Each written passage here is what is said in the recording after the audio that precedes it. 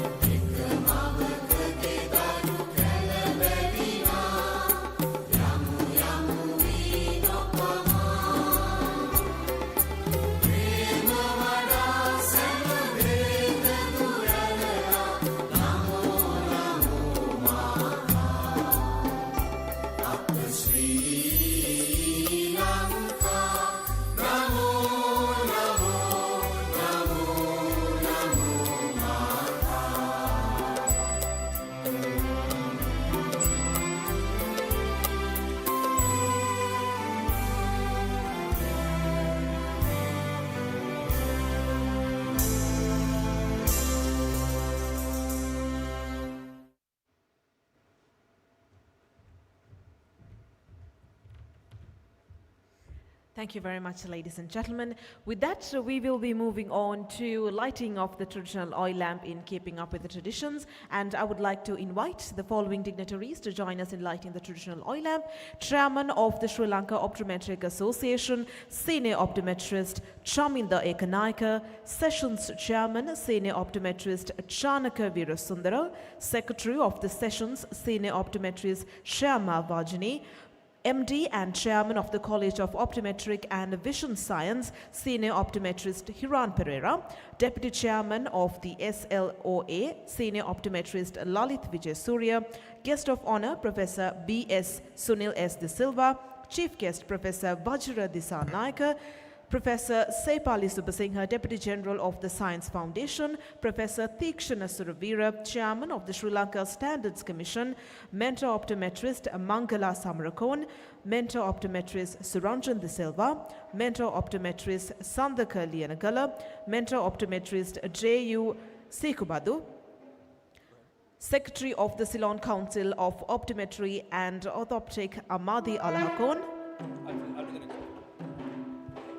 Thank you, Rochelle. I would also like to invite Mr. Dasanta Fonseca and Mr. Janaka Fonseca, our platinum sponsors. I would also like to invite Mr. Nalin, our gold sponsor, Mr. Marika, our silver sponsor. I would also like to invite Ms. Sheila and Mr. Patirana, our bronze sponsors.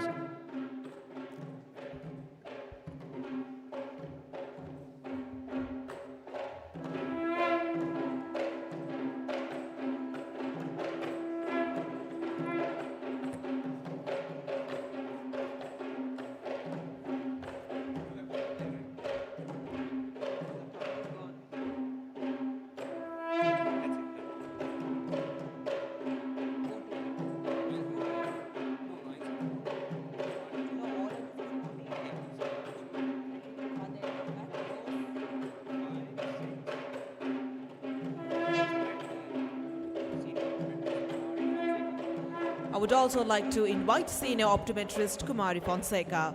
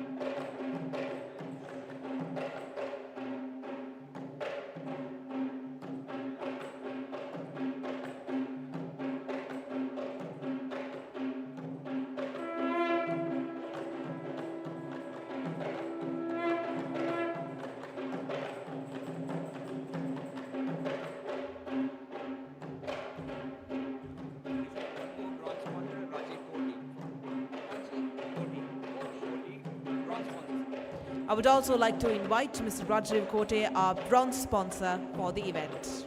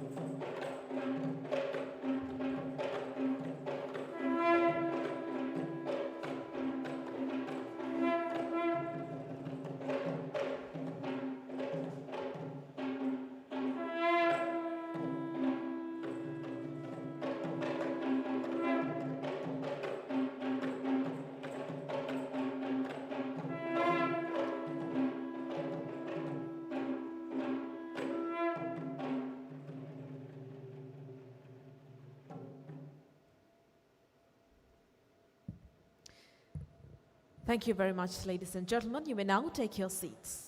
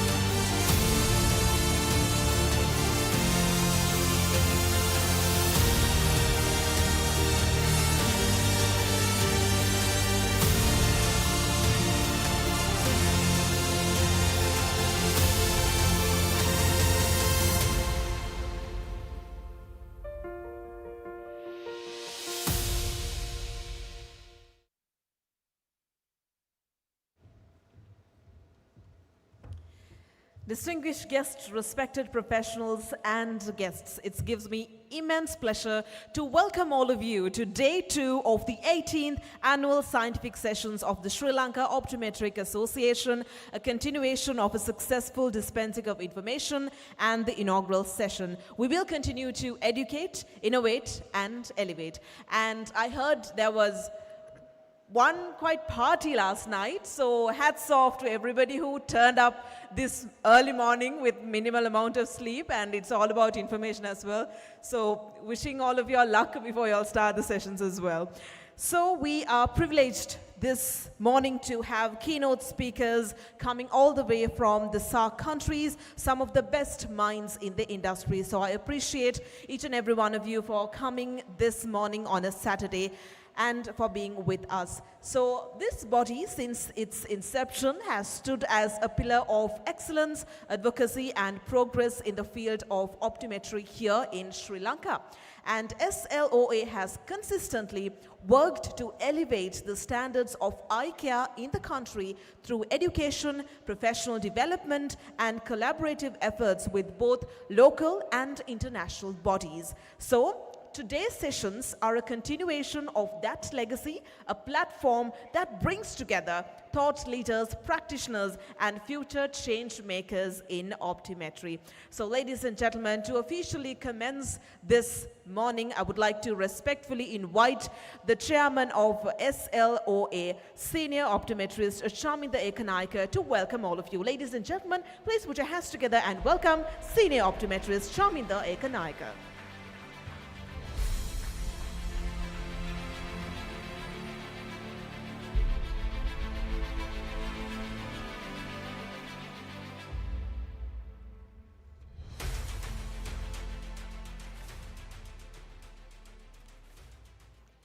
Ayubowan, good morning. Dear Chief Guest, Vidya Jyoti, Vajra Disanayaka, Dean Faculty of Medicine, Colombo, Guest of Honor, Professor B. Sunil S. De Silva, Dean Faculty of Health Science, Open University, Sri Lanka, Professor Tikshana Suravira, Chairman, Sri Lanka Standards Institute, distinguished guests, respected colleagues, members of the Sri Lanka Optometric Association, industry leaders, sponsors and friends from near and far.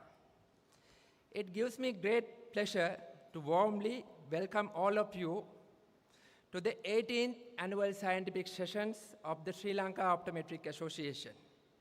This year's theme, Educate, Innovate and Elevate, empowering the optometrists for the future, perfectly capture the spirit of our profession as we continue to advance knowledge, embrace innovations, and uplift the standards of eye and vision care in Sri Lanka and beyond.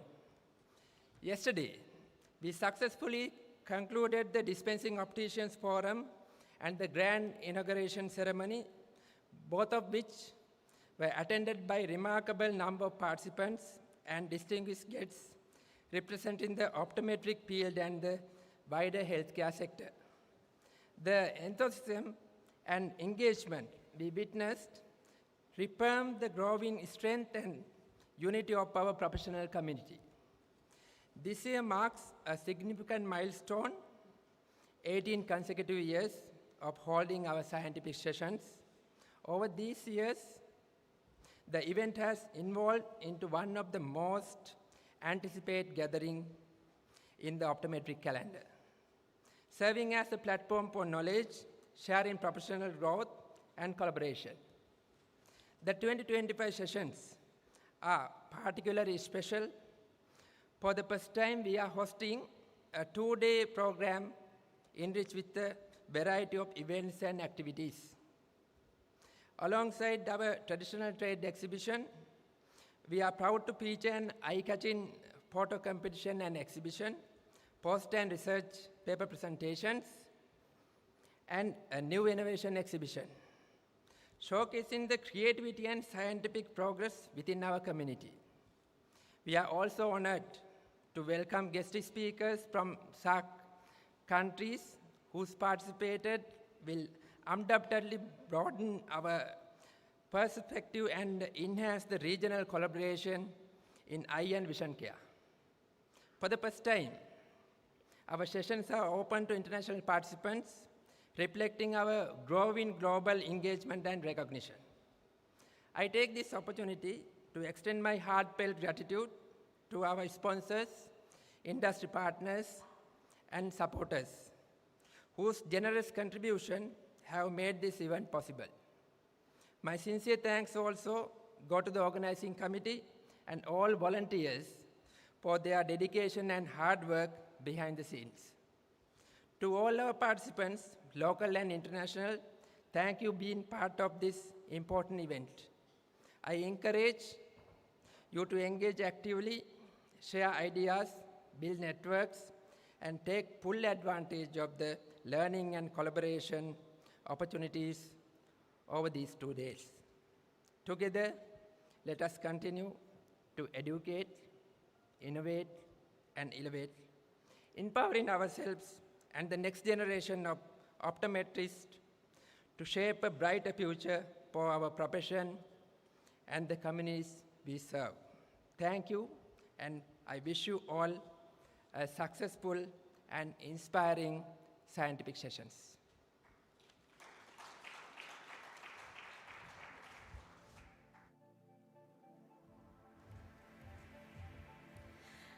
Thank you very much, Senior Optometrist Chamide Kanaika, for your warm welcome and for giving us a glimpse of what we have in store for you today. Ladies and gentlemen, next it is time to hear from the chairman of the 18th Scientific Sessions, and it is my absolute honor to invite onto the podium Senior Optometrist Chanaka Virasundara. Ladies and gentlemen, please put your hands together and welcome Senior Optometrist Chanaka Virasundara.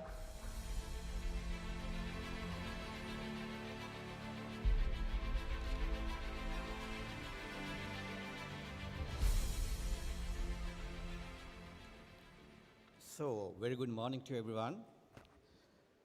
Distinguished guests, fellow professionals from SAARC countries, mentor optometrists, our senior optometrists, my dear colleagues and students. It is a great honor for me to address in this morning at these annual scientific sessions of Sri Lanka Optometric Association, a gathering that celebrates knowledge, innovation, and collaboration in our ever-evolving field of eye care. Optometry today stands as a remarkable crossroad where clinical excellence meets digital transformation, where evidence-based practice meets patient-centered eye care, and where, as optometrists, passionate practitioners like all of you are shaping the future of eye care health. Scientific forums like these are more than just academic events. They are a platform for change. They inspire critical thinking and shape clinical judgment and ignite innovations. They remind us that science is not static. Its growth through discussions, debates, and discovery. As eye care practitioners, our responsibility extends far beyond the consultation room. We are advocates of vision, companion of quality eye care, and custodians of trust. These sessions provide us the space to reflect on how we can strengthen our practices, share our research, learn from each other, and most importantly, elevate the standards of eye care. We provide every patient who walks through our doors. Today's program is a powerful mix of scientific presentations, clinical insights, industry updates, and economic dialogues. I urge every participant to engage fully, to ask, to challenge, to contribute, and think boldly, because It is through these conversations that we will shape more visionary future for optometry in our country and beyond. I wish to extend my heartfelt gratitude to organizing committee, the chairman of Sri Lanka Optometric Association for his visionary leadership and tireless effort, our speakers, partners, and everyone who worked tirelessly to bring this scientific session to life. Our dedication ensures that this platform continue to empower both practitioners and students alike.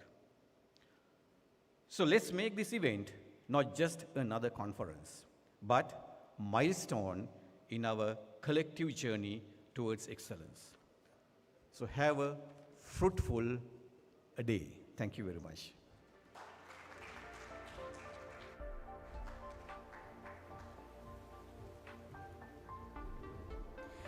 Thank you very much, Senior Optometrist Shanaka Veerasundara.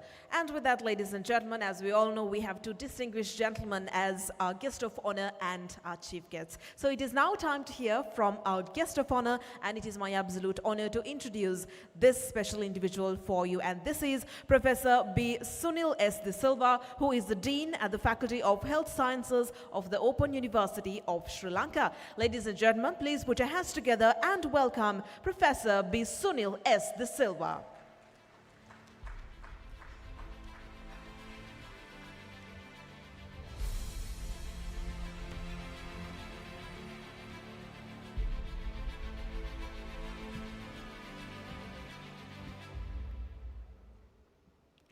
Very good morning to everyone. Chairman of the Sri Lanka Optometric Association, Chaminda Ekanayaka, chief guest of the event, Professor Vajra Disanayaka, and Chairman of the Standard Institute, Professor Teekshana Suravira, and all the board members of the Sri Lanka Optometric Association, and all invited guests, ladies and gentlemen. It's indeed great pleasure to address you in this great event, celebrating 18th annual session of the Optometry Association. So thank you very much to the chairman to inviting me to address this gathering in this special occasion. So when I look at the history, I think in 1961, you established this extreme organization, and also in 2007, you have initiated the first ever annual conference on optometry. So now you are celebrating 18th annual academic session with the theme to educate, innovate, elevate, and also empowering optometrics for future challenge. So it's a timely needed theme you have selected for the 18th annual sessions, and also annual session go with the trade exhibition. I know the optometry field has dramatically developed in the past few years, and you are serving to the entire nations in different ways. So we can see wherever, whenever you go, and your service is mostly there. So with that service, so you are doing a business as well as your organization do the many charity works, and you may mainly focus on the primary eye care. So it's a great help for the community, because we know now the spectacles are very expensive. So, but your organization have taken many steps to reach, to unreach, and give the service for the betterment of the community. So I highly appreciate your initiatives you have taken to reach to the unreached and deliver your service to the nations. At the same time, Sri Lanka Optometric Association are trying to uplift your profession.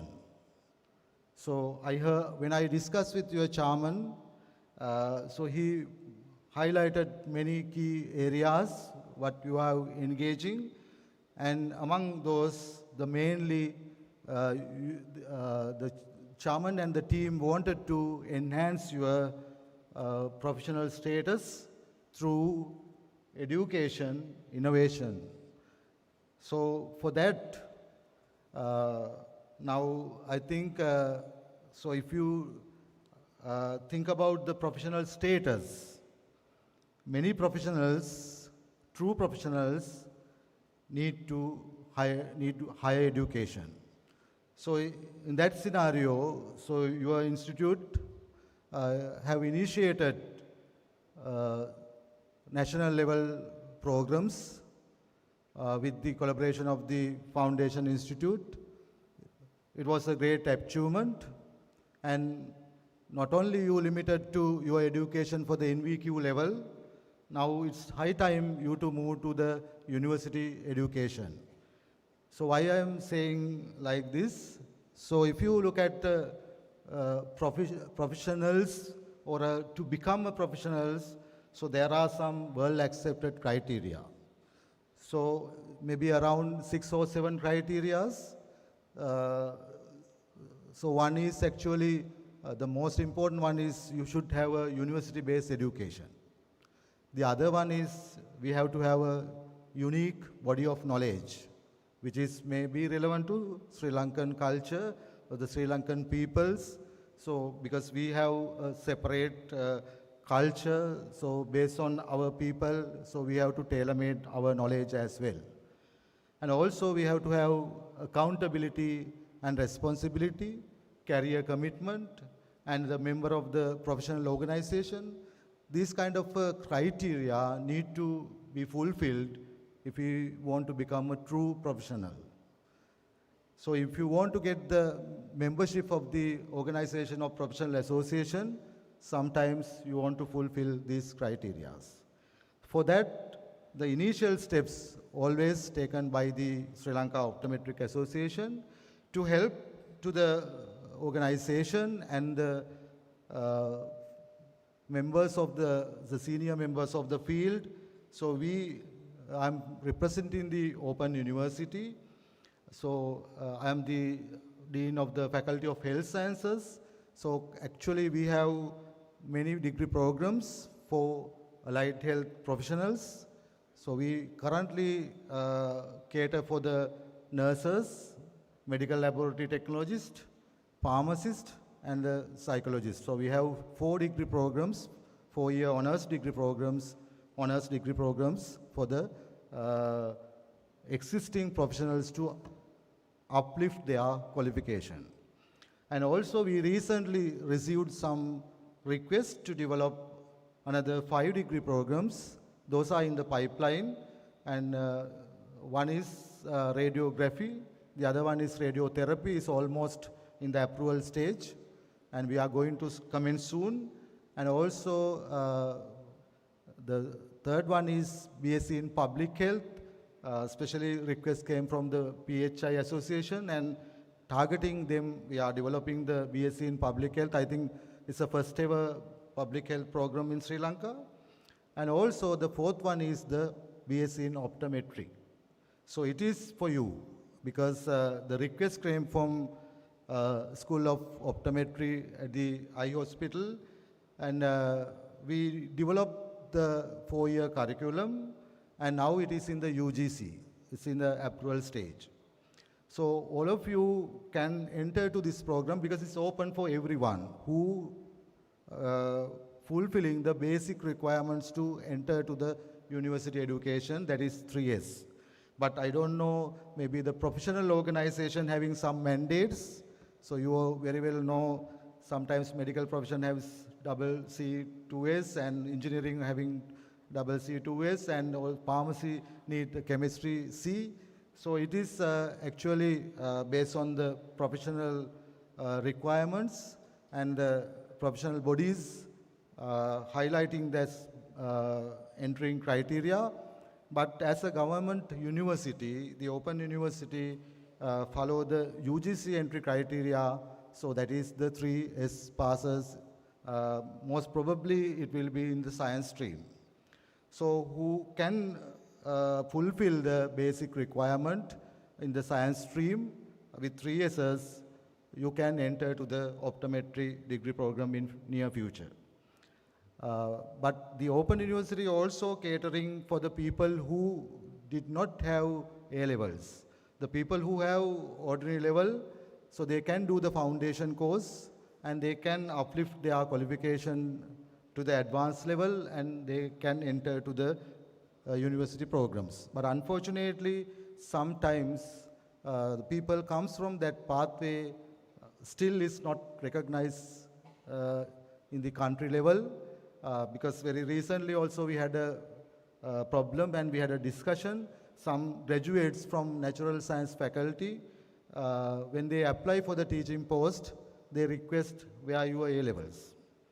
So I don't know, the education system need to be enhanced and change. And if you get the higher qualification, I don't see any need for looking at the basic level qualification. So the question is, if you have a degree, why you ask about the A-level qualification? So anyway, we are going to develop the BSc in optometry. So it will be a good news for you because I think it is highly needed, the graduate education for your profession, because now you have a long history, right, as an organization. So you have more than 25 years. I think you started in 1961. So therefore, more than 60 years, I think around 64, fourth year now you are moving forward. So even within this 64 years, so maybe you were unable to develop a graduate level education. But I heard the Sri Lanka, Jayawardhapura University develop a BS in optometry and offered. So we are going to, I think it's mainly focused on the A-level students, but our program is open for everyone. So the Open University concept is lifelong learning, no age barrier. Anyone can enter to the university and complete the program. So therefore, I think you will get the benefit out of that program. And so we are going to meet your professionals soon, and we planning to have some discussions with the professionals in the industry.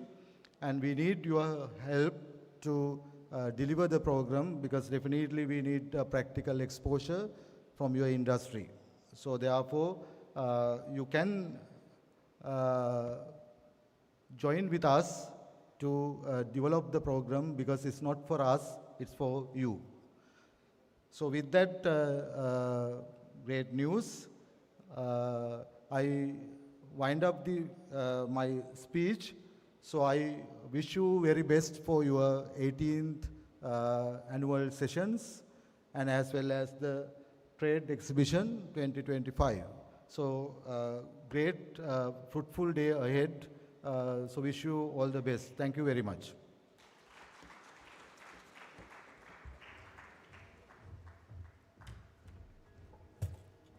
So I would like to request you to remain on stage as we have a token of appreciation for you.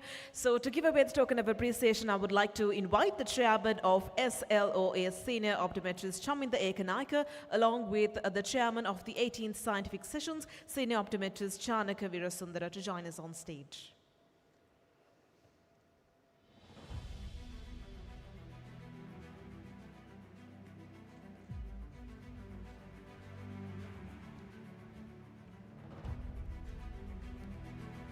Ladies and gentlemen, shall we put our hands together once more for our guest of honor, Professor B. Sunil S. De Silva, for joining us this morning.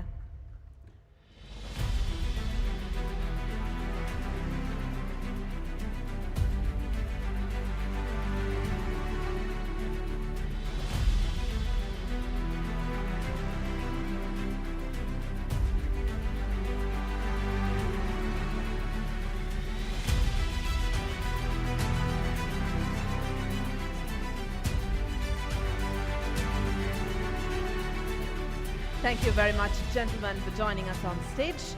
And with that, it is time to hear from our very special chief guest who is with us this morning. So let me introduce our chief guest. So he is Professor Vajira Disanaika. He is the chairman and senior professor of anatomy, genetics and biomedical informatics and the dean of the Faculty of Medicine, University of Colombo. Ladies and gentlemen, please put your hands together and welcome our chief guest, Professor Vajira Disanaika.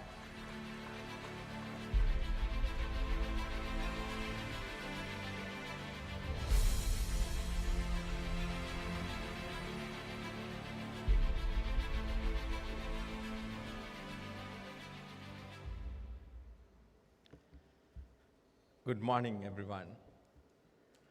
Guest of honor, Professor De Silva, President of the association, and members of the council, other senior optometrists present here today, members of the profession, distinguished invitees, ladies and gentlemen. It gives me great pleasure to be standing before you this morning to address you as the chief guest of your conference. As I was walking in, it gave me nostalgic memories, and I was sharing that with Professor Suravira, who was next to me. And I'd like to share that with you. My first job in 1989, as I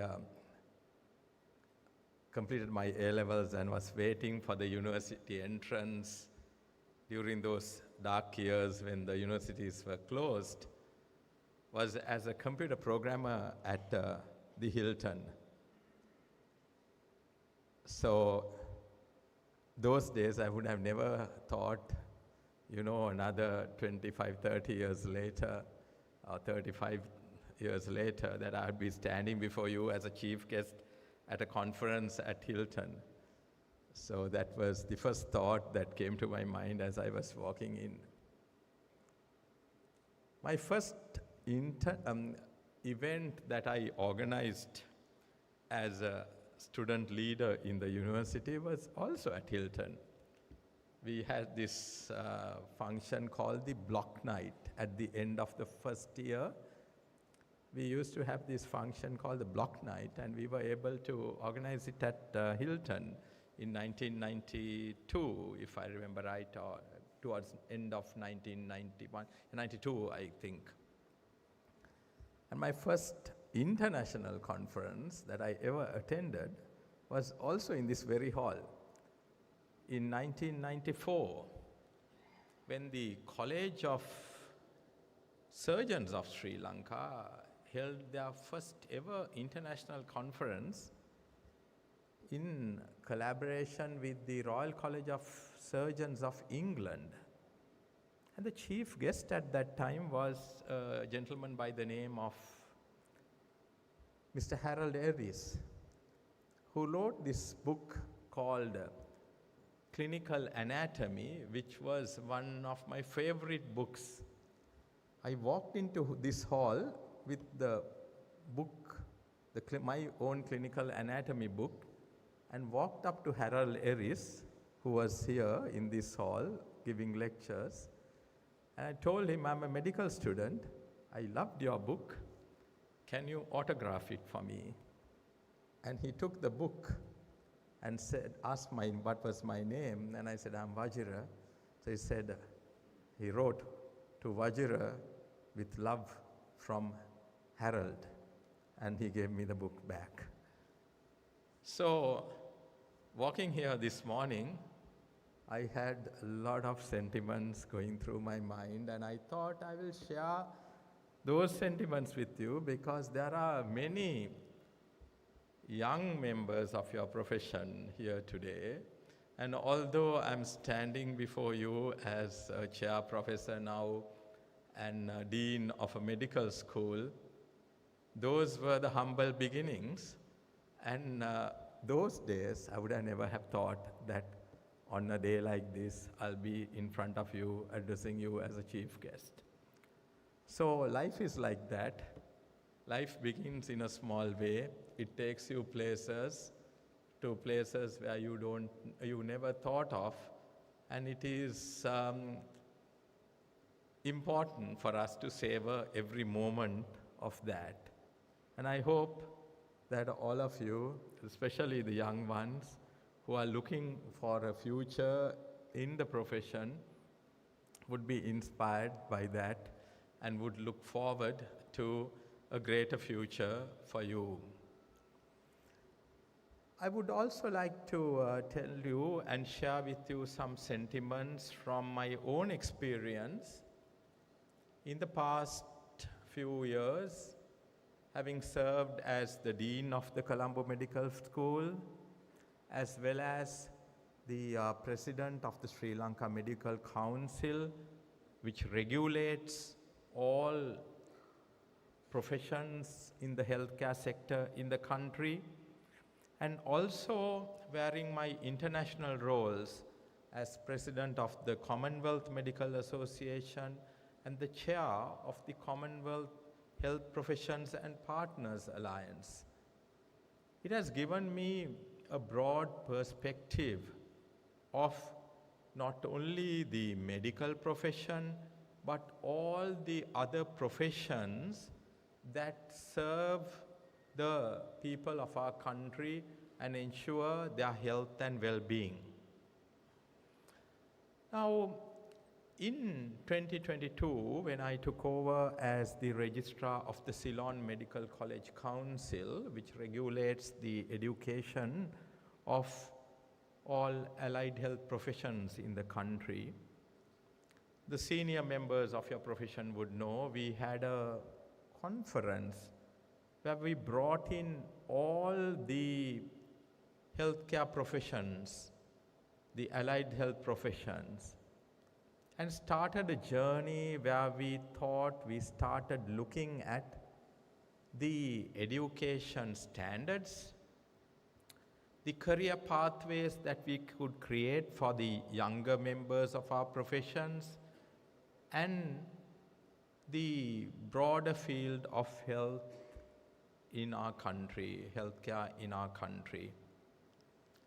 That dialogue led to many, many conversations, and what is most relevant for you is that we were able to agree on the definitions that we are of the various professionals that we are going to regulate, so that we can break off from that framework of ophthalmic auxiliaries and move on and recognize other professionals in your field, such as the optometrists, opticians, and so on. That was so very important, and I hope that the recommendations that we made to the Ministry of Health to incorporate those new professional categories to the new Medical Act that was drafted and handed over to the ministry will come into fruition, and with that, the recognition that all of you deserve would be a reality. And I look forward to that day, and I hope that you all as a profession will get together and rally behind those consensus documents that we developed over the past few years, because I have completed my role and moved away from those roles, and now it is with the ministry and with the other professions, and it is up to you, your professions, to advocate for the adoption of the new Medical Act so that you get the due recognition that you need. And I'd be happy in my own way that I was able to contribute to that conversation, the discourse, and the consensus that went into the new Medical Act.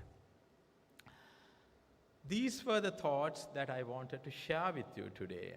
But having come here and witnessed what you are doing, I'm so very pleased to see that your association is doing your best to elevate the standard of the profession.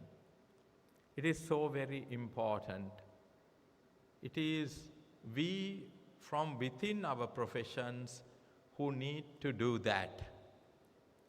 Unfortunately, there is a kind of a mentality that everything has to be done by government. No. Our professions have to elevate the standards of our professions and take them to greater heights. And the fact that your association is doing that is to the credit of all of you, the past and the present leadership. And I would like to commend you for that and congratulate you on all the hard work that you do. And you are doing that not only for yourself, but also for future generations who want to enter the profession. I always say that I would like people to take on to professions because they like it, not because their parents or others are pressurizing them to get into it. I meet a lot of young people who say they have got into a certain profession because they like it. On the other hand, I also meet young people who get into professions like medicine because of parental pressure, and they are trapped in a world where they don't like it. So we need to elevate the various professions that are there in the healthcare sector, showcase them to younger people, and make sure that they get into those professions as a first choice, not as a default choice. This is a mantra that I have been stating in many fora, and I hope that you will also go beyond the confines of your professional boundaries, reach out to young people getting into A-levels and in O-levels and A-levels, and showcase your profession so that they will get into that profession as their first choice because they like it, because they want to be a professional in that field. Because there is so much that people can do to improve the sight of our population, to improve the wellness of our population, if they get into the professions because they like it, and that is what we should be encouraging. So the work that you are doing, the work that your association is doing to elevate the standard of the profession is so very important, and I'd like to congratulate you on that. I also heard today that you've established a college to take the academic work forward. That is also a very, very commendable step, and I'm ever so pleased to hear that. And from my side, from the side of the University of Colombo, whatever that we can do to help you in your forward path, I'll be happy to do. So with those words, ladies and gentlemen, I'd like to thank your president and the council for extending this invitation to me to talk to you this morning. I'm ever so pleased that they did that, and I'm ever so pleased to your president because he was very kind and gentle. He came and met me several times and wanted me to be present, and I'm ever so thankful for him for the collegiality that he extended to me, and I'm sure with that kind of visionary leadership, you will go to greater heights. Thank you very much, ladies and gentlemen.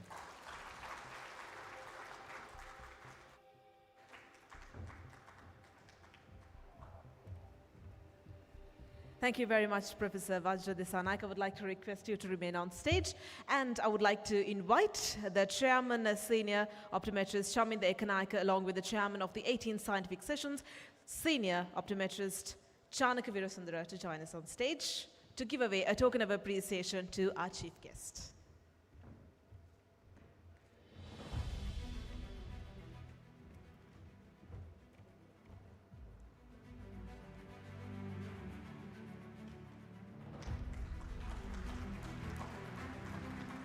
Once again, thank you very much, Professor Vajra Disanaik, for joining us this morning for our session.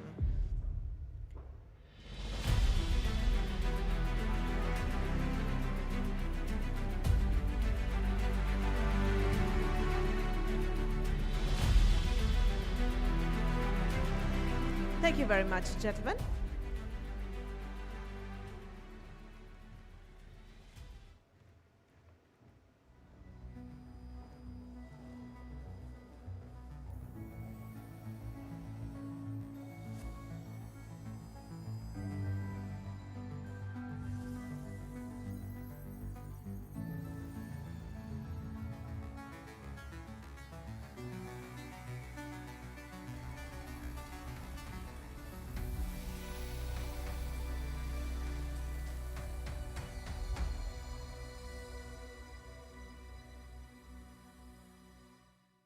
See more, do more.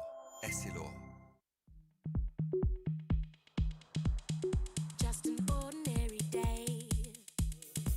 And I heard you say, I heard you say, and I heard you say, but I heard you say. The way we see has evolved. With Novar, we take the next step into a new generation. The world you see is not just what your eyes capture. It is what your brain interprets. Because vision is more than that. It is dynamic. It changes with every glance. And it is unique to each person. We present Psychoptics technology, the revolution that merges neuroscience and advanced optics to transform how we perceive the world. It uses advanced algorithms that analyze how the brain perceives visual signals received by the eye from different points of the lens, generating an adaptive optical focus. Its cutting-edge technology enables precise compensation in all directions of gaze, achieving a more natural adaptation and a superior visual experience. It is not just optical correction. It is the evolution of perception, greater sharpness, more natural vision in every look. The future of vision is here. Are you ready to see it through different eyes?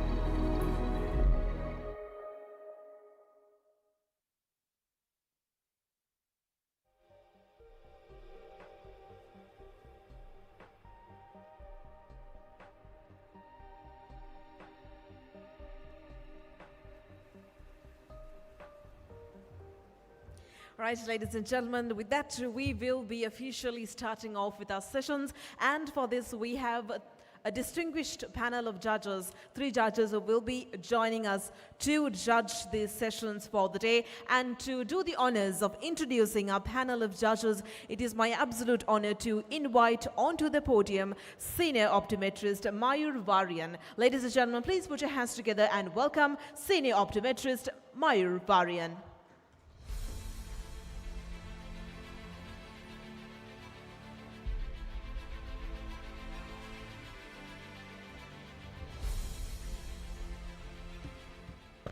Good morning, everybody. I told you yesterday there's nothing called a free meal.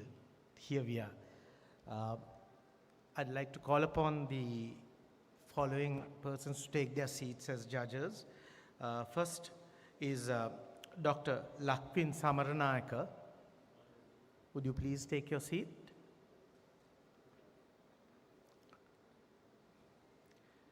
Next is our evergreen mentor optometrist J.U. Sikubadu, no stranger to all of us. And once again, no stranger to all of us here today, mentor optometrist Suranjan De Silva. Would you please take your seats?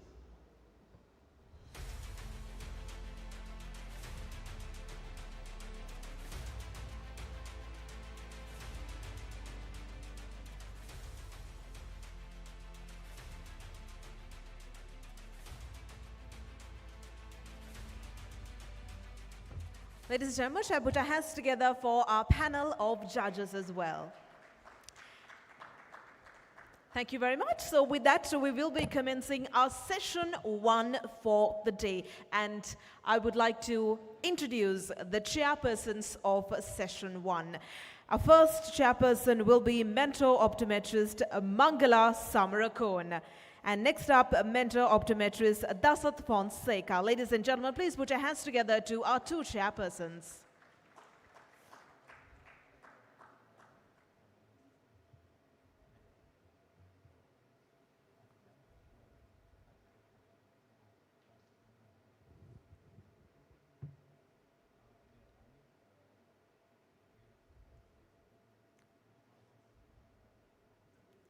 All right, with that, ladies and gentlemen, it is my privilege to introduce to you our first speaker for the evening for his presentation. And this is a very special individual who has joined with us all the way from India, and that is Dr. Anthony Vipin Das. So the topic that he will be presenting on is the vision behind Horizons, transforming ophthalmology in Sri Lanka through data, device, and derivative. Ladies and gentlemen, please put your hands together and welcome our first presenter for the evening, Dr. Anthony Vipin Das.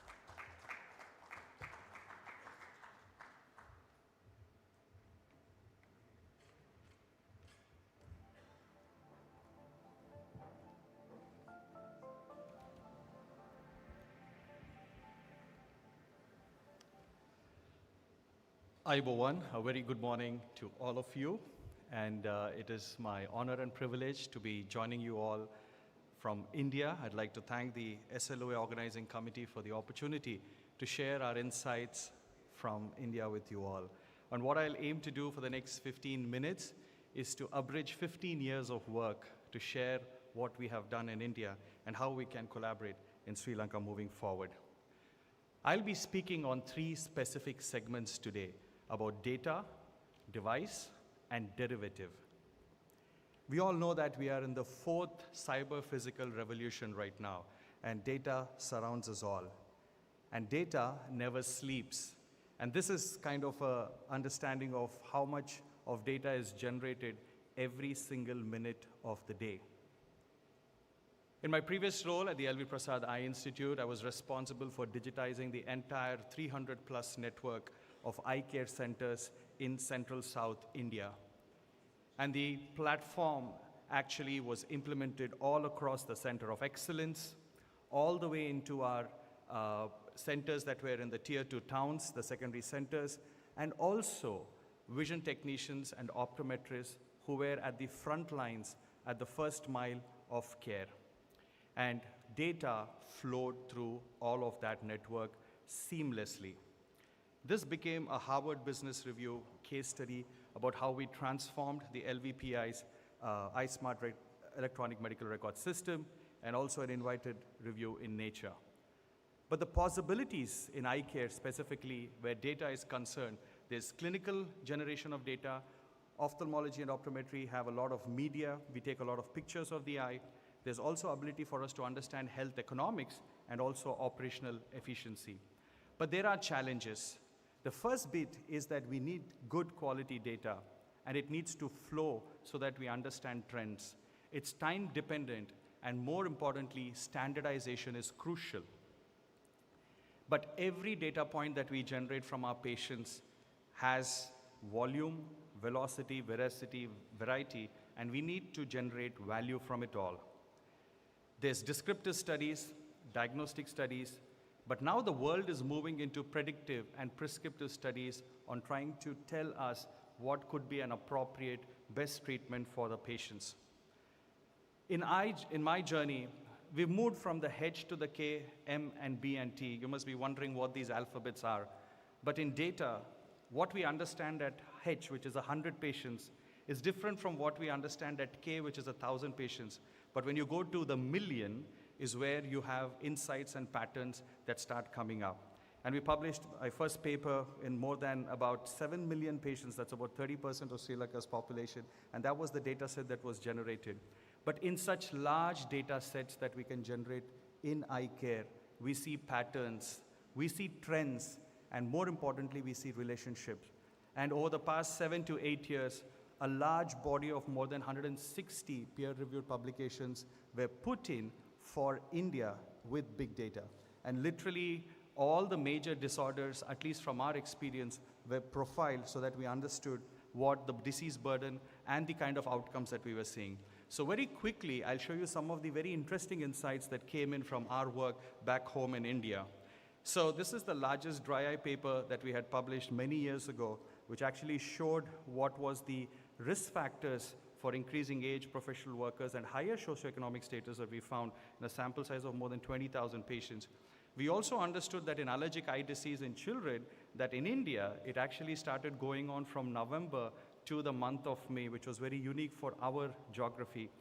We also looked at the risk factors of developing disorders based on different geography and exposure to sunlight in pterygium in over 168,000 patients. And not just that, we also looked at decade distribution of diseases and surgical outcomes as well. But what was very interesting during COVID is we tried to understand who were the vulnerable populations that were being left out because of the lockdowns. And we published extensively of our experience across how patients were coming into the network and also what was the trend lines of how we recovered in the delivery of eye care services. The next bit I would like to highlight specifically is the component of devices. And as a postgraduate student, I would say 2007, way back, we all knew what were the kind of instruments that we would use to kind of diagnose patients with ocular diseases.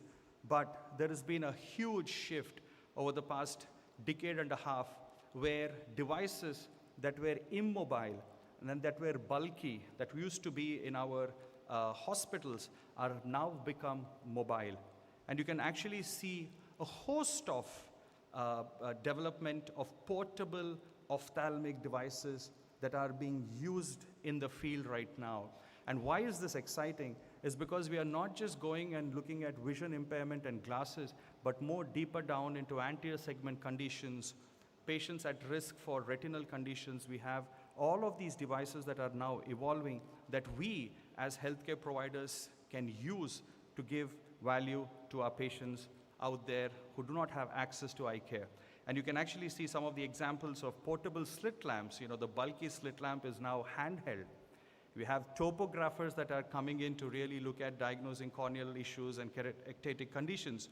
And of course, the fundus cameras that are now non-mydriatic and basically are able to give you AI-based images as well. But having said that, in this part of the world, while AI is rapidly evolving, software as a medical device is an evolving concept. And each of the countries now have regulations to basically look at this being a diagnostic tool that needs to be validated and approved. And in India, the CITESCO, which is the national body, has approved certain AI algorithms for eye care. The third bit I wanted to share with you all is the derivative. You have the data, you have the device, and you have the derivative. But what is a derivative? Derivative is not an insight or an analysis. The derivative is a fundamental tool of calculus that quantifies the sensitivity of a change of a function's output with respect to its input. What this means is that we are in a continuum. We can't live in the past. We have to understand the present. And the only thing that we are able to do is to generate good quality healthcare data so that all of us are able to then plan better in terms of the strategy to fight avoidable blindness. And we all have been hearing about the word of AI for quite some time now over the past decade. But the four components of how AI works is machine learning, deep learning, pattern recognition, and natural language processing. And there have been many studies that have published on the use of the retinal fundus image. And the beauty is that this is the only part of the human body where you can actually capture blood vessels end on. And if you basically look at a decade of how the work in AI has evolved on retinal images, you can actually see that most of it has now moved into deep learning over the past decade, and the work continues to go on. And there are many studies that have basically published work on diabetic retinopathy, on retinopathy of prematurity, age-related macular degeneration in the retinal front. We also have studies that are looking at detecting glaucoma in terms of IOP trends and optic disc evaluation and the cup-disc ratios, OCT segmentation, and visual field analysis and progression. On the corneal front, we have corneal topography images that are now being looked at which particular patients are more vulnerable for progression, say in keratoconus, infectious keratitis, looking at differentiating between bacterial and fungal infections, and also graft survival in corneal transplants. But in refractive errors also, people have worked on looking at diagnosing it through fundus images, assessing the progression, and also looking at risk factors where children can be given anti-myopia strategies. But over the past few years, my work is now significantly moving in this direction that you see on the screen, is oculomics. And it is very exciting to move beyond ophthalmology, beyond the eye, because the eye right now has become the window to the world.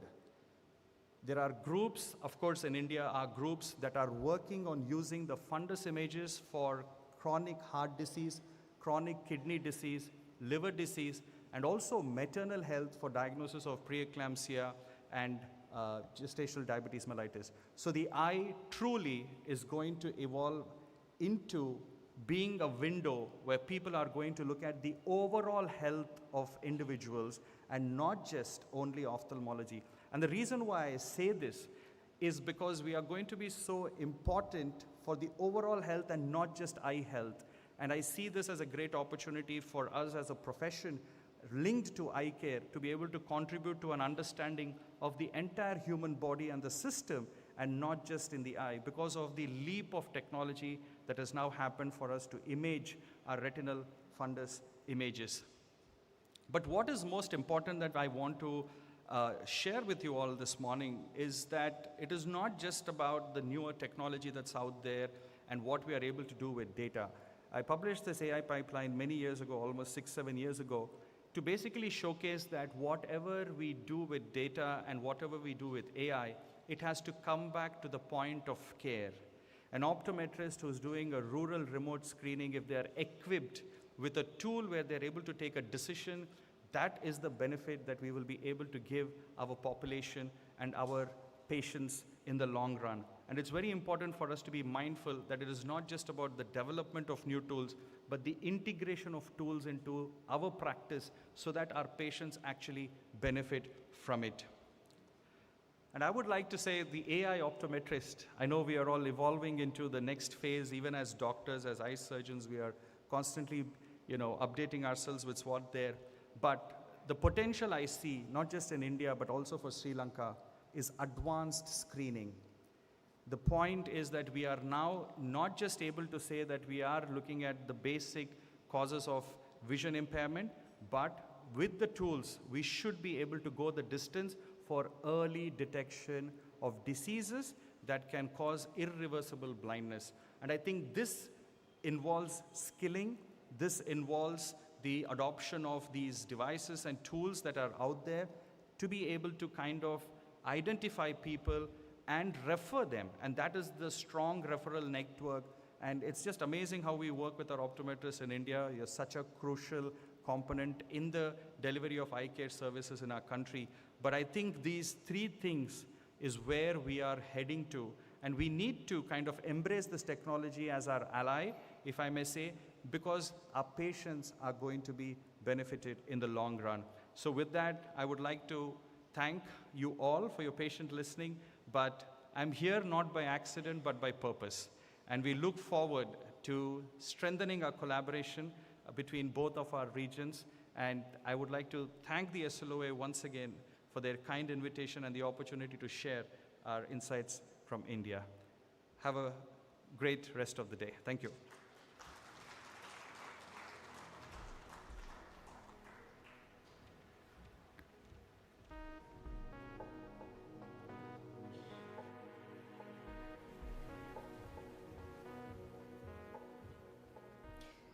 Thank you very much, Dr. Anthony Bipindas, for that very insightful session that you did for us this morning. Before we move on to our next presentation, I have a small announcement to make, and that is that there will be a small quiz that will be happening end of each session. So on your tables, you will find QR codes. So all you have to do is take that and scan it from your phone and register for this quiz. And the questions will, of course, be based on each respective session. So you can take your cards and register for it. We'll be giving you 1 minute for that.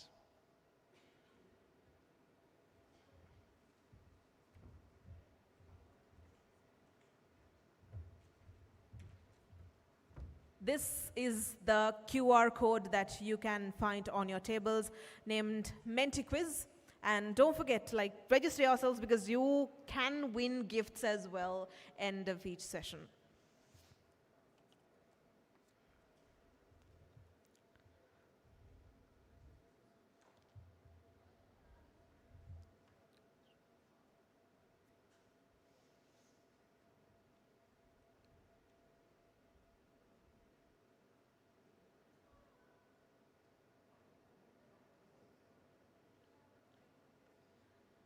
We hope you have registered, and if you all have any questions, we have Savida here. You can ask him any of the questions that you have if you have any difficulty in registering with the QR code.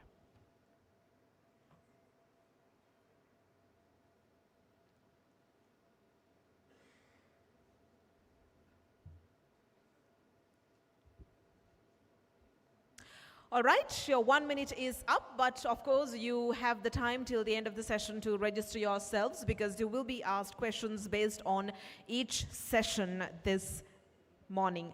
So moving on to our next presentation, we have optometrist Tusil Thilan Gunawardana who will be doing our next presentation, and the topic will be on intimate distance exotropia, a comprehensive optometric perspective. Ladies and gentlemen, please put your hands together and welcome optometrist Sonia Tusil Thilan Gunawardana.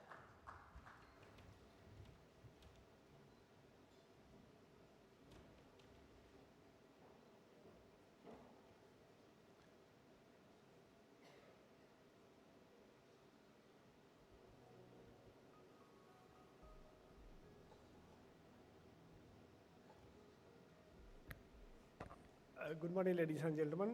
Today I'm going to talk about intermittent distance exotropia, and mainly targeting on the optometric, orthoptic, and surgical strategies. So I'm orthoptist Tusil Gunawardana attached to National Eye Hospital, Colombo. This is just an overview of my presentation. So IDXT is the most common type of childhood onset exotropia. It is characterized by intermittent outward deviation during distance fixation, usually, and it is straight at near. And more often noticeable when the patient is fatigued and when they are daydreaming and illnesses, and especially in outdoors.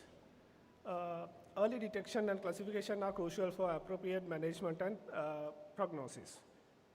And it is more often undiagnosed in early stages due to the intermittency. In classification, there are mainly 3 types. Basic type, its near angle is almost equal the distance angle. In divergence excess type, distance angle is more than the near angle, and divergence excess type we can subdivide into 3 types. Pseudo divergence excess type, the near angle is less in this type due to the fusional hold, and in high ACR ratio type, near angle is less due to the accommodative hold. And in true divergence excess type, near angle unchanged even after occlusion, malocclusion, and by the relaxing accommodation. And the main third type is convergence weakness type. Near angle is more than the distance angle. Even though the near angle is more, the patient can fuse the near angle. So the clinical features, intermittent outward deviation during the fixation, as I told earlier. The patient might close one eye in the bright sunlight. That is the mostly parents complain when the child is closing one eye during the sunlight. And sometimes patients may complain diplopia, especially older children and the adults. And more often, patient has good near control, and the frequency increases over the time if untreated. In diagnosis, fundus evaluation is a must, and visual acuity, cover test you have to do in distance and near, ocular motility, including adductions, versions, and underaction and overaction of the muscles. Prism cover test we have to do in distance and near, fusional amplitude testing, sensory evaluation, stereopsis, suppression, and BSE have to check, and ACO ratio, and malocclusion testing where it necessary to exclude the pseudoverse true divergence excess type. And control scoring like Newcastle score plays a good role here. The purpose of introducing the Newcastle score is to objectively and assess and monitor the control of the deviation. It combines home and clinic measurements. The higher the score, the poorer the control is. So this is just the table to how we give the values for the Newcastle score. So the Newcastle score, as I told earlier, home control, distance control, and near, we can give values 0 to 9. So higher the score, the poorer the control is. So when you come to the management, surgical management, non-surgical management, we give subject to myopic correction to stimulate the accommodation and thereby convergence, and ultimately get the better control. So it's better to do the cycloplegic refraction first and then give the subjective myopic correction. We can give up to -3 diopters subject to myopic correction. So regular follow-up is important to monitor over-accommodation, asthenopic syndromes, and progression of myopia. And as orthoptic exercises, we give pen push-up exercises, dot card exercises, and box string exercises to improve the distance and near fusion. And in the clinics, we give fusional amplitude training with the base out prisms. And also we can improve the base out fusional range by the synaptropho. And we give stereograms to improve the fusion, stereopsis. And occlusion therapy we do in selected cases if the patient has amblyopia. So in all these cases, regular follow-up and monitor, we have to monitor the changes. And when you come to the surgical management, surgical management is considered when the conservative measurements fails or deviation is large. And it will depend on the type of IDXT, age, and the angle. So when you do the surgery, we do the lateral rectus recession, medial rectus recession, and not more often, but we can give Botox injection to the lateral rectus muscles. So malocclusion is a must here to exclude pseudoverse divergence excess to plan the surgery. And you have to do diplopia prognosis test if the patient is more than 8 years old, because sometimes patient might get diplopia after the surgery. To check that, we have to do the diplopia prognosis test. And the Botox injection, as I told earlier, it's a neurotoxin, and by giving the Botox injection to the lateral rectus muscle, the lateral rectus muscle partially paralyzed, and thereby eyes are converged. Most results we can last up to 3 months. So let's move my case presentations. And I have taken the consent from the patients and the guardians to use the clinical photographs and the clinical data for educational and scientific purpose. And I have no any financial benefit from some of the lenses I am going to tell in my my presentation. So the case study 1, this child, when he comes in 2023, for the distance, he had alternative exotropia with good fixation, and near, it's almost decompensated.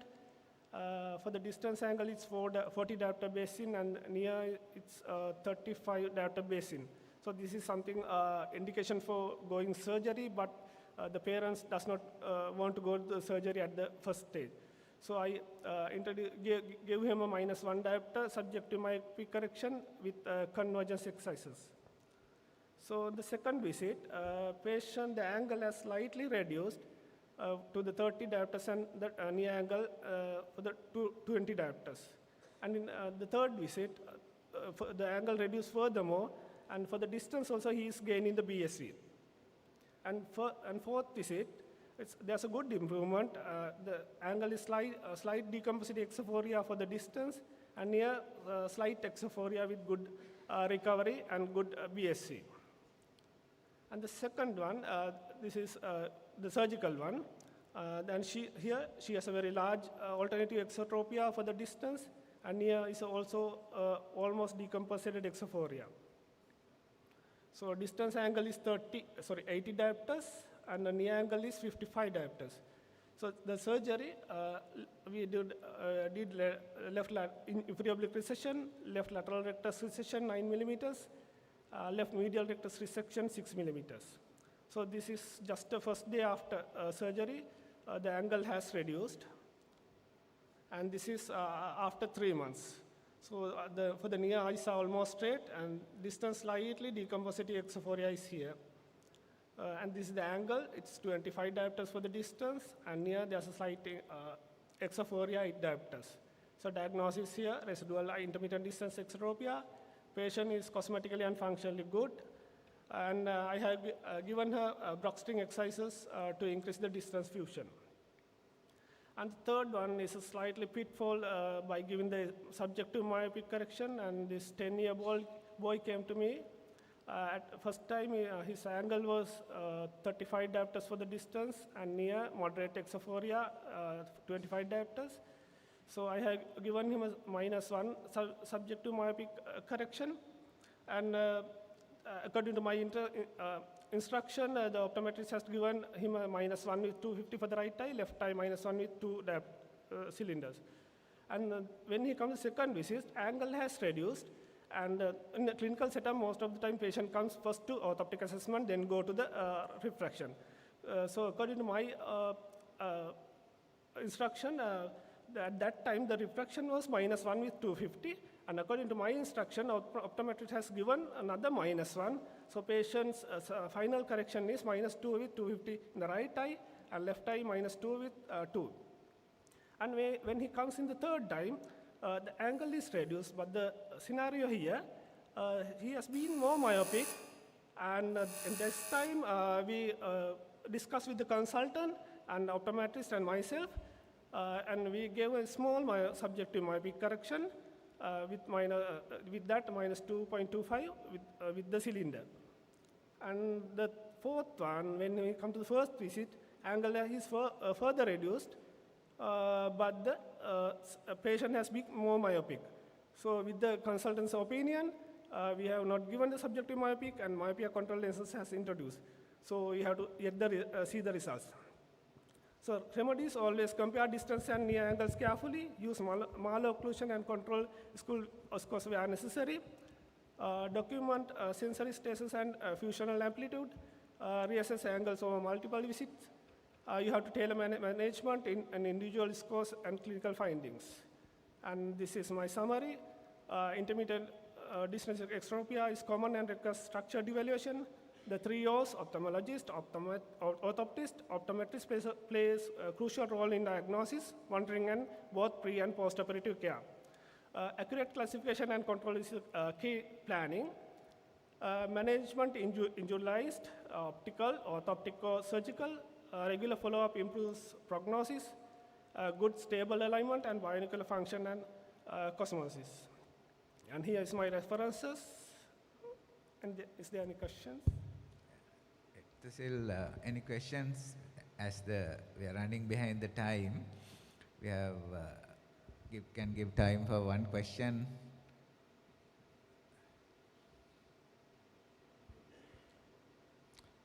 Judges, anything? Excuse me, Tusil. Very good. I would like to ask one particular question for you, from you, just to clarify. I have seen in the third example, third case, the patient has developed a myopic shift. What is the criteria of giving SMC in IDXT? I mean, have you ever thought the patients with positive family history of myopia, are you still giving SMC? Or patients when they are developing myopic shift, Actually, when do you recognize it and when do you stop it? Yeah, only on the third visit I come to notice that patient is becoming myopic. So in the clinical setup, most of the time patient comes to me first. So I instruct to give the subjective myopic corrections and then go to the optometrist. So when sometimes we don't know, we didn't come to know that the patient's becoming myopic.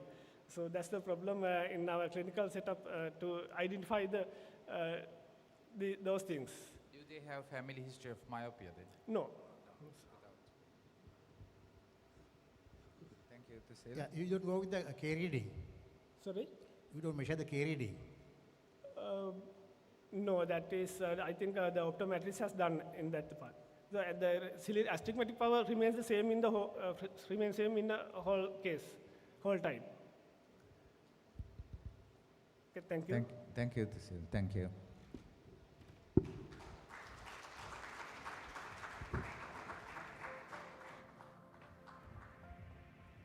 Thank you very much to optometrist Tusil Tilan Gunawardana for your presentation. Before we move on to our next presentation, this is to our two chairpersons with us. So the time limit given is 10 minutes. So you have the superpower to stop them in case they exceed the time. So this is for you. And the judges can direct questions at the end of each session as well. But the chairpersons, however, you all have the privilege to interrupt in the middle and ask any questions. So ladies and gentlemen, with that, we move on to our next presentation for the day. And that will be conducted by Senior Optometrist Sahani Dias, and she will be talking around the topic of situational analysis of optometry services in Sri Lanka, challenges, opportunities, and the way forward. Ladies and gentlemen, please put your hands together and welcome Senior Optometrist Sahani Dias.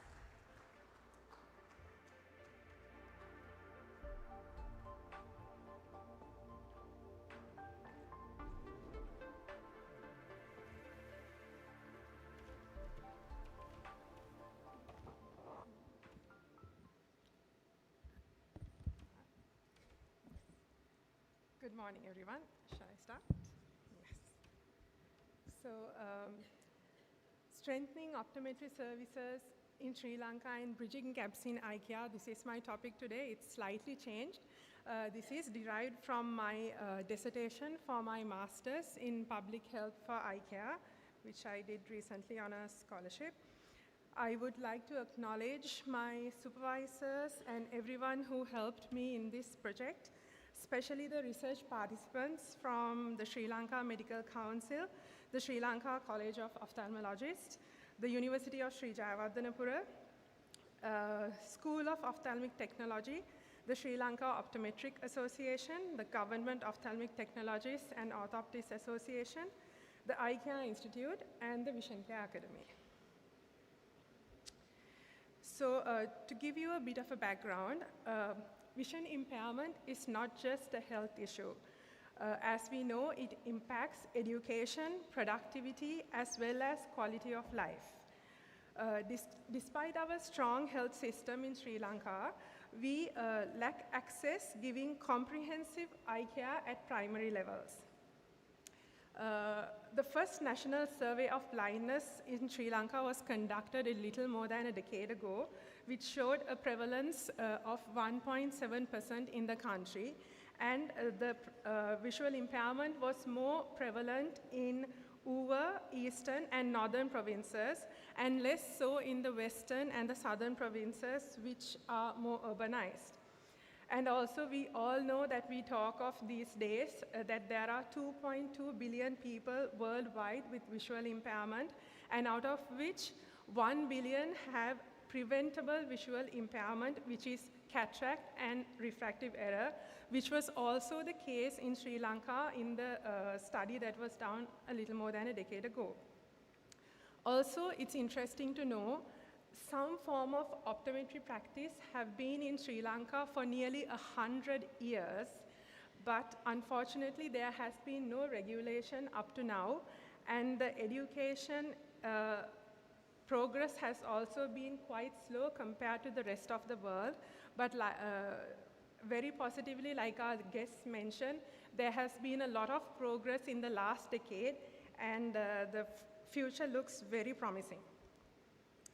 The study objectives, the purpose of this study were to assess the current state of optometry services in the country and to identify key challenges and gaps, and also to explore opportunities for development and recommend a way forward for us.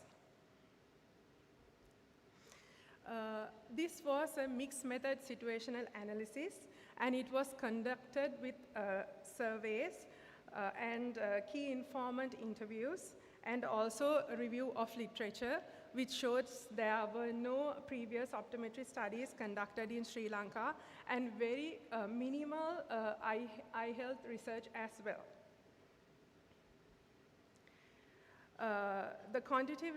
For the quantitative data, we used purposeful sampling.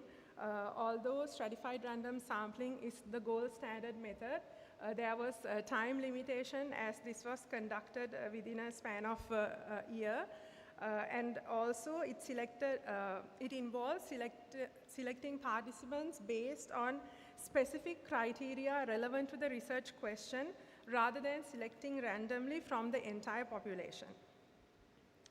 The qualitative data was conducted with a series of open-ended key interviews with stakeholders, and also representing both public and private sectors. They were purposefully selected and to gain insight of challenges and possible solutions for us in Sri Lanka.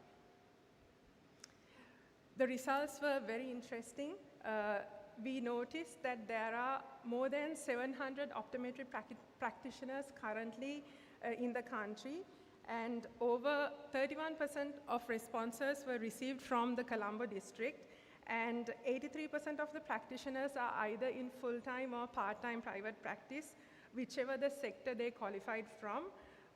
And we have educational challenges, we have workforce and service delivery issues, as well as varying professional standards. This is a snapshot of the responses received for the study from each of the provinces, which showed 46% from the Western province. And this is a snapshot of the employed sector, which shows private only 65%, as well as 15% working in both government and private practice. These are few experts from the interviews that were conducted. Participants P5 says comprehensive eye examination is not happening and only a refraction is happening.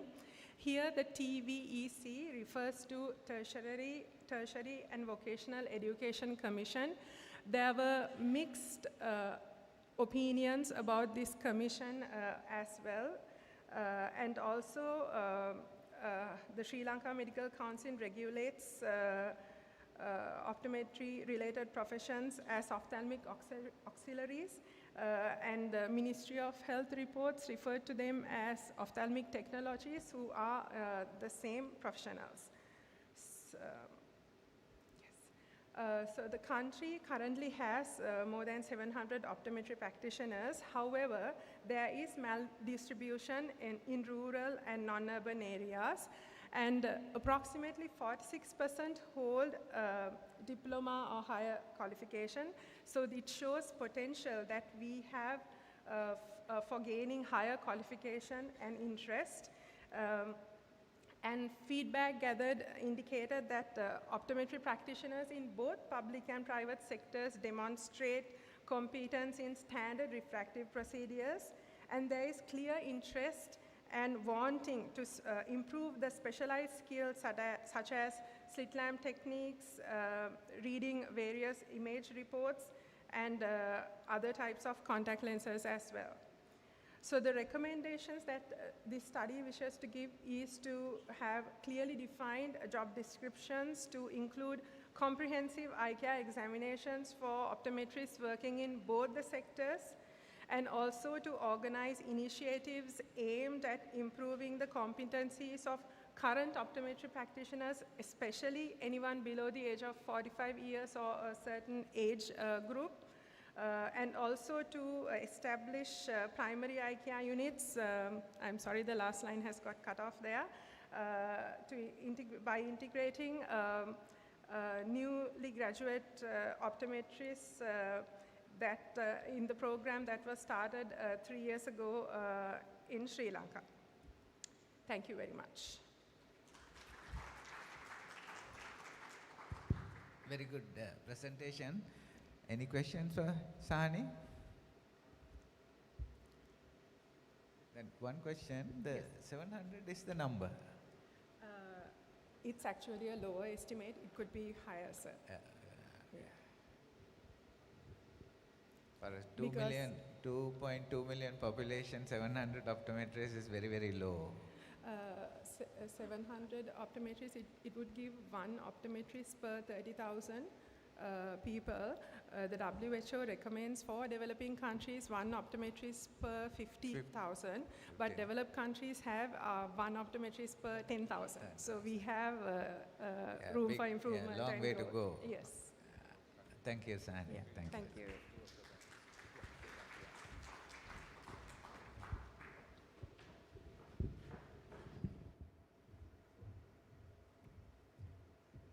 Thank you very much, Senior Optometrist Sahani Dias, for your presentation. With that, we move on to our next presentation, and this will be conducted by Optometrist Raghuvaran Selvadure, and he will be talking on the topic of comparing planar and spherical equivalent targeting for near vision in astigmatic eyes with monofocal IOLs.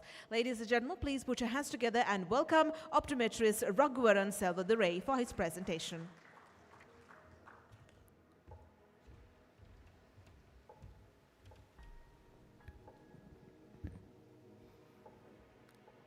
Good morning, everyone. I'm Raghuvaran Siladure here. And this is actually a presentation previously I taken for last year. This is a continuation of my presentation last year, extended version. So this time I had a question, actually, whether we can make an impact in the astigmatic eye patients when they are going under a cataract surgery. So this presentation all about the comparison between two methods of biometric techniques. So first of all, I need to tell you, I have no financial interest in with these presented materials. Okay, so the introduction is, you all know the cataract surgery. There are 3 types of cataract surgery right now, but basically the most commonest procedure is phacoemulsification. So in this phacoemulsification, they use 2.2 incision, so they use a foldable lenses usually with monofocal IOLs. The monofocal IOLs only gives you single vision, either distance or near visions. So either of one will be corrected. For the rest of the balance, the patient has to wear glasses. But in astigmatic eye, that's a question mark. Actually, the patient has to wear all the time, distance and near, all the time they need to wear glasses. So what is this astigmatism? Astigmatism is a condition where the curvatures of the curvatures are different. It can be either in cornea or lens. So basically, I have taken here only the corneal astigmatism because this is after the cataract surgery, the lens is anyway taken off. So according to the American Academy of Ophthalmology, the prevalence of astigmatism is 33 to 40% of astigmatism prevalence is there globally. So if you compare, if you take 10%, then out of 10%, there are 3 to 4 people are astigmatic people. So the best solution, what is the best solution for astigmatism eye? It is the only option is toric IOL. So during the cataract surgery, it is the toric IOL, but it is little bit expensive. So most of the patient can't afford to go with premium IOLs like toric IOLs. So only option is monofocal. So with monofocal, as I told you earlier, only single vision will be corrected. But with astigmatic eye, there's neither of the correction will be there. So the patient has to wear glasses. So the purpose of this study is to find out whether we can give at least near vision for those people who is having astigmatism with monofocal lenses. Right? This is the, I had two approaches. One is regular approach, which is the plano approach, plano spherical equivalent. Other one is minus spherical equivalent approach. This is a prospective study. And also I had this time 115 eyes with astigmatism more than in between 0.75 to 3 cylinders astigmatism. The group, I have divided into two clinics actually. The group A is planospherical, which is the regular targeting approach we take it. If you want to, if I want to explain it, we target 0 to minus 0.25, no matter whatever the astigmatism is. The group B is minus spherical equivalent, which is half a cylinder is targeted. So let's say if the patient has plus or minus cylinder 2, then we target minus 1 cylinder for those patients. So this is how I have categorized these two groups. And the lens is most common lens that we use, that is Acrosoph IQ IOLs. And formula, Barrett Universal 2 formula, those are the formulas I've used. And also the machine, biometric machine is IOL Master 700, which is the latest in Sri Lanka. The follow-up method is 3 weeks. After the post-op 3 weeks, we have taken the feedbacks. And this method is actually I have carried out since 2023. And the outcome is I have taken the near vision notation is in N notation, which is N5 to N10. The patient satisfaction level is 1 to 10 scales. So the results of group A. The group A, if you see, there are 57 patients altogether, right?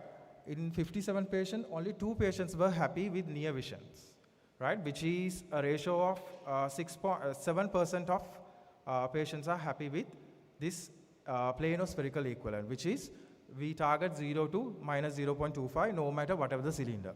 So these patients are not really happy about near vision.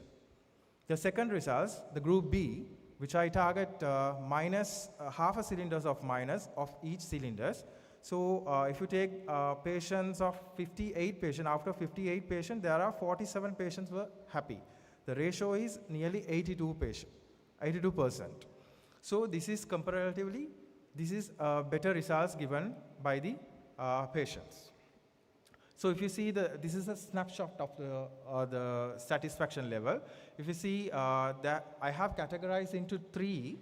Happy category, happy falls to N5 and N6, slightly satisfied falls to N8, and not happy falls to N10.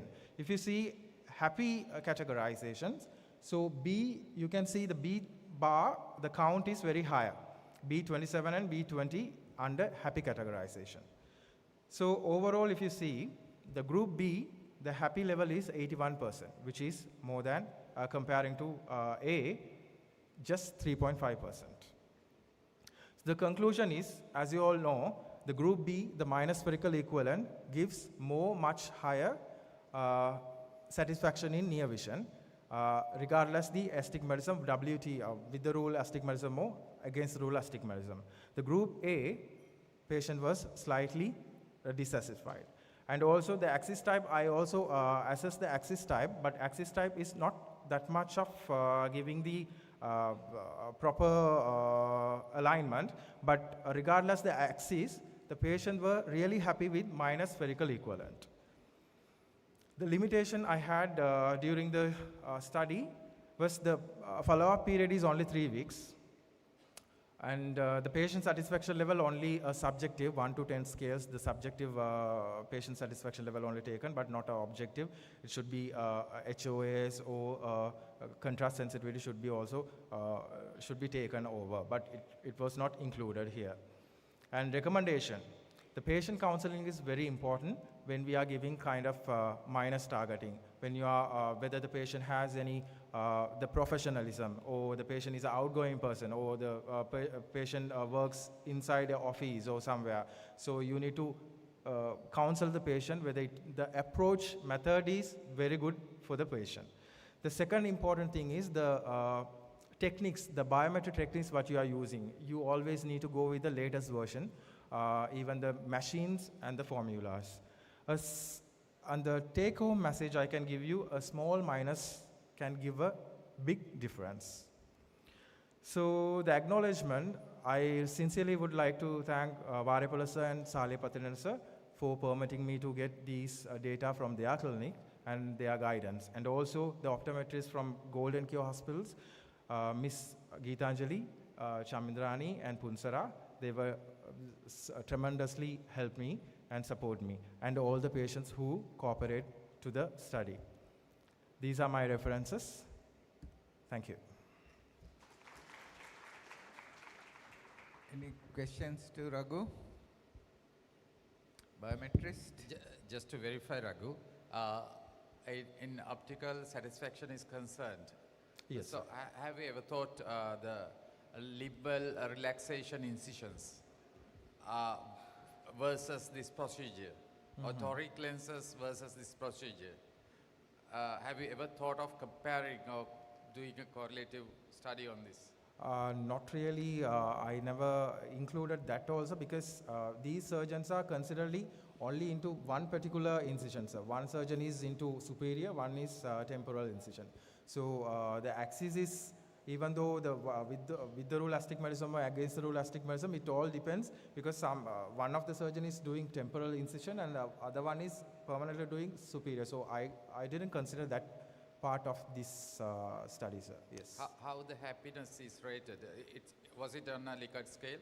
I'm sorry, sir, I didn't. The patient satisfaction level of Yes. satisfaction. Yeah. Was it on Likert? The group B was really satisfied with the near vision, sir. They were really happy about it. Satisfied on a Likert scale, or how did you grade it? That 1 to 10 scale I have graded. Fine. So, Excellent. yes, Thank yes. you. Thank you. Raghu, have you ever considered the refractions of the other eye? Other eye? Yeah? Yes, sir. We have considered the refraction as well. Other eye refraction? Yes. Okay. So it should be either. It's in the study or? Yeah, during the study I have considered some of the cases, one single eye astigmatism will be there, even though other eye there's no astigmatism, sir. Yeah, balancing two eyes is done. Sometimes one eye is only operated, sir. So we need to take only the one eye, closing one eye. Okay, thank you. Thank you, sir. Thanks.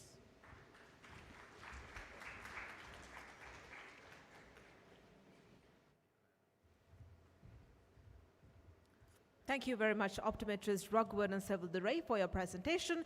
Next, ladies and gentlemen, we move on to our final presentation under session 1.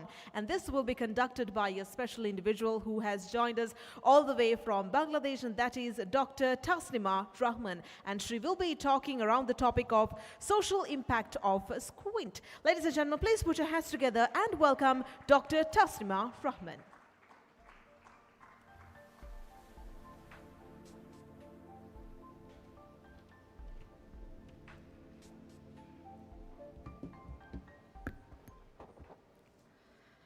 Respected Chairperson, honorable guest, distinguished colleagues, and dear participant, Assalamu alaikum and good morning. I am Dr. Tasnima Rahman, consultant and surgeon in pediatric ophthalmology and strabismus from Bangladesh. Before I start my presentation, I have to let me share some small story.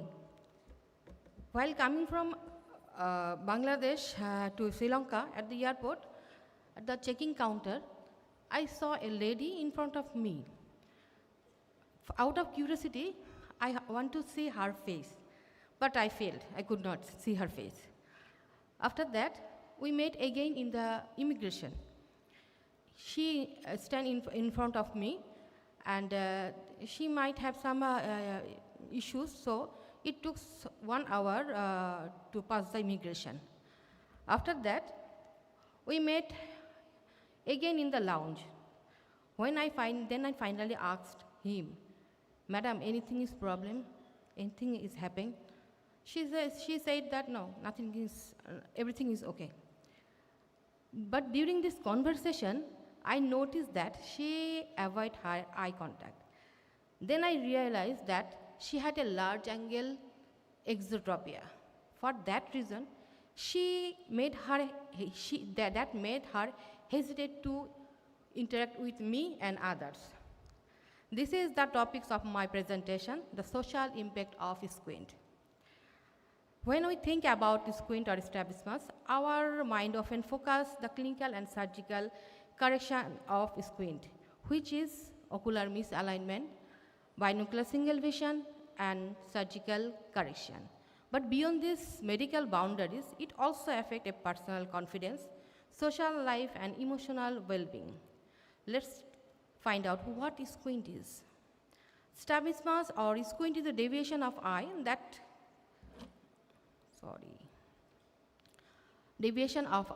which refer to misalignment of visual axis. Where there are two categories of treatment, the clinical and surgical. With early diagnosis and intervention, patient can achieve good ocular alignment and good vision. I have also added some chart here which highlight the positive effect of squint correction. Before correction, the social esteem, social interaction, job, academic prospect, and psychological well-being remain low.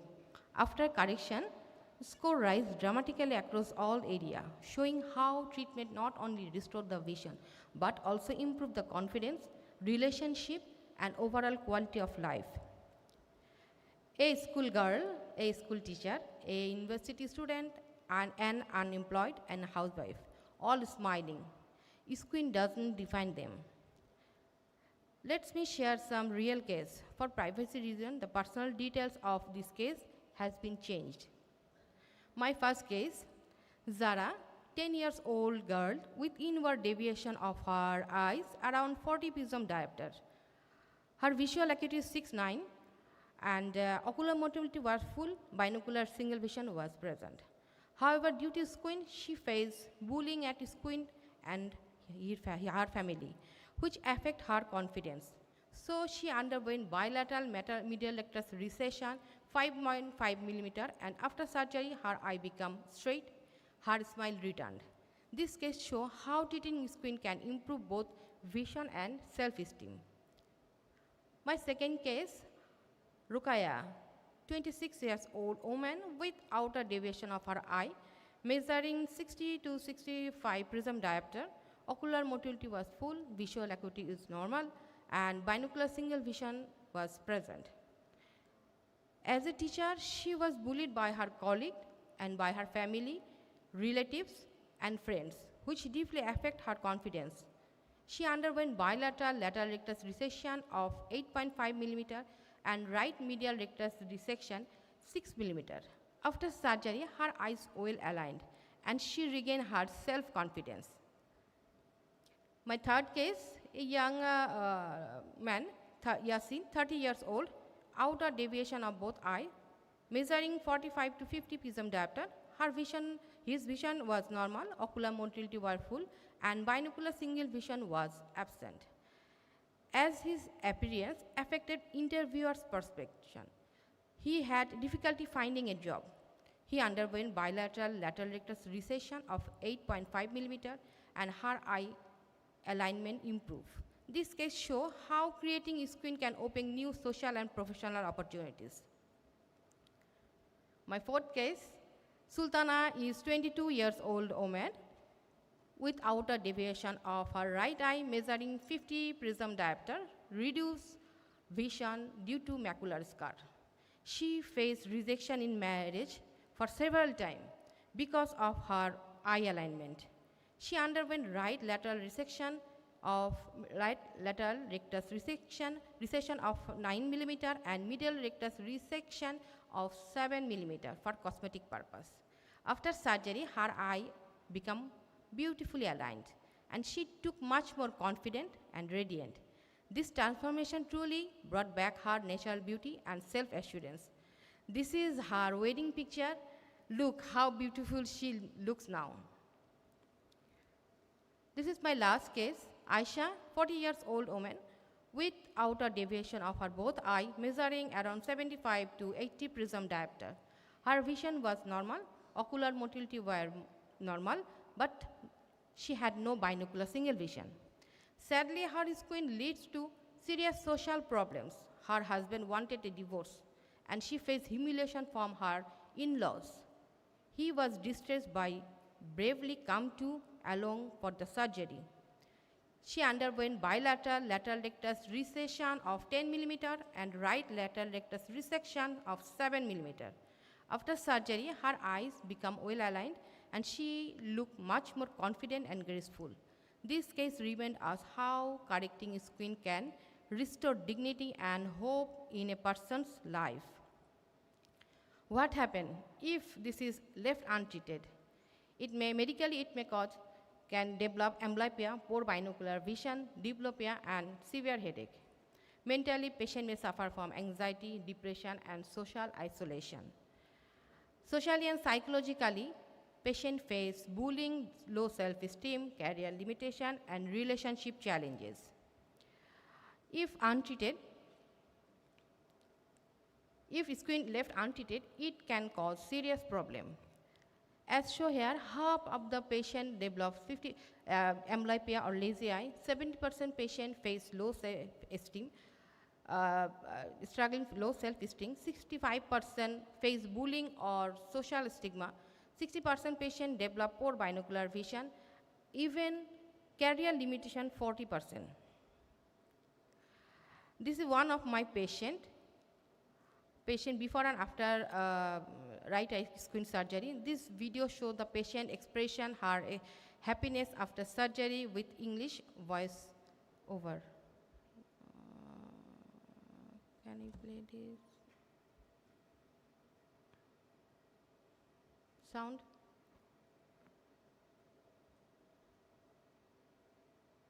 There is no sound here.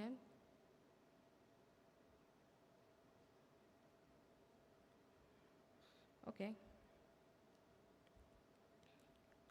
Now, this is why collective effort matter. Role of parents. Parents are the first to notice child squint. They should act early, seek medical help, and give emotional support instead of criticism. Most importantly, they must break the myth squint is not God-gifted. It is a clinical condition, medical condition, which can be treated easily with proper care. Role of teachers. Teachers can help by detecting squint early, guiding parents to get medical help, and also by stopping other children from bullying the affected child. Their awareness and support can make a big difference in a child's confidence. Role of doctors. Doctors play a vital role in managing squint. They help in early detection, give a correct diagnosis, and offer proper treatment, whether it glasses, patching, therapy, or surgery. They also provide guidance and counseling to both parents and families and help raise awareness that squint is treatable and nothing to be ashamed of. Alongside treatment, it is also essential to spread awareness among the society. We need to encourage early detection in school, health camp in village, educating parents and teachers, public talks, seminars, awareness posters, flyers, social media and TV outreach can also all play a role in breaking the myth and the stigma around the squint. Squint is not just a medical condition, it also social and emotional challenge. It should never be ignored because timely correction can bring not only clear vision but also self-confidence, social acceptance, and a better quality of life. When treated with compassion and awareness, squint correction does not just change the eye. It light up the face, the spirit, and the way a person sees the world. Thank you for your patience listening. I would like to genuinely thank SLOA for organizing this wonderful event. It gives me great joy and honor to be part of SLOA. Thank you. Thank you, Dr. Tasnima. Any questions? Well, can I ask one question from for my personal perspectives? Okay. 7 millimeter medial rectus resection is on sort of a upper safe limit. Yeah, for medial rectus. Do you experience any sort of globe retractions or limitations of abductions post-surgically? Both, up to now, the patient has no complaint. No complaint, there is no globe retraction or narrowing of the fissure. narrowing up the fissure. They are all right up to now. Abductions? No, when you are coupling with laterectomy sessions. Yeah. So do you get any limitations of abductions post-operatively? No. No. No. Thank you. Thank you.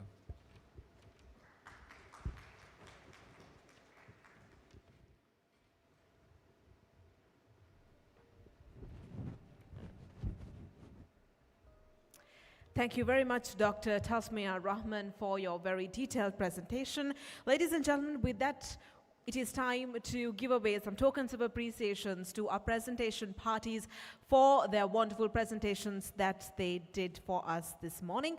So to do the honors, I would like to respectfully invite the chairman of the SLOA Senior Optometrist, Shaminda Ekanaika, and the chairman of the 18th Scientific Session, Senior Optometrist Chanaka Virasundara, and our guest of honor, Professor B. Sunil S. De Silva, our chief guest, Professor Vajradisa Naika, along with our special guest, Professor Tikshana Suravira, to join us on stage.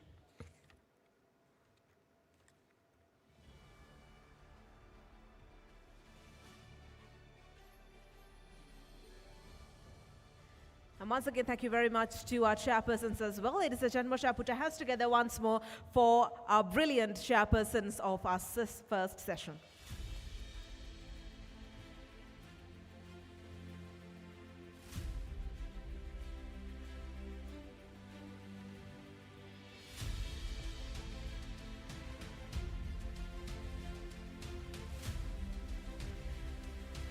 Ladies and gentlemen, first, please put your hands together for Dr. Anthony Vipin Das, who came all the way from India for his presentation.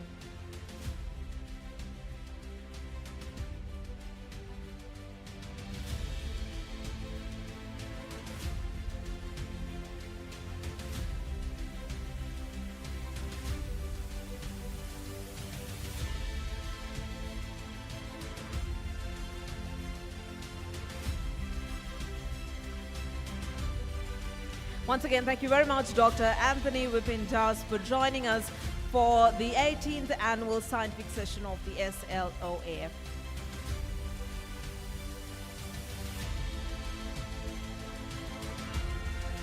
And next, I would like to invite optometrist Tushil Thilan Gunawardana.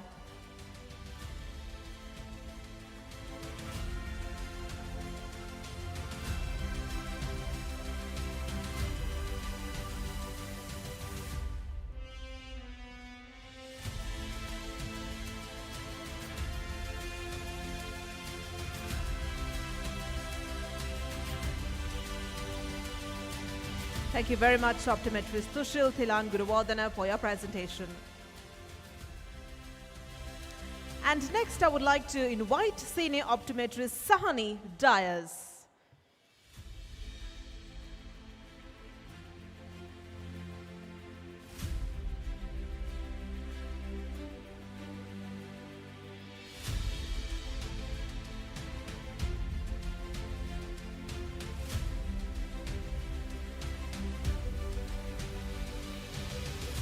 Once again, thank you very much, Senior Optometrist Sahani Dias, for your presentation with us.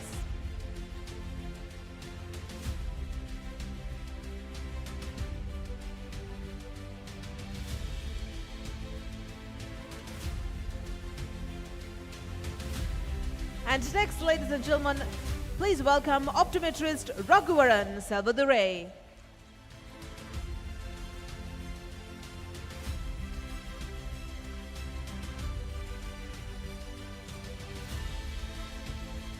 I don't think the applause from the audience is enough. Shall I put our hands together once more for optometrist Raghuvaran Salvadurai?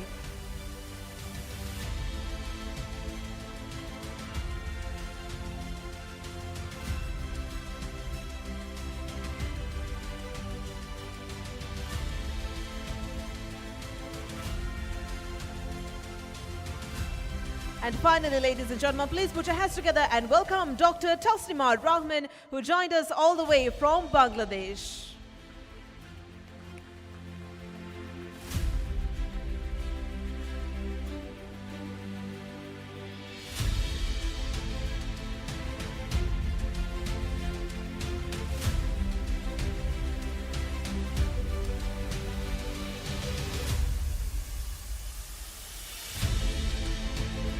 Once again, thank you very much, Dr. Tasnima Rahman, for joining us for our sessions.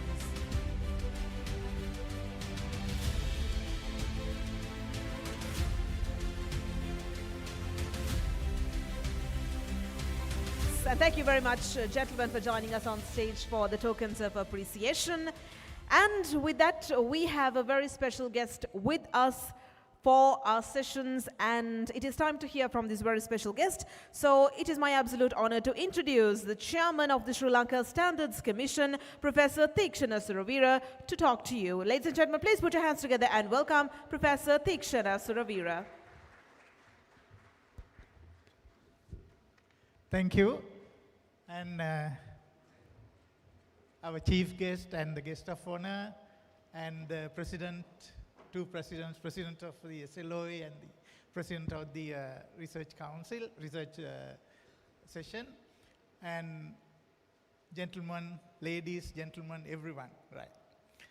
Now, two things. First one, I want to congratulate you all really, because I have been associating with this process, this scientific session for the last 3-4 years. I see not a gradual, but a very, very fast growth. It's very, very interesting, and this time it has become an international, truly international conference. So congratulations. We will all give a big applause for them. Second point, when I was sitting there, I was thinking, what is the role of an optometrist? As usual, I tried to open up Google. This is the wordings that I got. I'm sure you all know this. I will read it for you. An optometrist's role is to provide primary vision and eye care, including performance of eye exams, diagnosing and treating vision problems, and prescribing corrective lenses like glasses and correct contact lenses. This is what we normally see. But I want to add another perspective into this. There is a theory which is called butterfly effect. What is a butterfly effect? Butterfly effect is something like this. It's very easy to understand. We all have seen butterflies. Can you raise anyone who has not seen a butterfly? Yes, I am happy. So when a butterfly flaps her wings, when butterfly flaps her wings, according to the chaos theory, it says it can lead to, if butterfly flaps her wings in one corner of the globe, in another corner somewhere in the globe, it can lead to even a tsunami. Can you understand this concept? When the butterfly flaps her wings, there's a little wind is sort of disturbing. That disturbance may go into a situation where a large chaos or something like tsunami can happen. So keep that in mind. When you check anyone's eyes, it is not you are checking the eyes. What you check the eyes, when you correct the vision, that might go a long, long, long way. I can show you one critical example. Our Professor Chief Guest himself, he is the Dean of the faculty. He is doing a lot of service. I bet if he doesn't have these glasses, his services will be half or less than that. Imagine when you are trying to correct, when you check a child, that child may be a great scientist in the world, medical doctor, engineer, whoever. So never ever think you are only correcting the vision. You are changing the life and you are changing the world. In that sense, remember the butterfly effect. And your services are very, very, very valuable. It is not mere correcting the vision, but correcting the world for everyone, maybe the society, maybe entire community, entire world. So I want to keep that thought in your mind, and when you go back, whenever next time when you check, go into your machine and look at the eyes, you are not correcting that. You are making a huge change in the world. Thank you.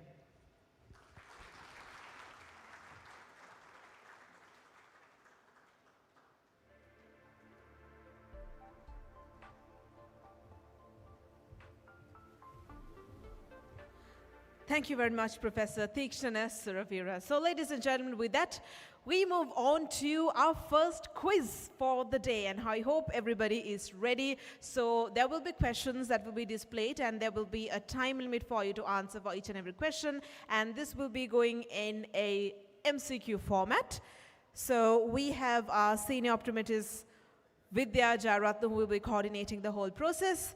So, I think we can start the quiz now.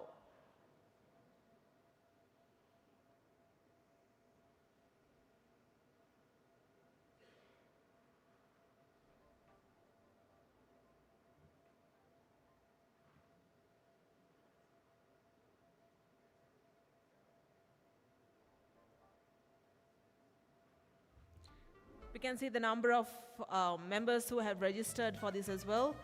The number keeps increasing. I hope everybody registered because we don't want to miss the gifts that our team has in store for you.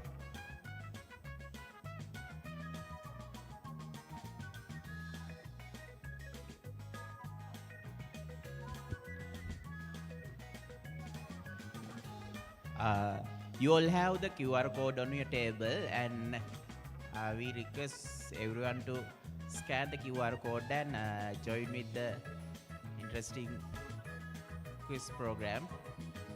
We see like 47 players are logged into the 49, 50, it's increasing, yes.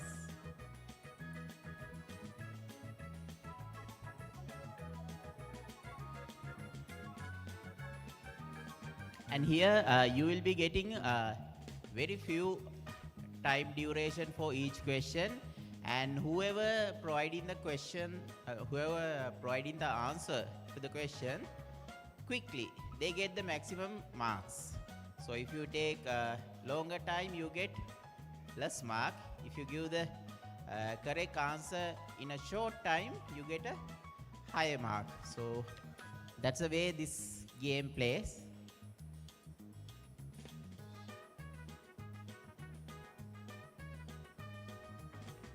I think we have 73 players, 75. The number keeps increasing. And decreasing at the same time. Keep on your data, and yes. Like I said, you will be having exciting gifts in the end for the winners.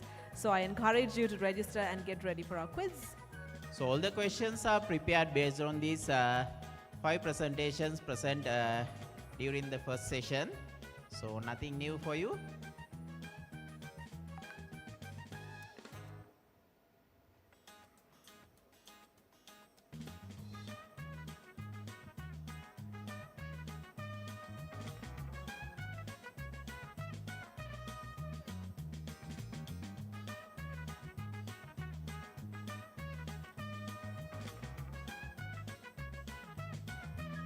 Yeah, it's going to be a start now. The question number 1. Give you a quick answer. Look at your phone. Give you a quick answer.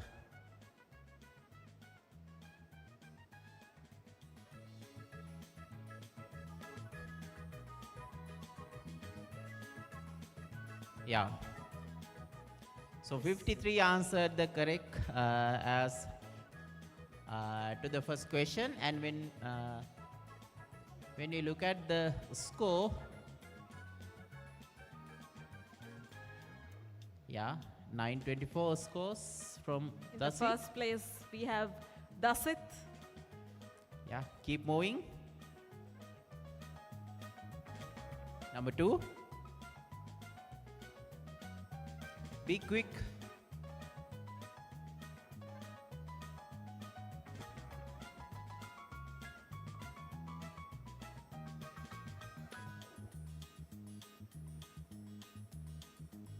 Give your correct answer quickly. You have 5 seconds. 4, 3, 2. Your time is up. Yep. Yeah, 22 people have given the correct answer to the second question.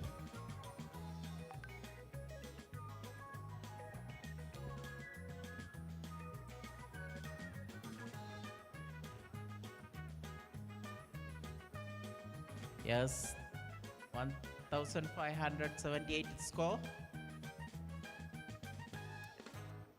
Yeah, moving to the next question.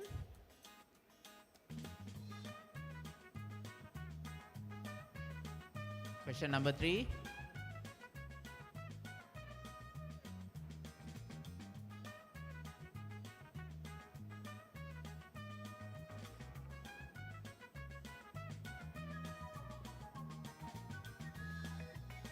Give your correct answer quickly.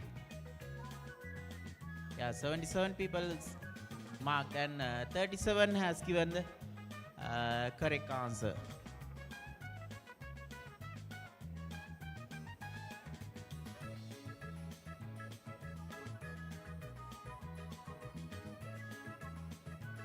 We have Kumari Fonseca, the first place. Next question.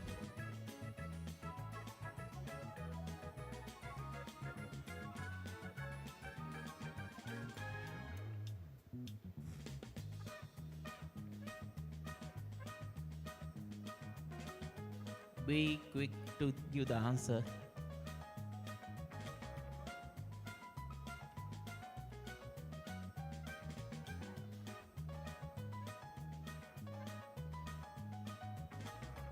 Yes, 41 people has given the have given the correct answer.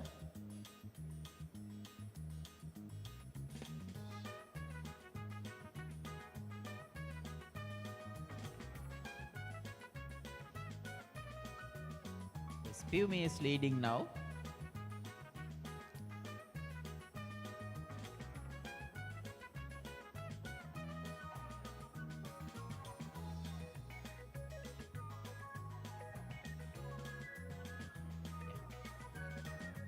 I think this is going to be the last question.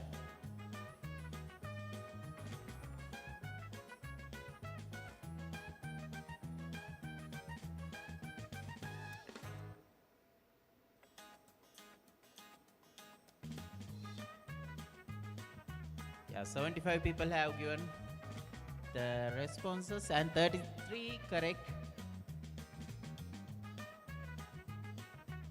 And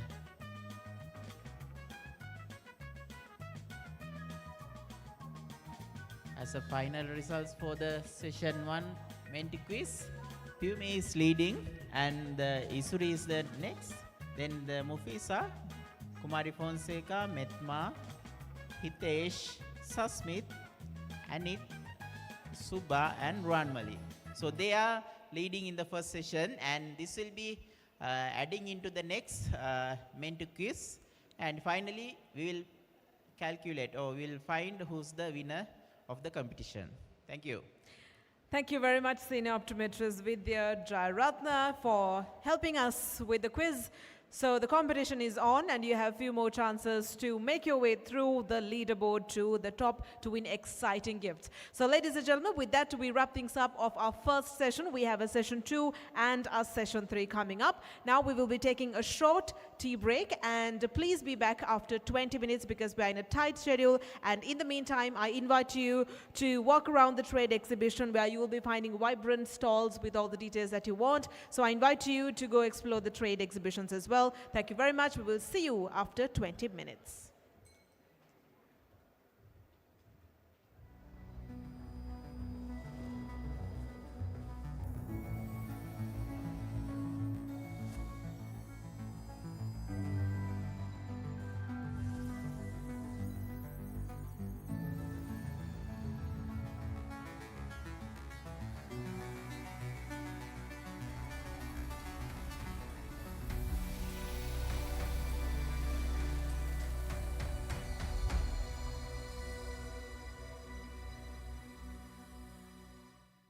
See more, do more. SLOA. Just an ordinary day. And I heard you say, I heard you say, and I heard you say, but I heard you say. The way we see has evolved. With Novar, we take the next step into a new generation. The world you see is not just what your eyes capture. It is what your brain interprets. Because vision is more than that. It is dynamic. It changes with every glance. And it is unique to each person. We present Psychoptics technology, the revolution that merges neuroscience and advanced optics to transform how we perceive the world. It uses advanced algorithms that analyze how the brain perceives visual signals received by the eye from different points of the lens, generating an adaptive optical focus. Its cutting-edge technology enables precise compensation in all directions of gaze, achieving a more natural adaptation and a superior visual experience. It is not just optical correction. It is the evolution of perception. Greater sharpness, more natural vision in every look. The future of vision is here. Are you ready to see it through different eyes?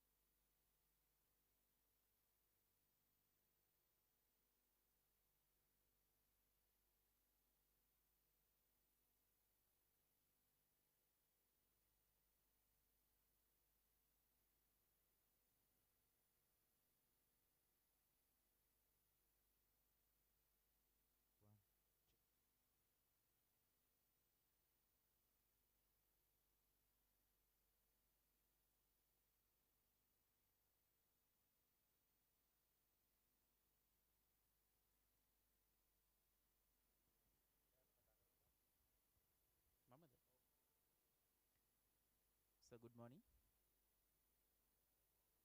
Dr. Mapa.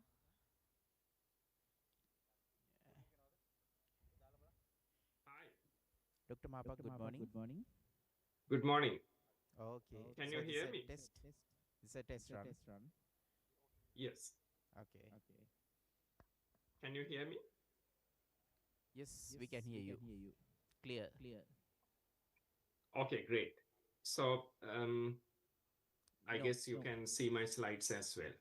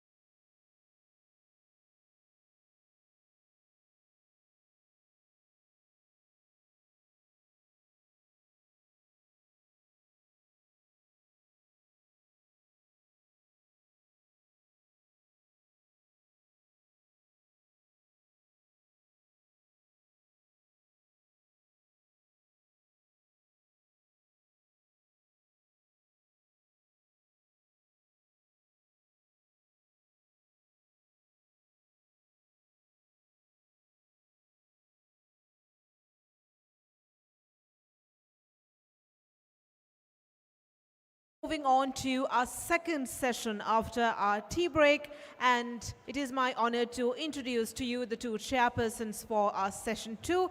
I would like to respectfully invite Senior Optometrist Aruna Rajakarna along with Senior Optometrist Gwen Gurusingha.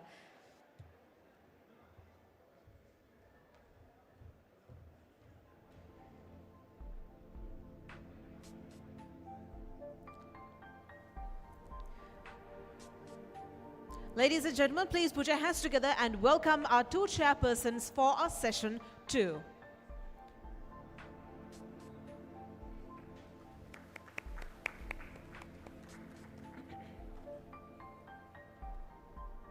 And ladies and gentlemen, your first presentation will be conducted by Dr. Prabhat Mapa, who will be joining us online all the way from the UK, and the topic that he will be talking to us about will be applications of AI in DR services. Ladies and gentlemen, please welcome Dr. Prabhat Mapa.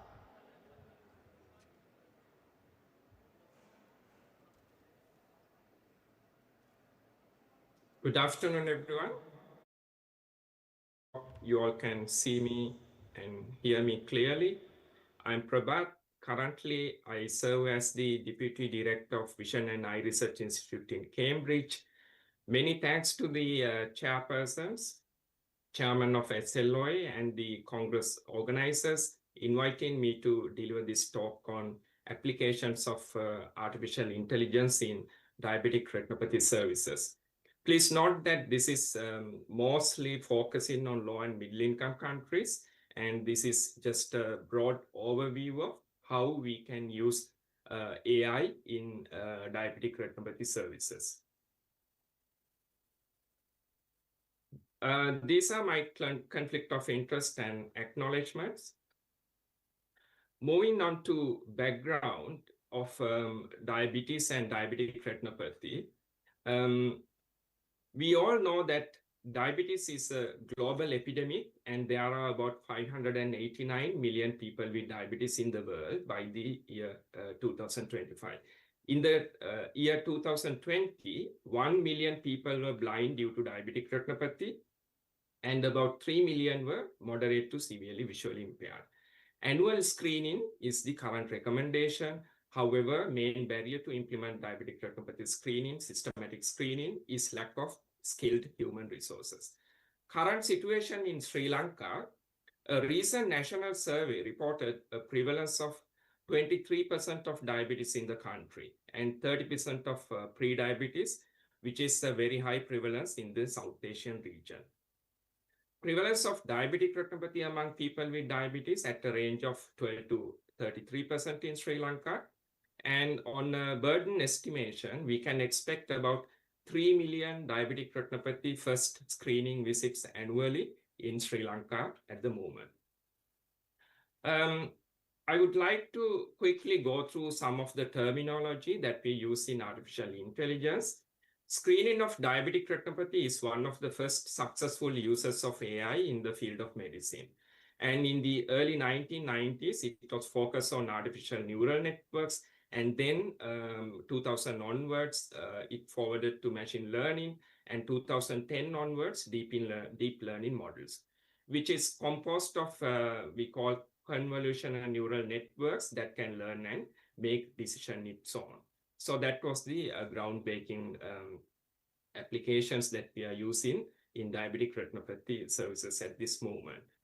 In the next slide, I would like to draw your attention onto commonly used terminology to identify major data sets and AI projects in diabetic retinopathy screening. One of the first is called MESIDO, developed in France, and the ARIA system in the UK. Actually, UK is working heavily on ARIA system that they might move into DR screening using AI in near future. And the IDS diabetic retinopathy, which is the first FDA-approved fully autonomous AI system in the USA. And also the Medios AI. It is an AI system developed for smartphone-based offline diabetic retinopathy screening. Another one is called AIDS, probably the first FDA-approved AI tool that can be used in both handheld and tabletop retinal imaging devices. Though we are mostly talking about artificial intelligence in diabetic retinopathy screening, I would like to highlight that the applications we can use the full spectrum of diabetic retinopathy care pathway. We can apply artificial intelligence in risk stratification of people with diabetes to identify risk groups early and prioritize the services to those who need. And also in the automated image analysis and interpretation, we know that it is being used for DR screening. And also we can use AI for OCT analysis and assessment of diabetic retinopathy treatment outcomes. And also, further, we can use AI for pre-op and post-operative, per-operative OCT analysis to support the decision-making process in the vitreoretinal surgical interventions. Other applications are mostly on teleophthalmology and quality control of DR screening services. And in the research and development, we can use AI in big data sets to analyze and to predict the risk of the populations. Interestingly, we all know now it is becoming very popular to apply large language models in diabetic retinopathy health education. In the next few slides, I would like to discuss results of some of the studies that we have conducted, I have contributed to highlight the accuracy and the importance of applying diabetic retinopathy in DR screening services. This is one of the systematic review and meta-analysis. The methods are called umbrella review, or it is an overview of review. In the diagnostic performance of AI in DR screening, in this overview, we reanalyze the summary estimates of already published previous meta-analysis, and we could identify the overall summary estimate of sensitivity of 91% and specificity of 92% in AI detecting diabetic retinopathy. In the population level screening, actually the required level of accuracy we need is 80% and the specificity is 95%. So the AI models actually could achieve the required level of sensitivity in most of the studies. However, we should acknowledge that specificity is not up to the 95% level yet. And also, detecting referable level diabetic retinopathy, we call, usually it is moderate NPDR and above. Sensitivity was at 93% and specificity is slightly low at 89%. Again, in this slide, I would like to highlight the application of AI in diabetic macular edema assessment. In image analysis using fundus photos and OCT, we can achieve a good level of diagnostic test accuracy in detecting diabetic macular edema. And also we can use quantitative and qualitative assessment of various biomarkers such as disorganization of retinal layers, which are called DRIL, and identification perfusion areas, NPAs. And also we can use AI to predict the effectiveness of anti-VEGF treatment on real-world settings. And the surgical applications, actually, I would not go into detail. And in the next slide, another study, a randomized controlled trial that I have contributed. This was conducted in Rwanda. So the AI, it would not just improve the accuracy of DR screening. It improves the uptake of DR screening services as well.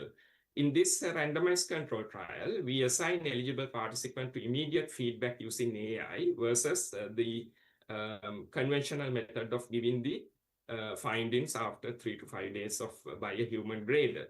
In this randomized control trial, we saw statistically significantly higher referral adherence, more than 50% in the AI arm.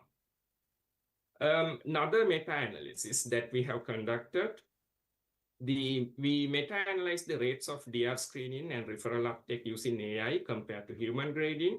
In this forest plot, the first one, A, you can see the AI assessment significantly increased the screening uptake. The odds ratio here is 13.9, which is higher odds of adhering to recommended screening and referral uptake guidelines if we use AI. Another randomized control trial that we have contributed through my principal investigator. In this study, we could achieve 40% higher productivity when we use AI compared to human grading.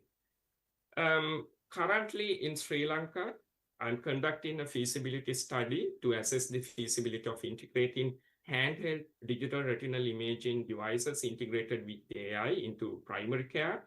A study is being conducted at the moment. Actually, we got very good results in pilot testing, some promising findings, sensitivity of 91% and specificity of 100% in this model in detecting a referable level DR. However, I should acknowledge that specificity 100%, this is just a pilot study sample. To give the better accuracy, we should achieve the required sample size to provide more details.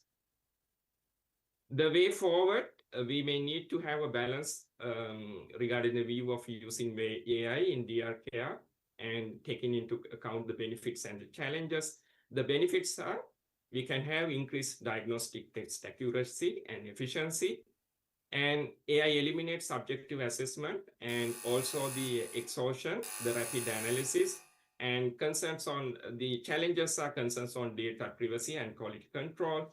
And some take-home messages, we need to generate more local evidence. And the question for low and middle income countries is poor image gradability due to high prevalence of cataract.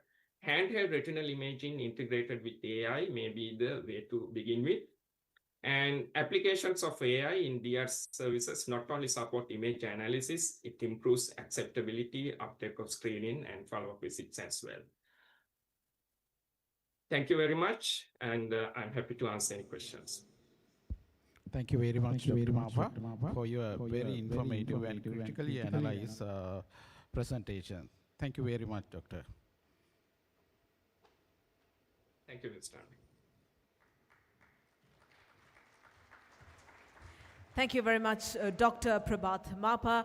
And ladies and gentlemen, with that, we move on to our next presentation. But before we do that, I would like to mention that one presentation is the time limit given is 10 minutes, so please try to stick within that 10 minutes because we have a bit of a time problem here. And this is to our two chairpersons. You have the privilege to stop the presentation in 10 minutes and you will hear the buzzer also by 10 minutes. And with that, ladies and gentlemen, let me introduce the next speaker for the session 2, and that is senior optometrist Manish Dal, who has joined us all the way from Nepal, and he will be talking to us about optometric evaluation and management of strabismus, a new treatment model based on current neuroscience. Ladies and gentlemen, please put your hands together and welcome senior optometrist Manish Dal.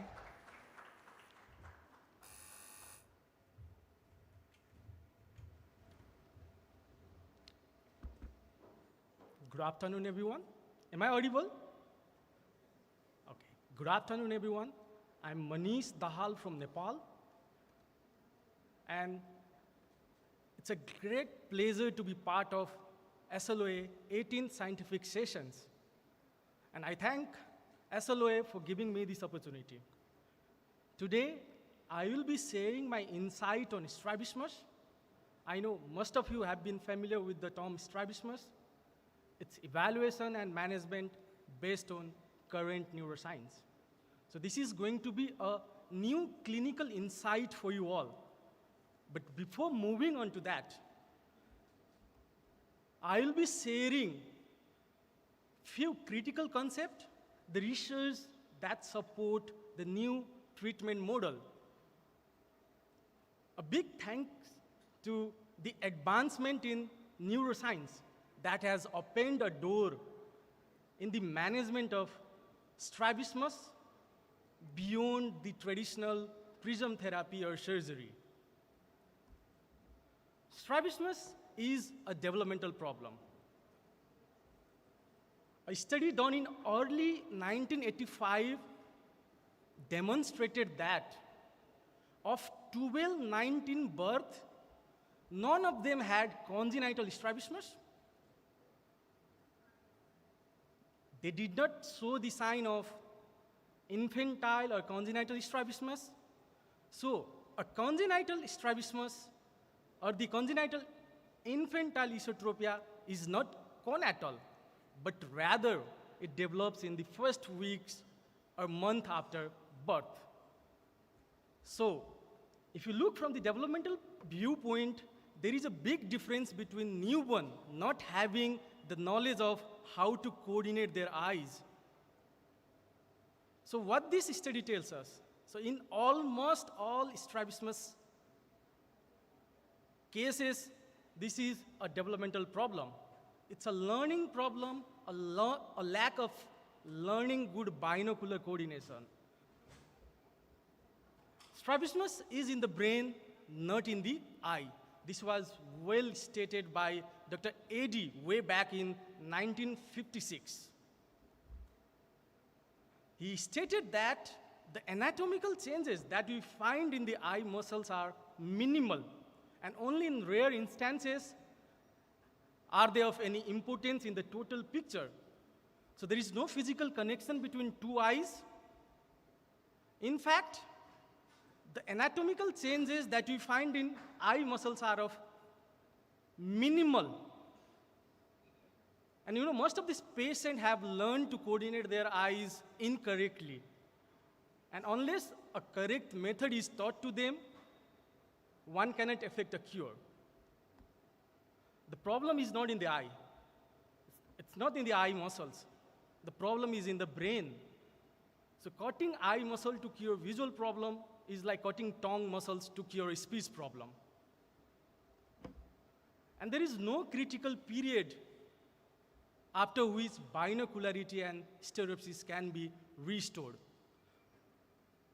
She is Dr. Susan Berry, and her world-famous book, Fixing My Gaze, she had infantile or congenital strabismus.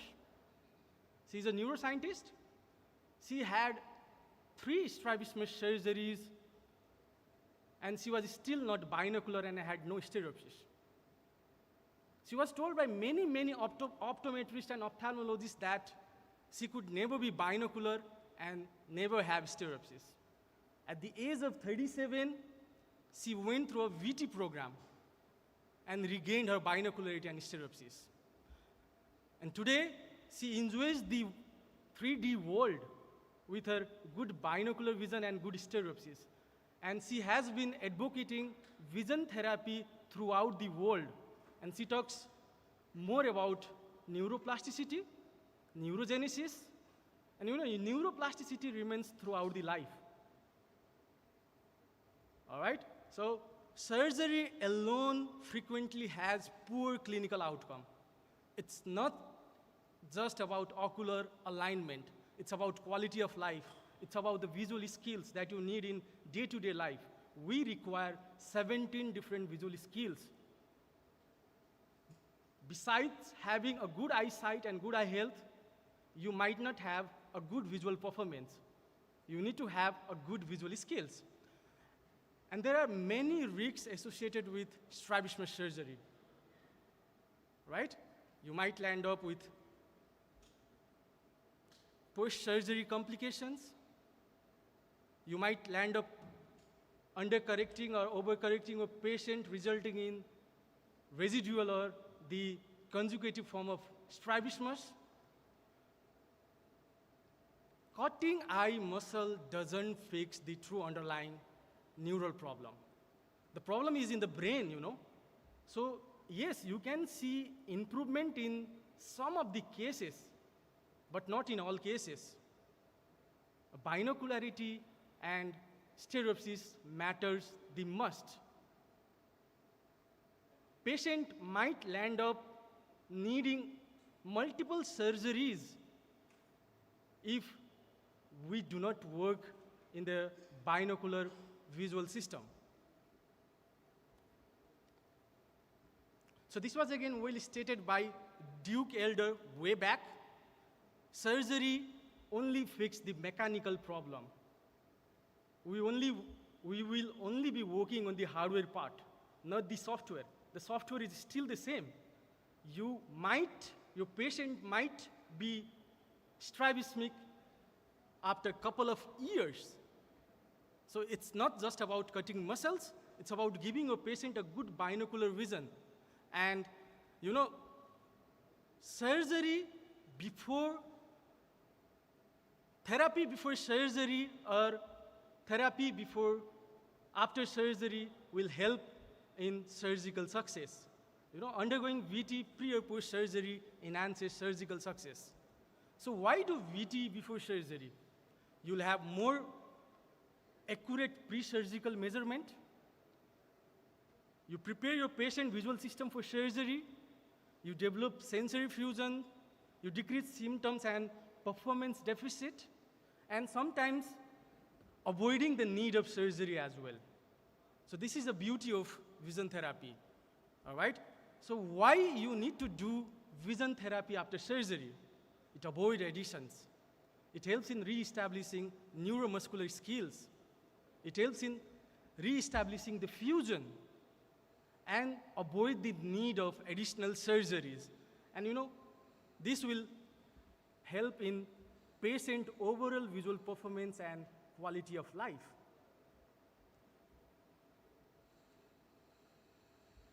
Optometric phototherapy, I'm sure you must have heard of syntonics phototherapy or photobiomodulation.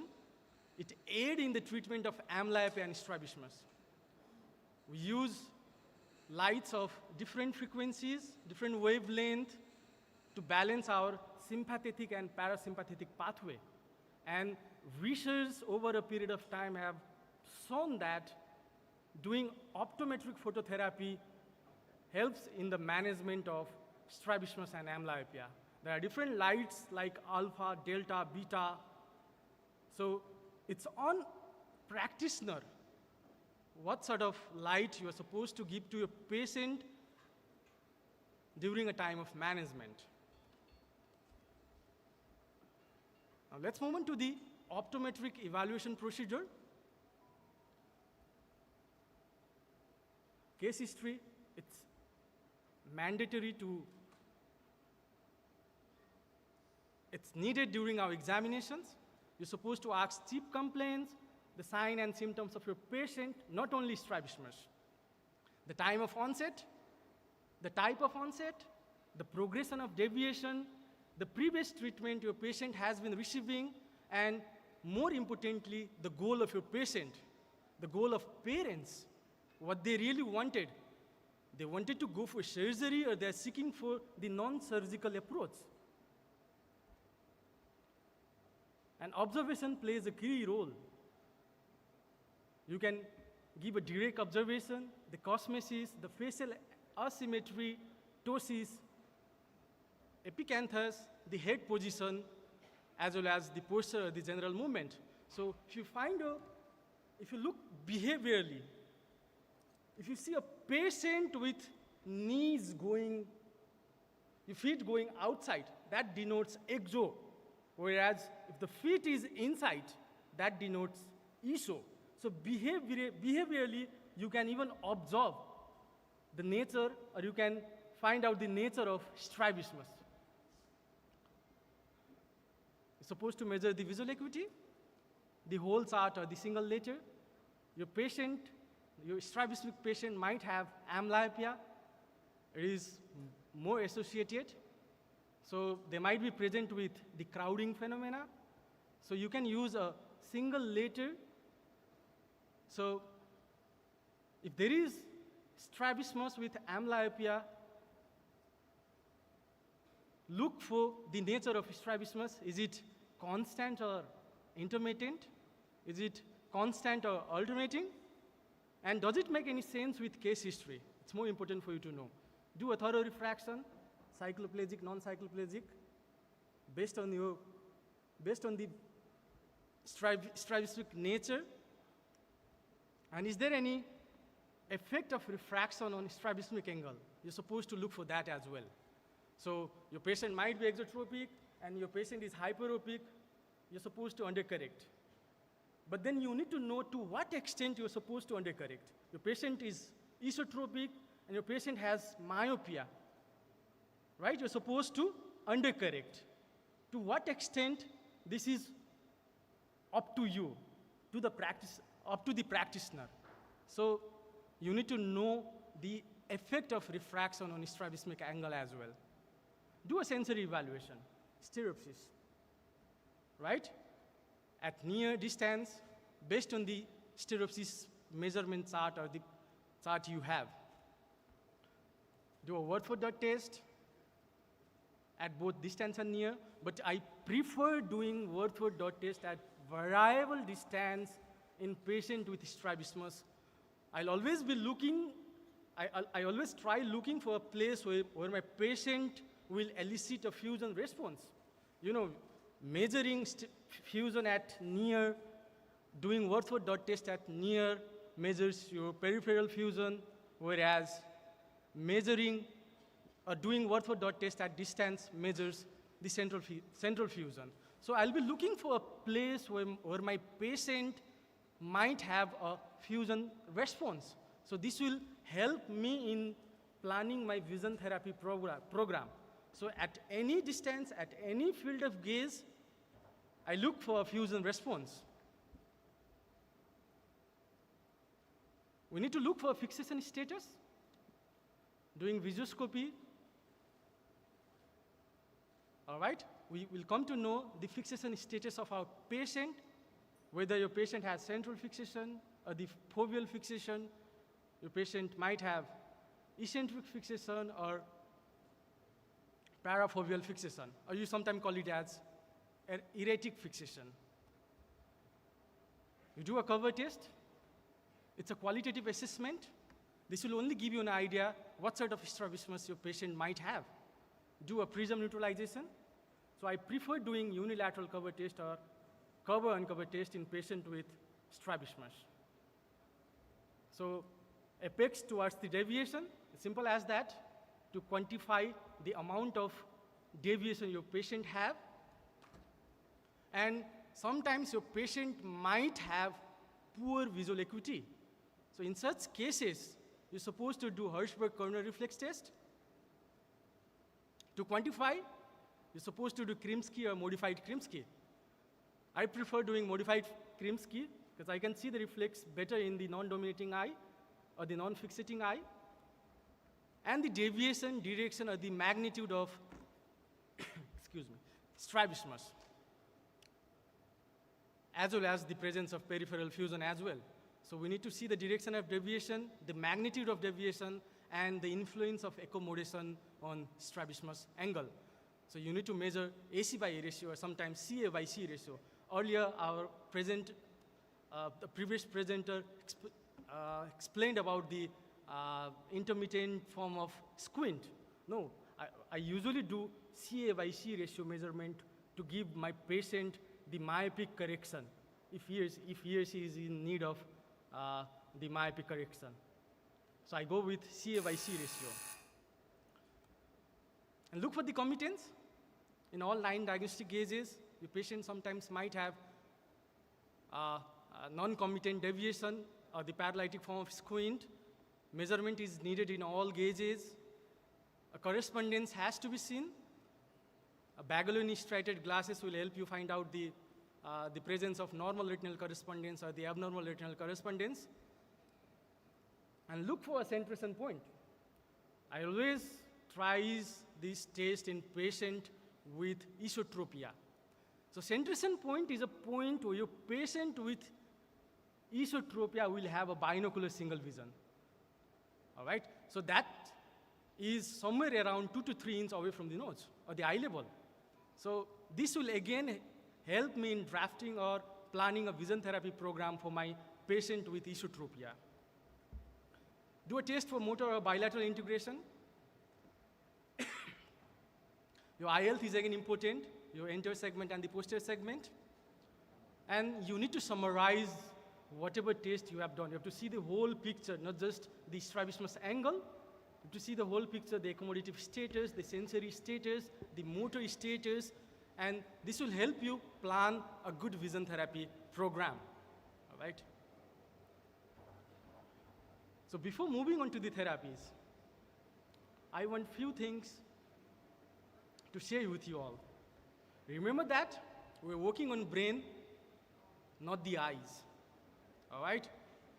Remember that neuroplasticity and neurogenesis, this exists throughout the life. And there is no age bar to treat strabismus, amblyopia, or any form of binocular dysfunction.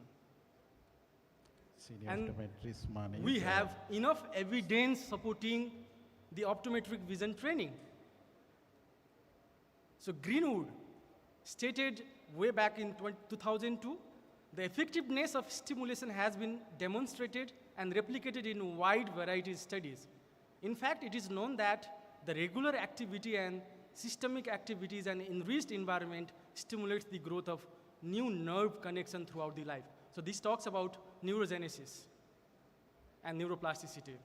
And what Susanberry tells us, the binocular system is always present. You just must understand how to speak to the neurology. Senior optometrist Manish, time's up. We can allocate another 1 minute only. So thank you. Sorry. So if you look at the vision therapy hierarchy and technique, it can be goal-based, grid-based, and diagnosis-based. And there are so many things to be considered during a VT program. Your diagnosis matters, the parents or the patient or the guardian goals matters, the therapy instrument you have matters, and the therapist who is going to work closely with patient also matter.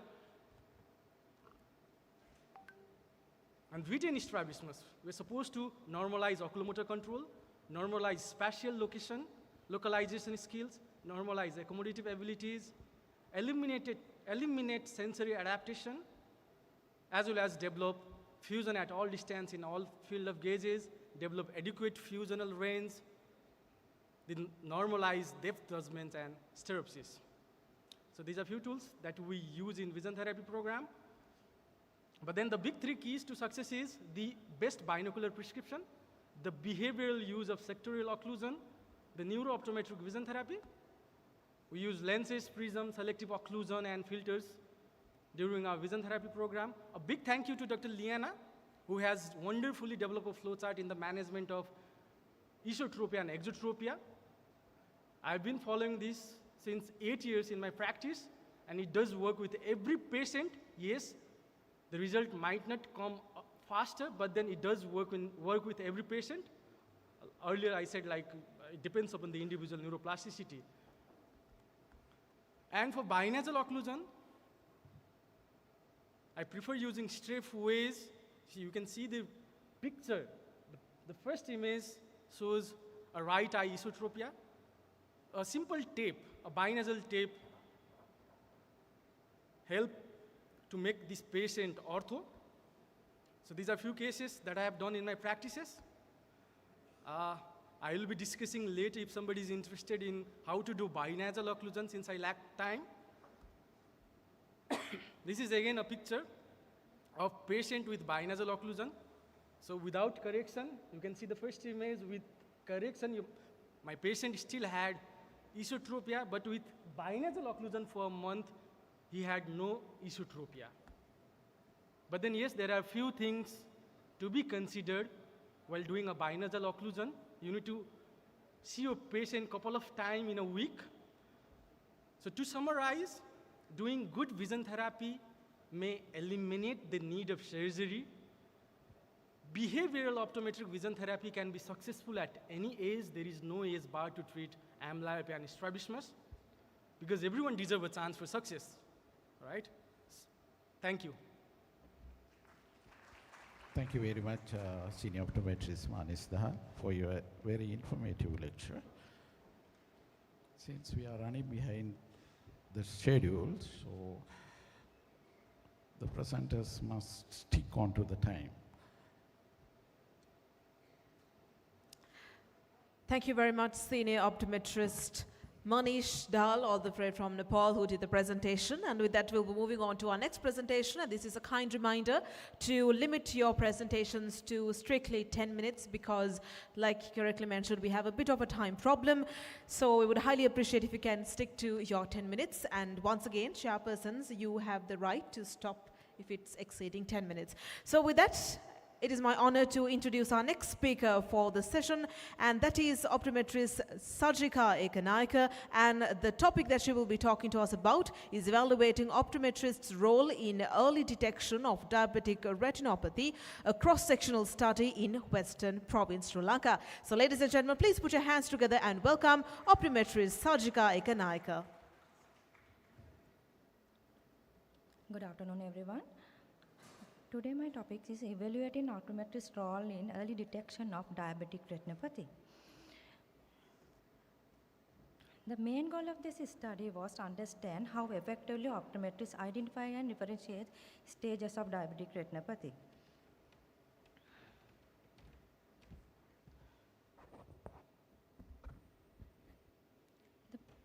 The motivation for this study came from a real-life experience. A year ago, I met a driver who had lost his job due to severe vision loss caused by diabetic retinopathy. What struck me most was that his condition could have been prevented if the disease had been detected earlier. That experience made me realize how crucial our role as an optometrist is protecting the eye. In protecting the eye vision, and it's inspired me to explore this topic further.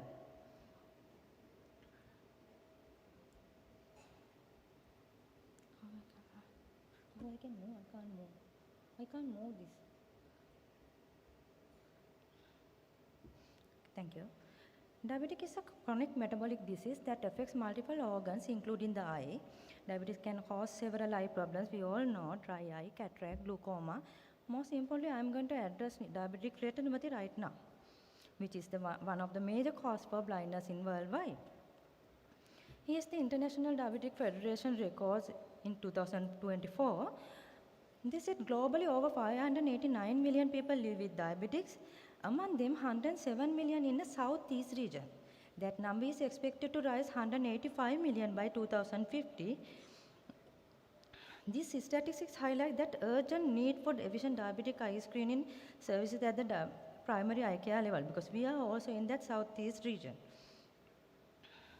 The most recent guidelines for DR screening were released by the International Council of the Ophthalmology and American Diabetic Association in 2018 as follows.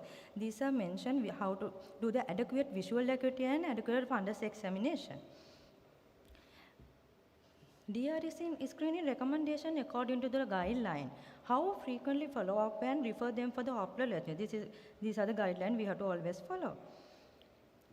My study has three main aims: to assess how effectively optometrists detect and differentiate diabetic retinopathy, to identify the proportion of the diabetic patient examined by the optometrist, to determine which ocular findings are the most commonly observed during the screening time.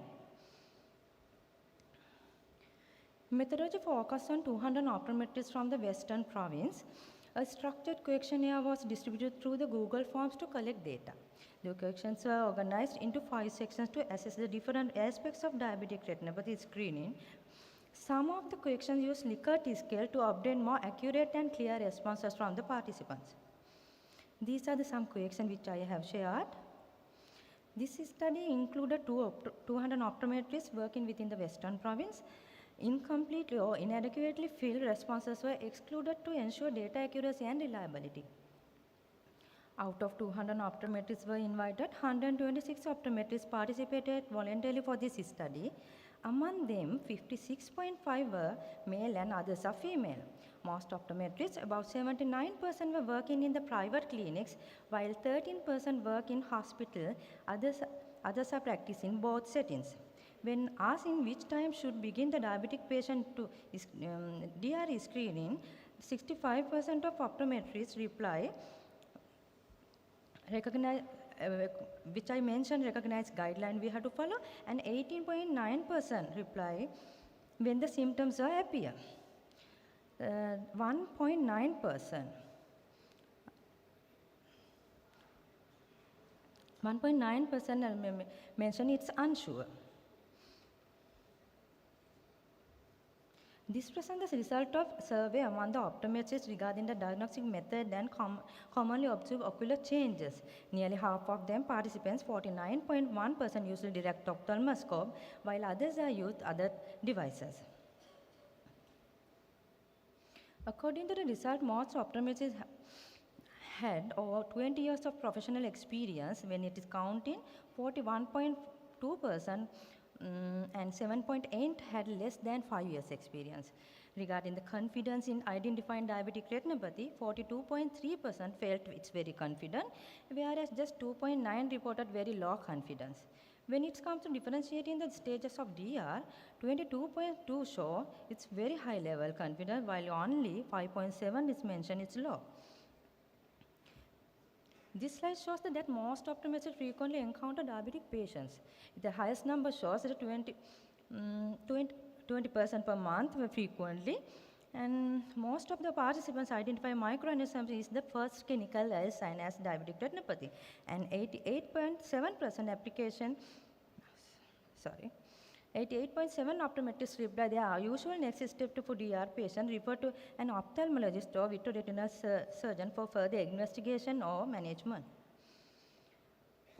When all the data are summarized, the findings suggest that optometrists possess solid theoretical knowledge about diabetic retinopathy and its early signs. However, there are gaps in the confidence and consistent application of the screening guideline.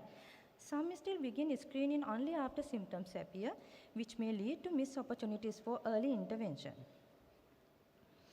Studies show that nearly half of the adults with the severe diabetic retinopathy struggle with the basic visual tasks. The burden is much greater compared to those without retinopathy. Eyes with moderate to severe NPDR are more likely to progress to vision 13 stages.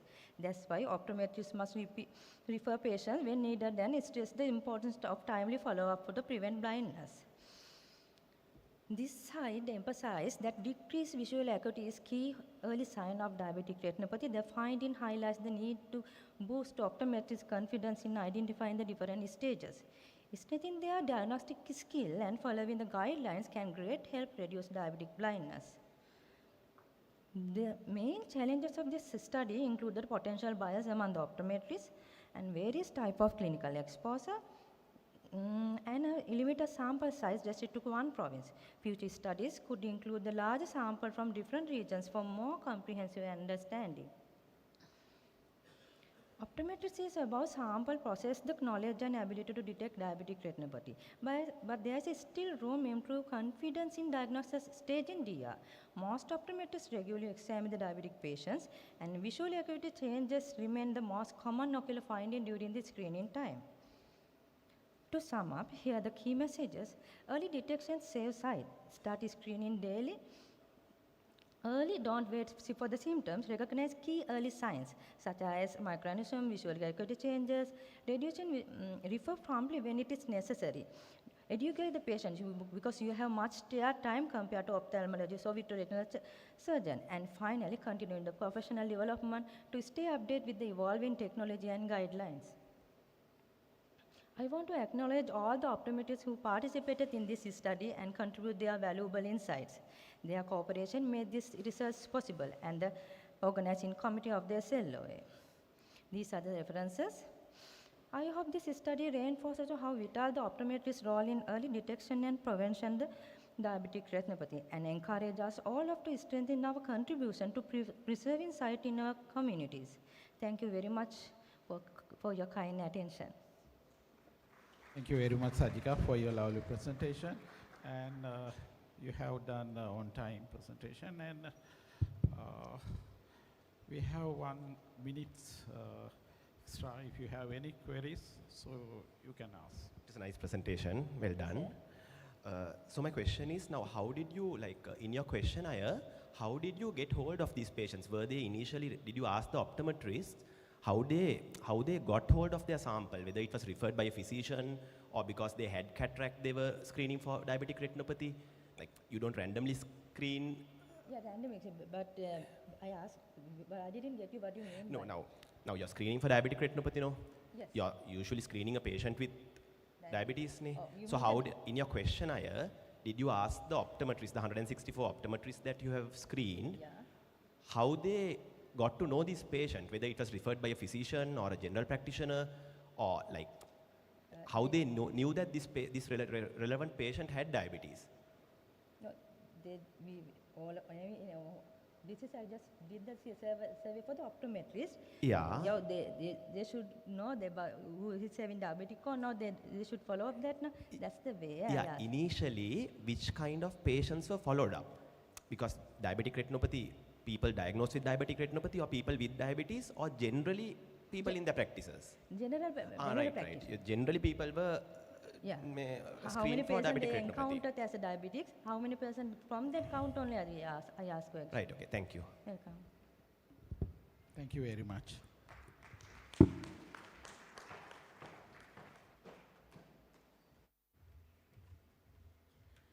Thank you very much, optometrist Sajika Ekanaika, for your presentation. With that, we move on to our next presentation. And once again, this is a kind reminder about the time restriction that is being given and to stick your presentation within the time of 10 minutes. So, ladies and gentlemen, with that, I will introduce the next speaker for the day, and that will be Ms. Tamina Chakraborty, all the way from India, and she will be talking to us about myopia management. Ladies and gentlemen, please put your hands together and welcome Ms. Tamina Chakraborty.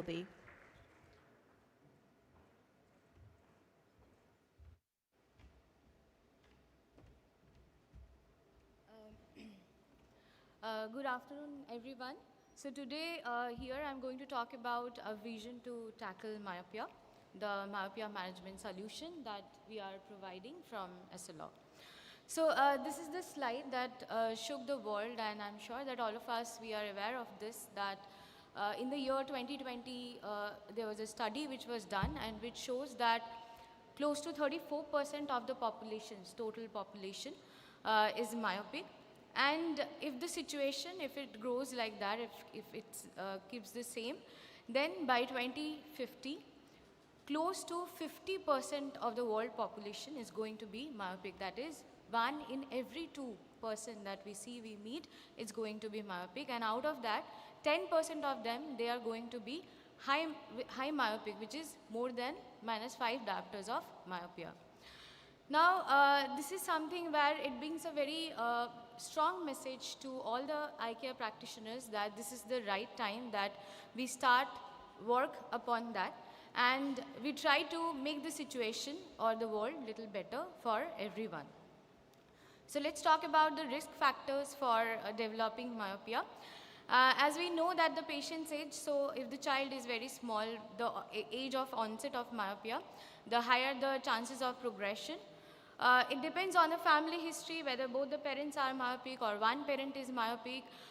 Given the case, there are so many situations nowadays where we see that none of the parents are myopic, but the child is having the myopia. So there are risk factors accordingly.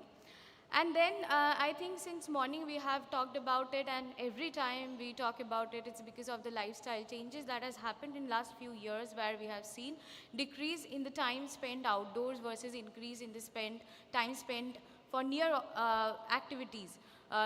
Indoors, specifically indoors outside of the school hours. So these lifestyle changes are also a very important risk factor when it comes to myopia. Refractive error.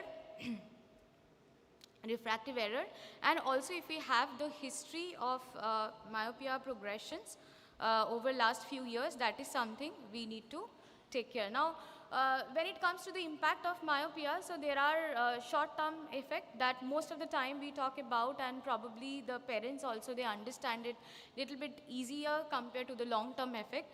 So which is nothing like 80% of all the learning that happens through vision. So if the child, they can't see the board, they can't see clearly, it will hamper their educations, their vision, and all the activities that they are doing day in and day out. And currently what we see is that 1 out of every 4 children, they cannot see the blackboard clearly, or the whiteboard, whatever boards that the schools are using, they cannot see it clearly. So how can we expect them to perform well in their day-to-day life? There is another impact which is more kind of a long-term impact, that the recent study that has shown that myopia is not only a refractive error, but it's also a lifelong condition. So because it accompanies a lot of risk when it comes to ocular complications such as glaucoma, cataract, retinal detachment, myopic macular degeneration, etc. So here again, you can see there are several numbers on the slide. So if a practitioner, if you can slow down myopia by only one diopter, you can do a lot for the patient and the parents and the family, because you can reduce the risk of myopic maculopathy by 40%, retinal detachment by 23%, glaucoma, open angle glaucoma by 16%, and visual impairment by 19 to 24%. So I will urge all of you, don't just correct the myopia with single vision lenses, but choose to slow down its progression. So here I'm going to talk about the SLR Stellis lenses, the best solution to slow down the myopia progression. So there was a small video, I'm going to skip that, looking at the time constraint that we have. Let's go to the technology directly. So what does the Stellis do? It basically corrects the myopia. It also controls the progression of the myopia. So 67% myopia progression slow down at an average that we have seen. And all these things comes with a very aesthetic solution. So there is no compromise in terms of cosmetics look or the aesthetic appearance of the product.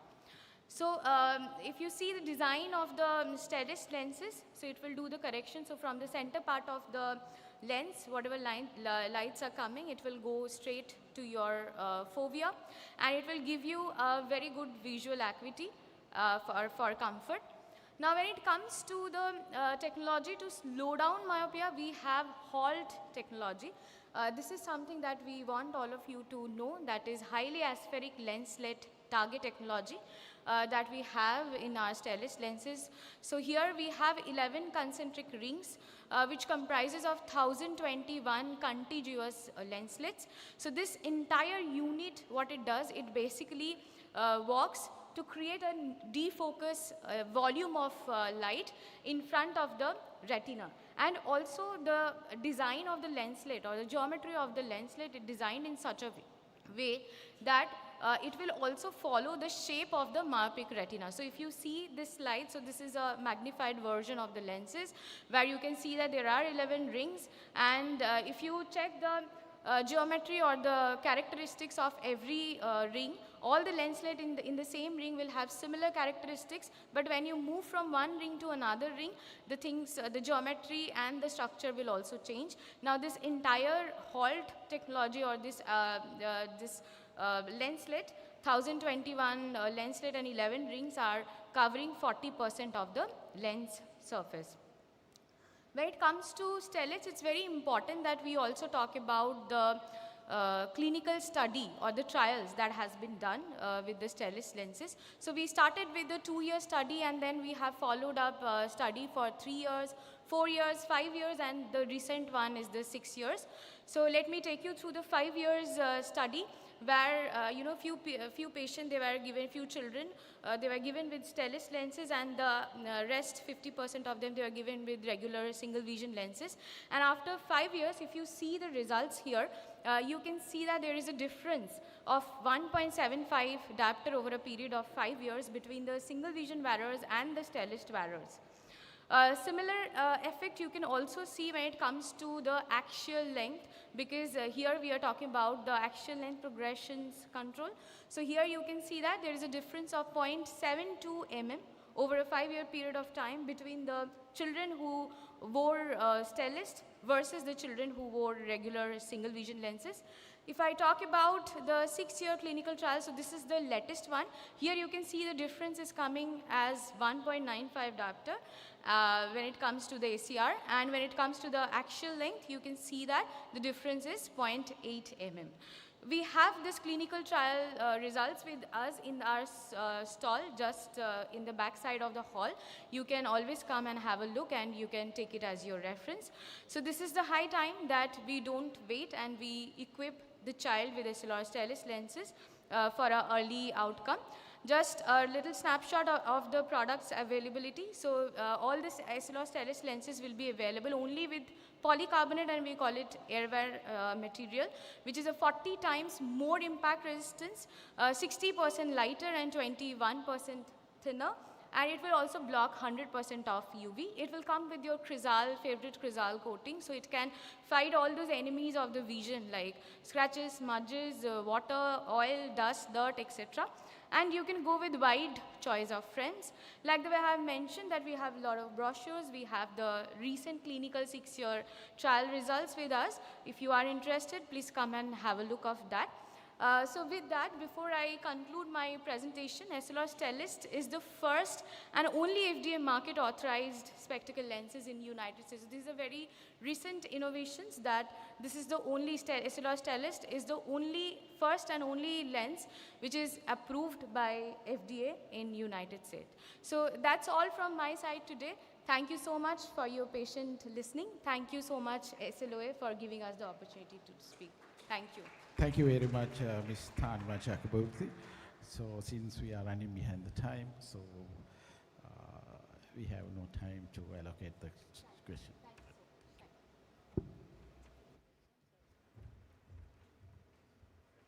Thank you very much, Ms. Tanima Chakraborty, for your presentation and, of course, for joining us in between your tight schedule as well.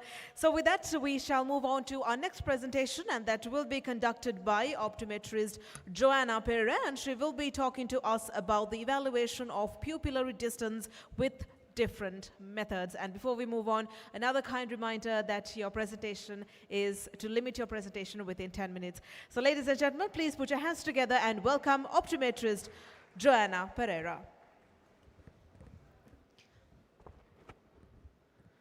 A very good afternoon to all of you. I'm Joanna Pereira, and today I'm presenting the dissertation that I did as a part of my bachelor's thesis in optometry, which I pursued in University of Latvia. So the title of this research was The Evaluation of Pupillary Distance Using Different Methods. So to give a little context, what is pupillary distance? I hope everybody knows this. Pupillary distance is the distance between the two pupil centers of the two eyes. But this precision of PD measurement is very, very important in the optometry practice, especially when it comes to dispensing. Even a small PD error can lead to prismatic effects and give symptoms like headache, asthenopia, and even blurred vision. And this is specifically critical in high-powered prescriptions, especially in progressive lenses. And also, especially ametropic patients are very sensitive for PD errors. For an example, if I tell you, if a -6 diopter lens have a PD error of 2 millimeter, it can cause more than 1 prism diopter of discentration, which is exceeding the ANSI tolerance limits. Also, anatomical variations and ethnicity too can make an influence on PD. And when I'm reading some research articles to gather information for my research, I found few factors that I thought could be interested to analyze via my study too. So the first one is how examiner patient PD difference can influence the final PD measurement. Actually, this can cause parallax errors, especially in manual techniques. But when it comes to the pupillometer, this kind of errors can be avoided, giving more consistent PD measurements.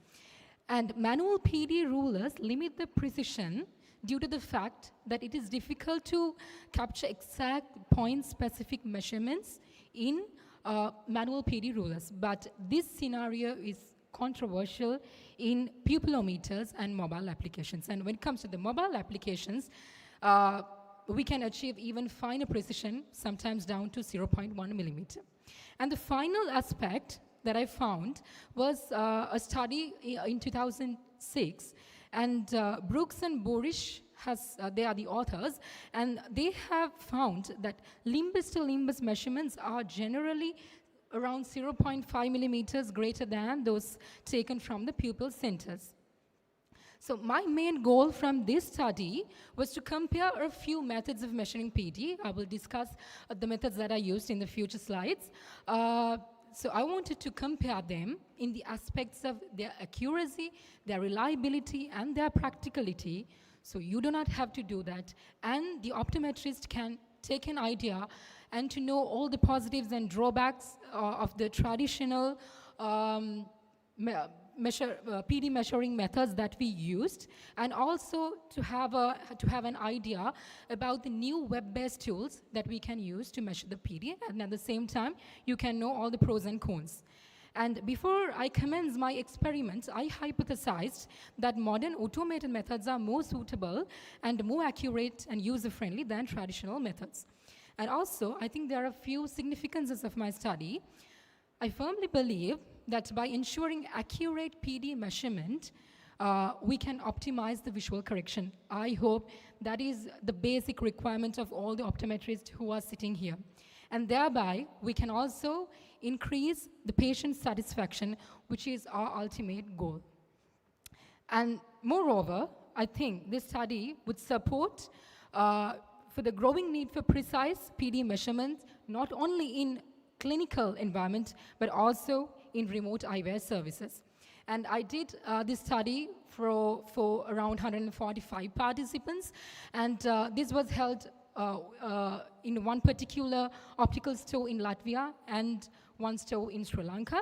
And the children who are 18 years and younger were avoided, and people who have ocular diseases, craniofacial anomalies, and people who have history of any eye or neurological surgeries or cognitive issues were excluded from my experiment. And these are the so-called methods that I used. For the traditional methods, I used two techniques, limbus to limbus method and the light reflex technique. For modern automated methods, I used the digital pupillometer, the autorefractometer, and something new is coming. That is these two mobile applications known as PD Check AR and Eye Measure. Let me give more insight to the two applications because I am sure that you are very familiar with the other methods. So the first icon is the icon of the PD Check AR application. Actually, this app uses augmented reality, and they use to mark our anatomical landmarks of our face, and thereby they calculate the number of pixels and they convert these pixels into millimeter scale. That's how they do the measurement. And the second picture shows the icon of the Eye Measure app. This is only installable in iPhone X and the later versions because it uses the true depth camera version in these kind of digital smartphones. And they use the detailed 3D facial maps to measure PD. Let's move on to the results. When analyzing the results, I categorized PD into four main categories as binocular far PD, binocular near PD, monocular far PD, and monocular near PD. So let's have a look on the results of the binocular far PD first. So looking at this box plot, you can see the median values for pupillometer and light reflex method are almost similar. And the highest median can be seen by the limbus to limbus method, which is around 65 millimeter, and the two mobile applications are quite less than the other methods. When comparing with the other methods, the most number of outliers can be seen in the Eye Measure application. When I'm going through the other research articles, I found that almost in every article they said that the pupillometer is the best method to measure the pupillary distance. So considering this, so a study done in 2004 by Jung and Chu is an example for that. It's a recent study. So considering that, when it comes to binocular near PD, I did a comparison with the results of pupillometer and the other methods to see how different they are from the pupillometer. So the least difference were observed by the light reflex technique, and the highest difference were captured by the Eye Measure app, and the two applications underestimated the PD when comparing with the other methods. And these are the results for monocular PD. If I give you a summary, for monocular PD, almost all three methods are good to go with to measure by a monocular distance PD because they can use interchangeably. You can predict that using these results. And when it comes to monocular near PD, there is a big difference between their mean values, around 0.2 to 0.3-ish millimeter. And then I found the intra-class correlation coefficient to find the most reliable method of measuring PD. By considering this bar graph, we can say that the pupillometer and the iMeasure application was the most consistent methods to measure pupillary distance.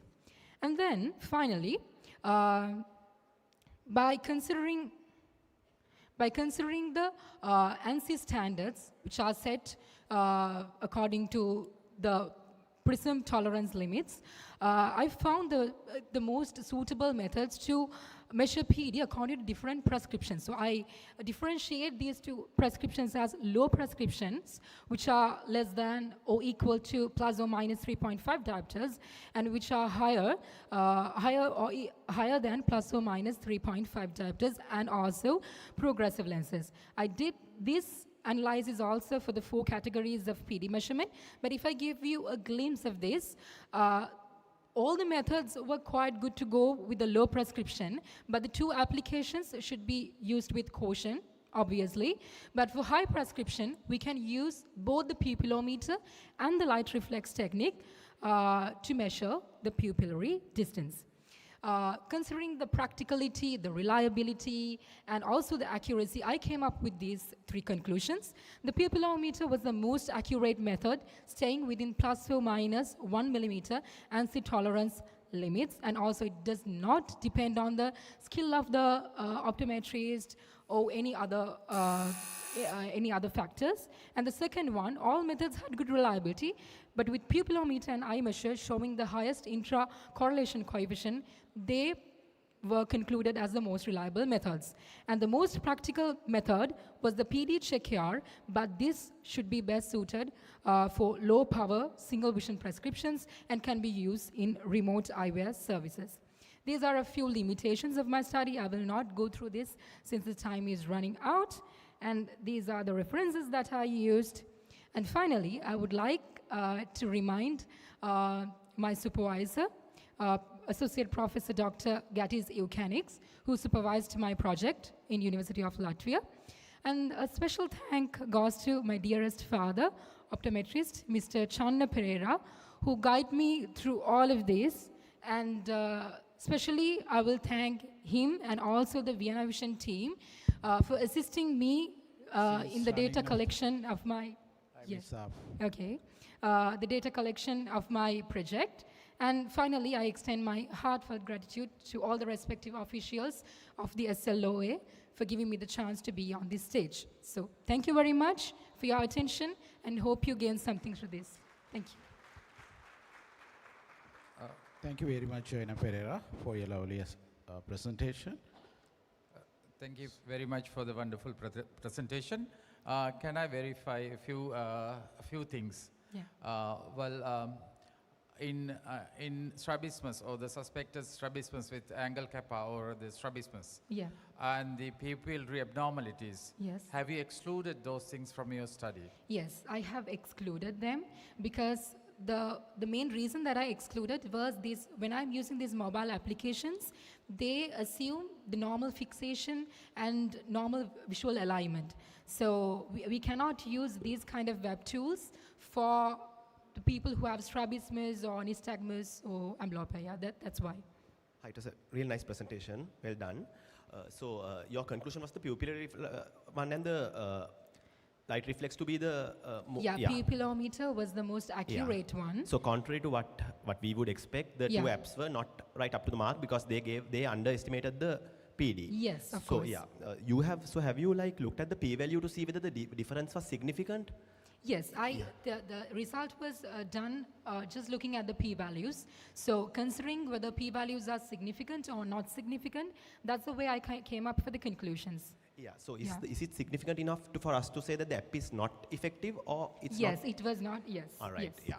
So it's better, so yes, better to keep off the app for now, no? Yes, right. of course. Okay. Thank you. Yeah, thank you so much. Thank you very much. Thank you.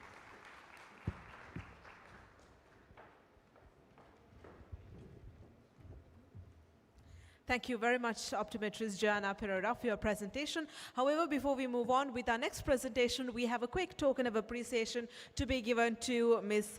Tanima Chakraborty for joining us, as she has to attend another commitment. And I would like to invite our two chairpersons to give away this token of appreciation. Ladies and gentlemen, please put your hands together and welcome Ms. Tanima Chakraborty once again to stage.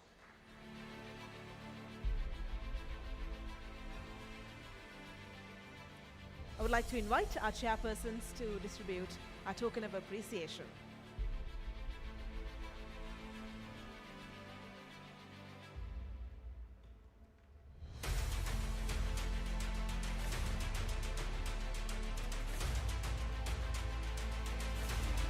Thank you very much, Ms. Tanima Chakraborty, once again for joining us all the way from India.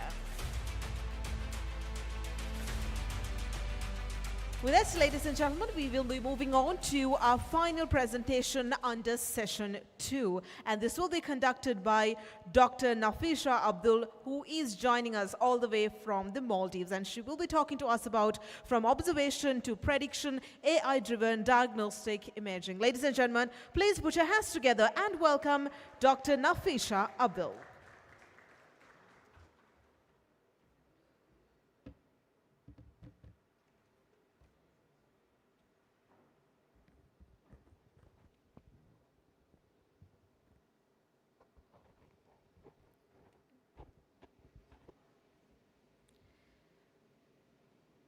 Good afternoon, everyone.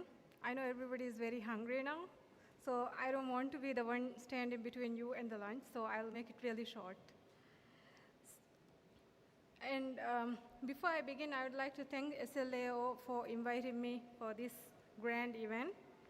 When Shama actually invited me here, I didn't expect this event to be this grand. I'm sure everyone will agree with me when I say this. SLAO has done a great job conducting this. I think we should give a round of applause for SLAO for this event. Thank you, SLAO. Yeah.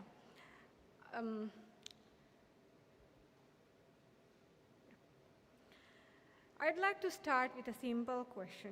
What if your slit lamp could see more than you do? For centuries, the slit lamp has been the cornerstone of anterior segment examination, a symbol of precision and clinical craftsmanship. But as we enter the age of artificial intelligence, our trusted tool is evolving into something even more powerful, a partner that doesn't just illuminate the eye, but also illuminates data, pattern, insights, and even the most experienced clinicians might miss.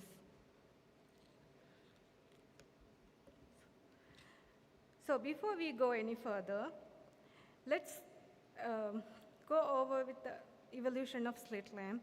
It started in the 18th century. In the 19th century, it started with Elva Gustrand's version of slit lamp, where he was experimenting and he found out that using an illumination and a binocular microscope, he was able to see the eye clearly. Then the most modern, the X-ray version, was developed by Hans Goldmann in 19th or 20th century. For decades, the slit lamp has been purely optical, relying entirely on clinician skill, observation, and interpretation. But this also means it's inherently subjective. Two clinicians might not always agree on what they see. AI now changes this paradigm. It allows us to bring objectivity, consistency, and data-driven decision-making into an examination that has long been visual and only descriptive.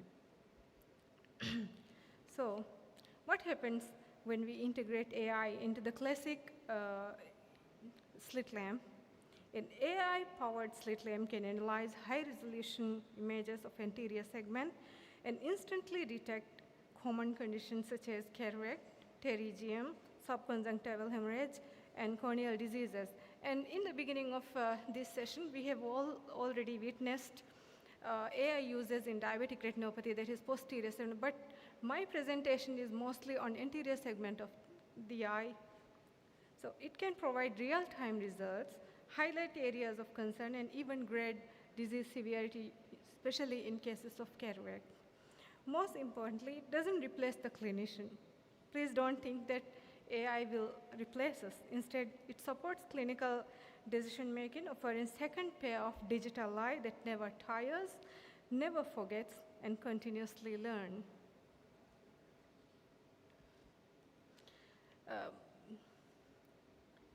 It's quite fast. This is the system we have in our OPD. We just take a picture of the patient's eye, anterior segment picture, high quality, high resolution picture, and then we feed it into the AI algorithm, and AI will generate a report within seconds. You see, when I take a picture and then we feed it into the software and it generates the report. So first application I would like to discuss today here is cataract. So before I go any further, I would like to give the context I'm coming from. When I say I'm from Maldives, everybody think of the luxury resort, and I must add very expensive luxury resorts. But that is not the Maldives I want to tell you about. The Maldives I would like to tell you about is 187 inhabited islands scattered across 26 atolls in about 90,000 square kilometers. So we can say that this is too diverse and very scattered. And the amount of ophthalmologists and optometrists we have are very few. To be precise, we have only 10 ophthalmologists and 4 optometrists. That is local. Of course, we have foreign colleagues, but that also will come around 100. So it's a challenge in our setting. One of the earliest and most successful application has been in cataract detection and grading. AI algorithm can now recognize lens opacities in slit lamp or retroillumination image, instantly grading their severity. This has immense value in screening camps, especially in communities where ophthalmologists are scarce, like in ours. The system can flag significant cases of referral while reassuring patients with early or non-surgical changes. Studies such as, previous studies done by Son and al. Show that deep learning models perform comparable to expert graders, often within seconds. This makes cataract screening faster, more standardized, and less dependent on individual judgment. This is the sample report we see on our AI software. As you can see, right eye and left eye, it says suspected cataract. And here is a detailed report where they have given treatment options, grading in each grade. The second one I would like to discuss is the pterygium. Pterygium detection is another area where AI shines quite literally. By analyzing anterior segment photos, AI can detect early lesions, quantifying their size and progression, and provide objective measurable data over time. For us clinicians, this means we can track disease progression far more precisely. For patients, it means fewer unnecessary referrals and greater confidence that their condition is being accurately monitored. Subconjunctival hemorrhage is usually benign, but for an anxious patient, it can look alarming. AI tool can instantly recognize this pattern, differentiate it from more serious conditions, and provide reassurance. If needed, flag atypical presentation for further review. In high volume or telescreening setting, this can save time and reduce unnecessary clinical visits. For example, in this patient, there is a pterygium and subconjunctival hemorrhage both. The AI has accurately diagnosed as right eye pterygium and left eye subconjunctival hemorrhage, and has given a detailed report also. In corneal diseases, it improves diagnostic accuracy and consistency and minimizes inter-observer variation. It can detect subtle keratopathy and dystrophies. Early intervention will give better outcome, and it supports monitoring over time. So suppose if you are doing refraction in a patient and the patient, the refraction is not corrected. So you take a picture and feed it into the system, and it will give you why it is not corrected. Suppose in this patient, there is a very big scar that you can see actually even with your eyes also, but still AI has detected it as keratopathy and has given options for operations. And this one, a little bit more subtle, maybe beginning of a corneal ulcer. AI has detected as a corneal lesion, and here is a classical foreign body, and AI has again detected as a corneal lesion and asked to see a doctor. So, the integration of AI into routine ophthalmic practice brings several tangible benefits. It enhances efficiency, accuracy, and consistency. It builds patient trust, because when patients see technology being used to confirm findings, their perceived care is more advanced and reliable.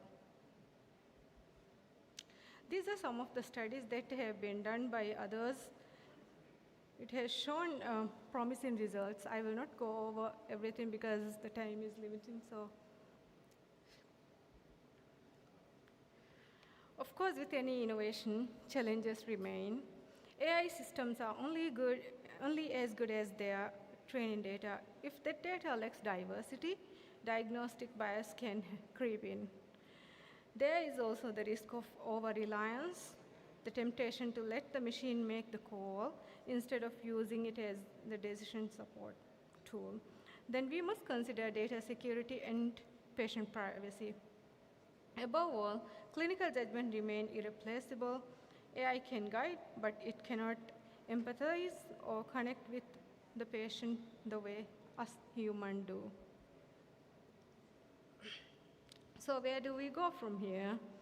The next frontier lies in the community screening, rural outreach, and teleoptometry integration. Ultimately, AI is not about replacing clinicians. It's about empowering us to see more, decide better, and reach farther. So, that's it. So thank you very much. If you have any other question, I'll be happy to. Thank you very much, Dr. Nafisa Latif. So if you have any questions, you can raise it now.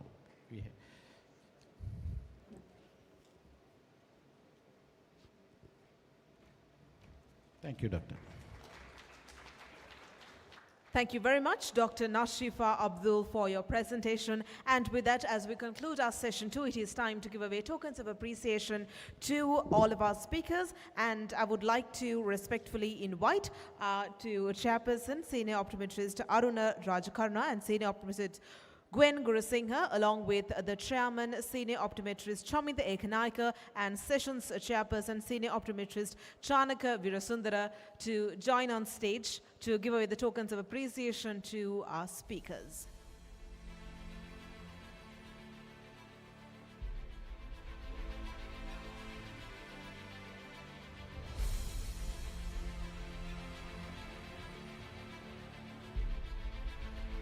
First of all, I would like to respectfully invite Senior Optometrist Manish Dal, all the way from Nepal.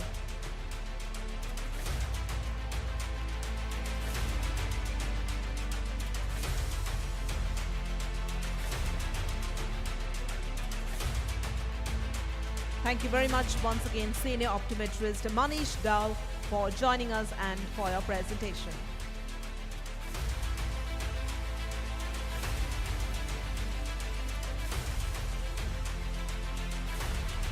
Thank you very much. Next, I would like to respectfully invite optometrist Sajika Ekanayaka.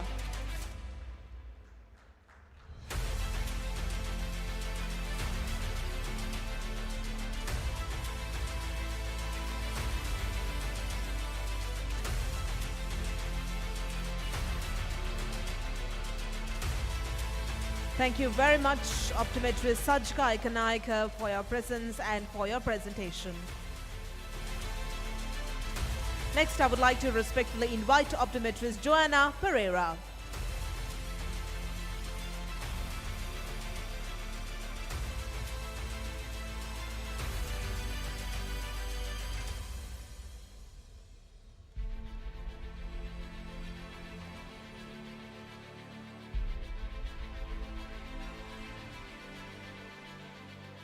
Once again, thank you very much, optometrist Joanna Pereira, for your presentation.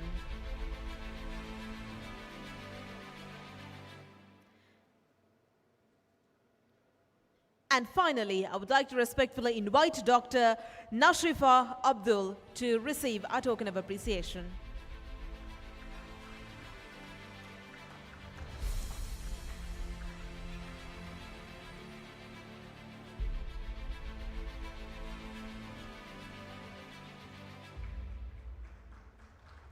Once again, thank you very much, Dr. Nafisha Abdul, for joining us all the way from the Maldives and for your very interesting presentation.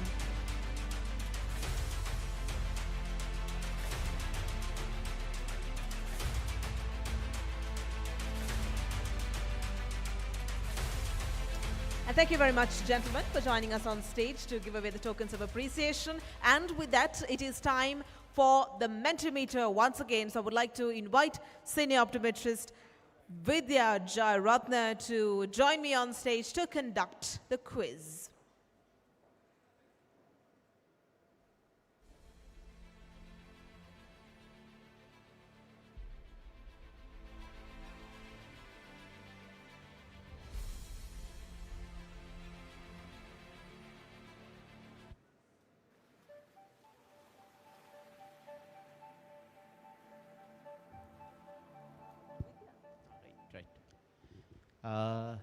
Quickly, we can start the session again.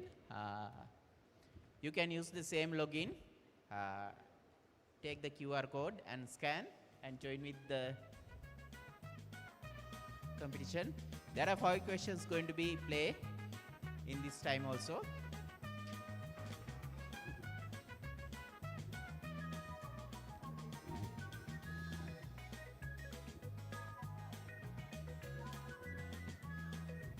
Right,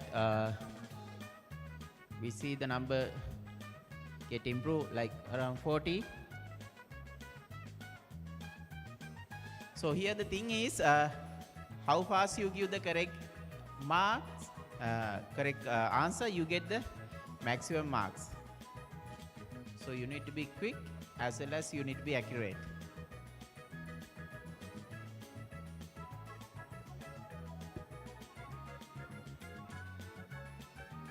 Right, we'll wait for a few seconds more to start the session.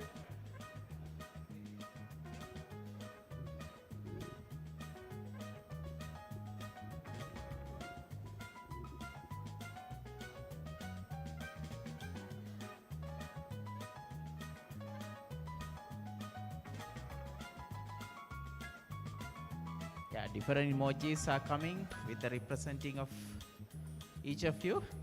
Yeah, I think we'll start the session. Right, question number 1.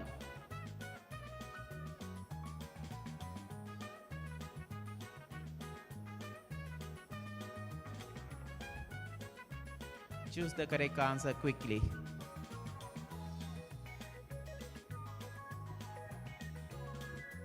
Yeah, 40 plus response, 50 plus response.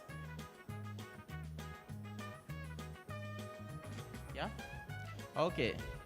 17 people mark the correct answer for the question number 6.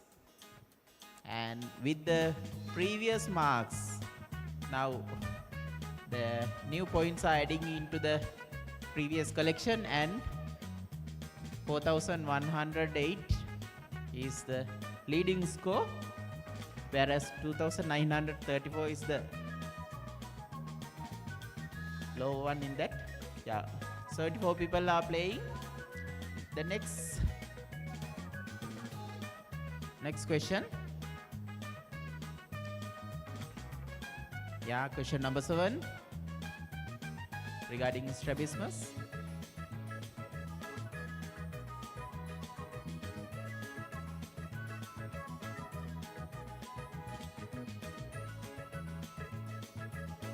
Select the correct answer quickly. Yeah, 70 people have given. Yes, 43 people got the correct answer for the question number 7.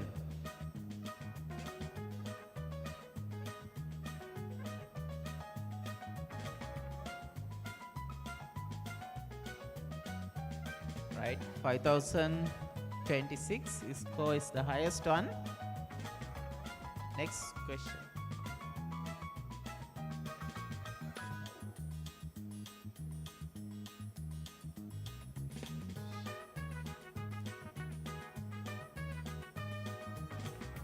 Be ready for the next question.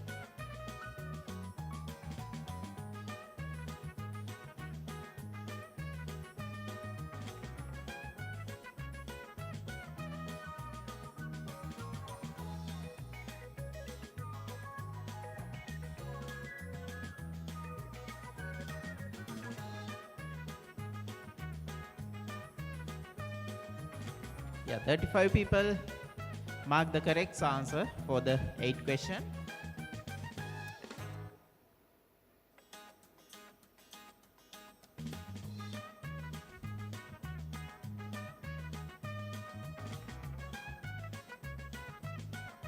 Right, there is a change in position number 2 and 3. Interesting.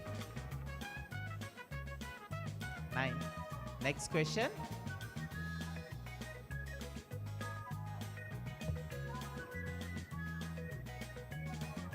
Be ready.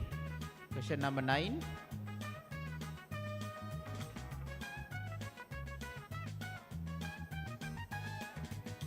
Quickly.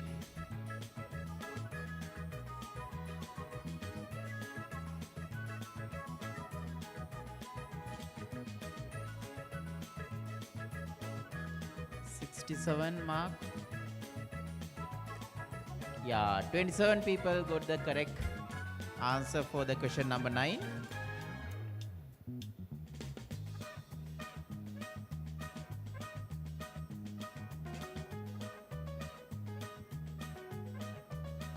Again, change the second and third position. Top remains same.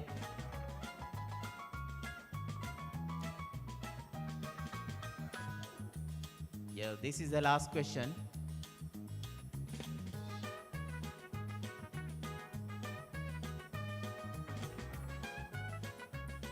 This is the last question.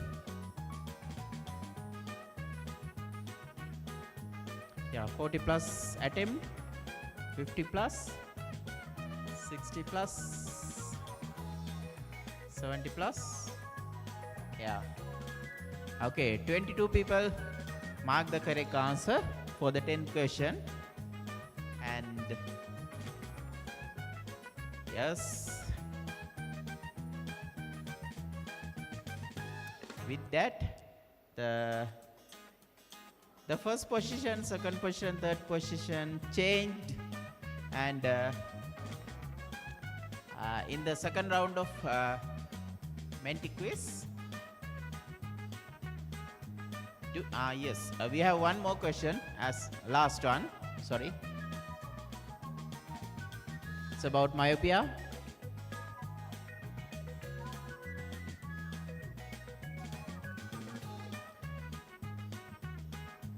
"24 people, 30 to 40 plus, 50, 58, 60. Okay, 22 got the correct answer for the 11th question, and that's the end of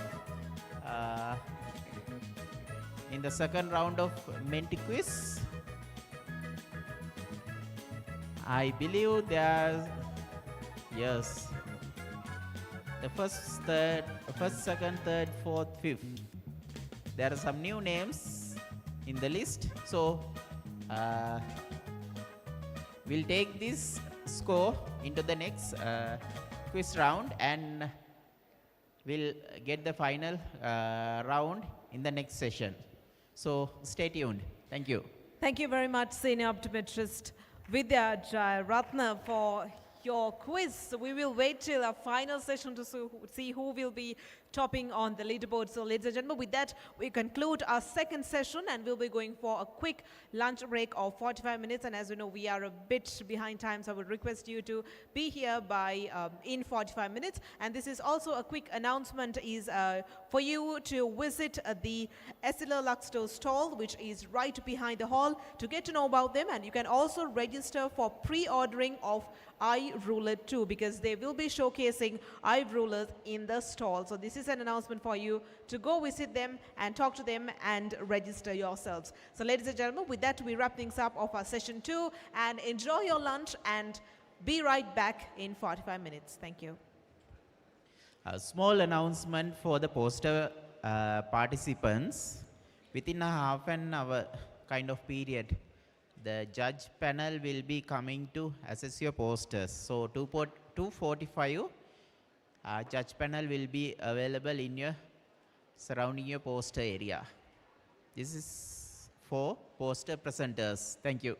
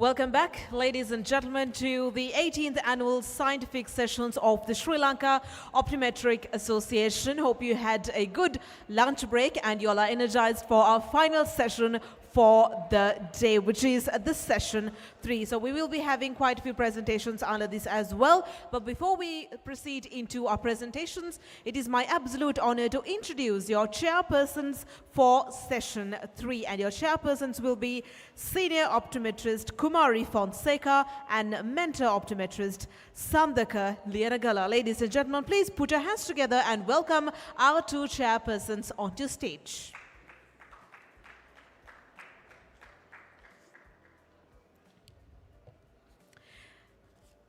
While our 2 chairpersons join us on stage, next up I would like to introduce our speaker for the day, and that is going to be Dr. Karpagan Damodaran. Now I have to mention that Dr. Karpagan has been joining us for 3 consecutive years, and on behalf of the organizing committee, I would like to thank you for your presence, and it is an absolute pleasure to have you with us, Dr. Karpagan Damodaran, all the way from India. Now she will be talking to us about dry eye diagnosis, AI, and non-invasive imaging techniques. Ladies and gentlemen, please put your hands together for Dr. Karpagan Damodaran.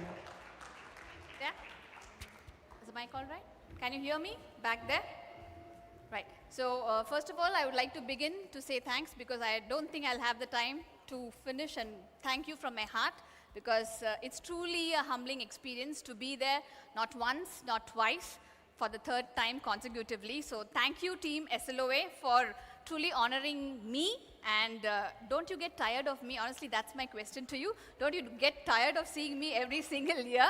So I would like to say that this has been a platform not only for people to share their knowledges from, from this end to that end, but we get to learn a lot interacting with people. And every single year that I've been at SLOA, I've seen it grown right in front of my eyes. The first year, the second year, and now the 3rd year, when we have speakers from all across SAARC countries. It was truly memorable connecting with each one of them, and I'm going to go back home with a lot of memories. Let me not take a lot of time, we'll just go to my presentation, but I seem to think that my presence on stage, I think I'm a better performer downstage.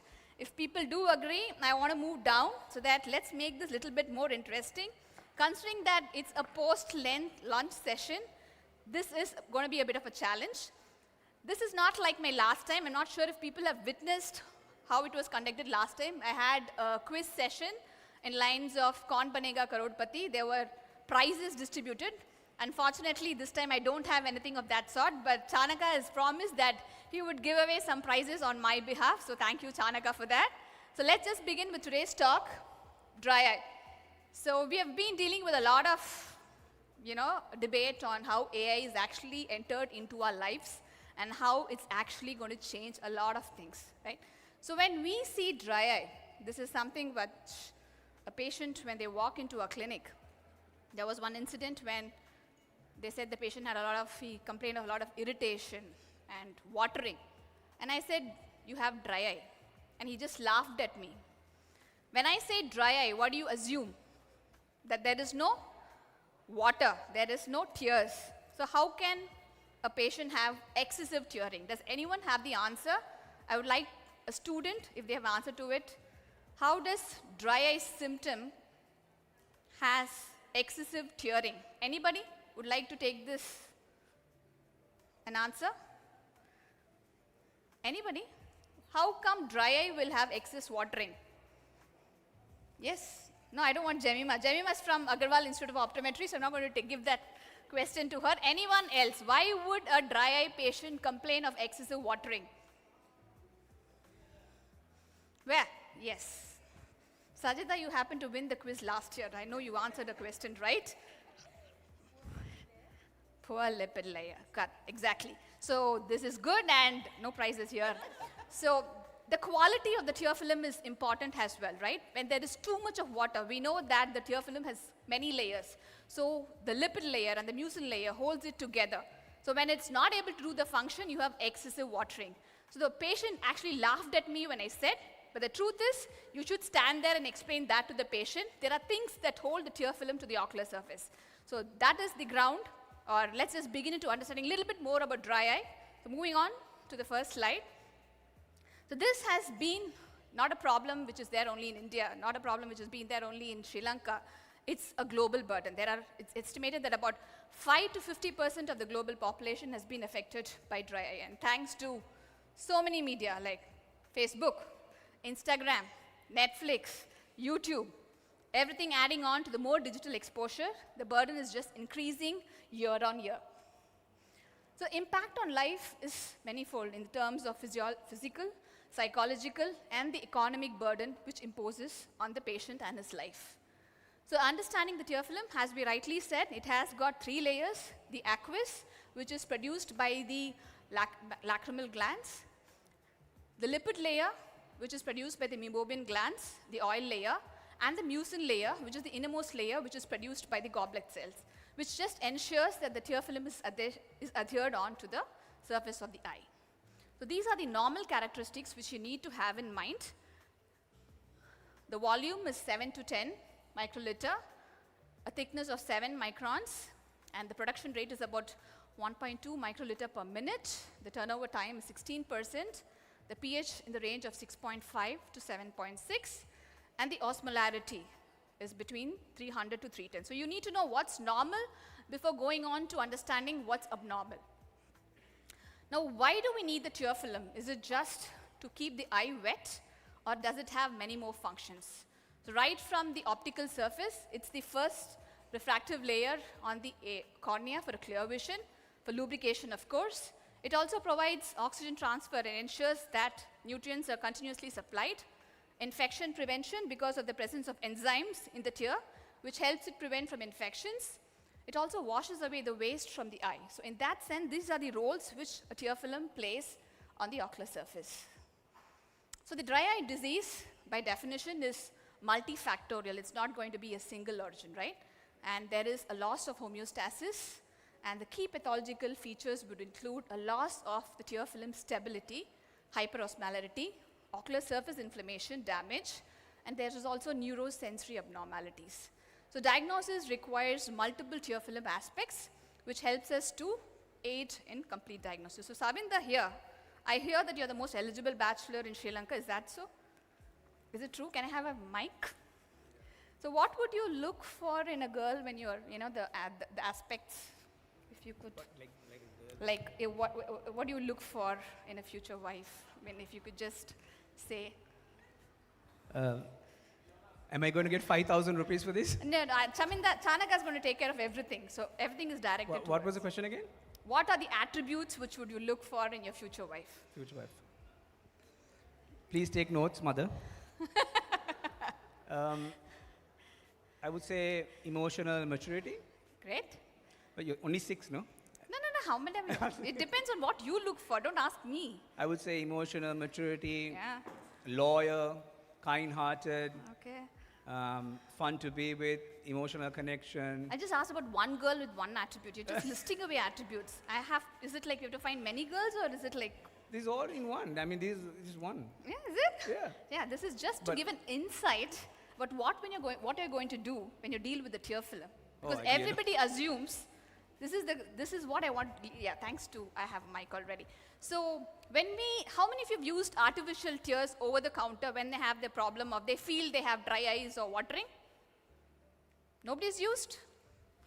Nobody has used artificial tears? That's it? So you all consult a doctor and go forward with all the tests which I'm going to explain? That's great. That's great, because whenever some patient calls by and say that I'm having some problem with irritation, the first drop which we prescribe is going to be a artificial tear, because that's something which we can obtain over the counter, right? But we don't really analyze what is the problem. Now, Savinda had a lot of attributes. When he has a lot of attributes, and it's going to be a tough time finding a girl with all those attributes. A tear film is not only about aqueous deficiency. You need exact tests which goes on to diagnose what are the attributes. Why is it dry eye? Is it an aqueous? Is it a lipid layer? Is it a mucin layer? Is it a combination of many factors? So going further into it, it's quite complex to understand the pathophysiological mechanisms and the risk factors. So the mechanisms which are involved are there's the tear film instability, There's inflammation, there could be inflammation, neurosensory abnormalities, hormonal regulation, and even the ocular surface, lid abnormalities can also lead on to features of dry eye. There are some risk factors which we need to consider as well. Old age, postmenopausal, hormonal changes, autoimmune conditions, to name Sjogren's, environmental factors, especially people sitting in front of their system for a long time in front of the AC, the monitors, and certain medications and systemic diseases also do contribute. So it's multifactorial. So you need to start digging into each of those conditions to understand why the patient is having dry eye. So moving on, this is a complex slide, but just to reiterate the fact that dry eye is multifactorial. I'm not going to go deep into the causes of dry eye, but all this helps us to identify. So don't forget to ask a history of the medicines which the patient may be using, antidepressants, anti-allergic medicines, which can help in diagnosing why the patient exactly has dry eye. So the clinical signs and symptoms is quite varied. The patient may present with burning sensation. You have fluctuations, a blurry vision, foreign body sensation. Can also have a grittiness. There will be signs of tired eyes, light sensitivity. Patient may not be comfortable with the contact lens he or she may be wearing. And there is excessive tearing, which I happen to discuss. These clinical signs, the patient may have blepharitis, conjunctival hyperemia, a reduced tear film height, and erosions, epithelial erosions, loss of corneal transparency or sheen, and mucus plaques or filaments. You need to give me 1 more minute. So there are other signs which need to see for you to understand and look for and not get scared are blepharitis. Look at the lid margin keratinization, which is seen right over here, the white plaques. This is papillary conjunctival reaction, which you can see. This is the follicular reaction. And there could be an extra fold of conjunctiva, which can be evidently seen over here and can be described in a fluorescent staining pattern. So mebomitis, the glands which are set, the openings which can be seen, the patient can also have signs of mebomitis. And the late stages, a paste-like secretion can be there from the meibomian glands. You can also look for SPKs, filaments, Horner-Trantas dots, which you can see around in the limbal region. They could also be Herbert's pits in the advanced cases. So we traditionally follow the Schirmer strip, which I'm sure that everybody is aware of. Let's move on to what we are, and the fluorescent clearance test, which can be done in the OPD as well. The other test to measure the tear film integrity would be using stains to measure the tear film integrity, like fluorescent, rose bengal, and lissamine green. And of course, the normal tear film breakup time after you instill fluorescent, you watch the patient under slit lamp, you see the first zone of clearing, and these are the grades which are present. It can be graded accordingly. So there is a challenge when you're using these traditional methods. The one is it's subjective. It varies between what I'm going to assess and what probably Satish would do or what Chaminda would do. So there's a subjective assessment, and the patient's history as well varies. There is a limited precision in these tests, and there is no one size which fits all. So these are the challenge which may encounter the traditional tests. And as we're talking about that, AA has practically revolutionized everything, right from diabetes to glaucoma to age-related macular degeneration, and dry eye is not far behind. AA has definitely there's advancement in the imaging analysis and the models which can be used to predict AI with the data sets which we have. So these parameters, the tear test for the tear film stability, you can also assess the biochemical markers, the surface evaluation, tear volume, structural assessment, and systemic screening are some of the parameters which needs to consider. So going on to the non-invasive investigations, we have the interferometry, which is going to analyze the lipid layer, which is basically an oily layer. I'll show pictures of it. The tear meniscus height can be measured using an ASOCT. Mebography to analyze the meibomian gland, and a non-invasive breakup time testing, right? So the advantages have already been discussed. I'll go on to the tests. The non-invasive tear breakup time uses a reflection, a projection of the placidose disc, and the first sign of interruption in the pattern is taken. So this is, you need not instill a fluorescent dye for this test. So it's a non-invasive technique. There are so many apps which can also regulate the blink. There are apps which can tell you when to blink and how frequently to blink to avoid dry eye symptoms. The lipid layer, as you can see, there is this oily layer which can be seen in front of the cornea. So based on images obtained, there is a grading scale. Again, a non-invasive technique. The tear meniscus height, this is an ASOCT, and you can see this is the lower lid and this is the cornea. This would be the tear meniscus height, and this can be measured using the ASOCT, again, a non-invasive technique. Memography, as I said, visualizing the meibomian glands, which are there in the upper lid and the lower lid. Being a non-invasive technique, it gives us so many, based on the dropout signs, whether it's dilated and tortuous, and as you can see in the severe grade, there is loss of these white vertical structures which you see are the meibomian glands. So in higher grade, there is a loss of the meibomian glands as well. So there are devices which integrate many things into one. So it's like there is one solution for all the testing devices. That could be an answer. And there are a lot more if you start Googling them and ask Gemini to help you out with. And there are other tests which can be done to measure the components in the tear. One is to check the tear osmolarity. You can also check for inflammatory mediators like matrix metalloproteinases and lactoferrin, called similar like, a pregnancy test or a sugar marker when you want to check your capillary blood glucose level. This is how you do it. This is for the aqueous measurement for MMP, the matrix metalloproteinases. And as I said, the systemic factors, Sjogren's is one of the most important, and there is screening test which is available in the lab at the OPD for testing for primary Sjogren's. There are apps for blink analysis. You can also check with the blink pattern, conjunctival redness, and infrared thermography are all there proposed diagnostic procedures. So AI, I'm not going to really dwell. This is basically about how much data, ocular imaging is vast. And the data which you can get from each and every patient is so crucial and vital that it can actually help in comprehensive assessment to have a data and to actually have monitoring for the patients. Helps us in planning a more personalized treatment, care, and monitoring in case.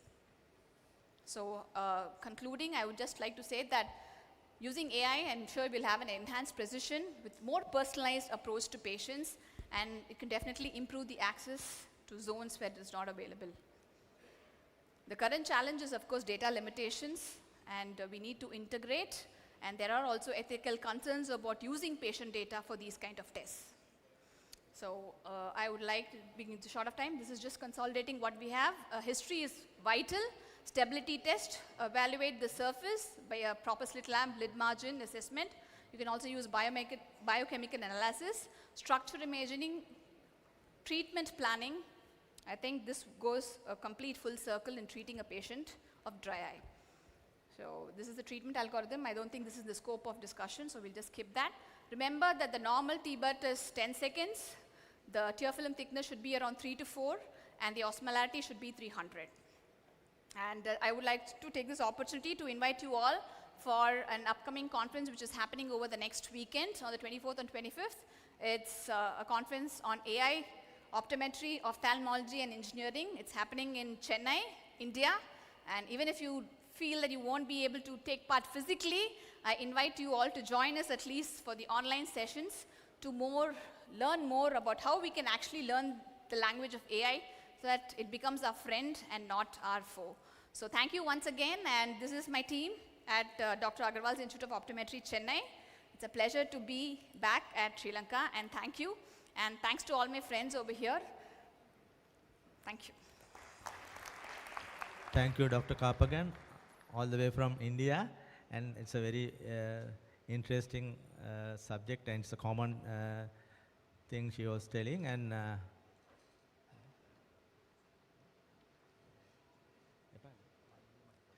I think we have no time for any questions, and we'll move on for the other.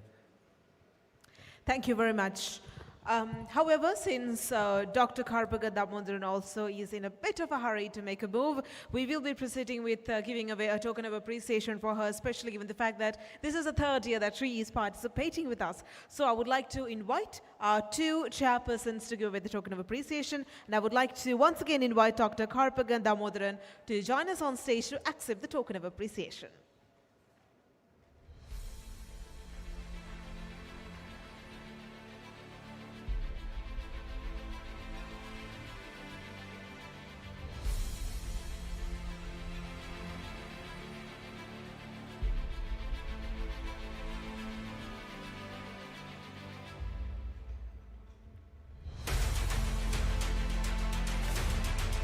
Once again, thank you very much, Dr. Karpagan Damodaran, for joining us all the way from India for third consecutive time.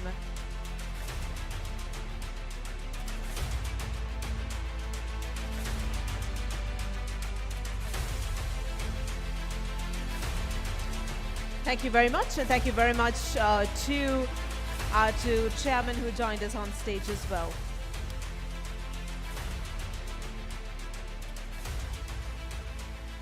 And with that, ladies and gentlemen, we move on to our next presentation under session 3, and that will be conducted by optometrist Mithma Malvata, and she will be talking around the topic of correlation between hyperopic shift and glaucoma. Ladies and gentlemen, please put your hands together and welcome optometrist Mithma Malvata.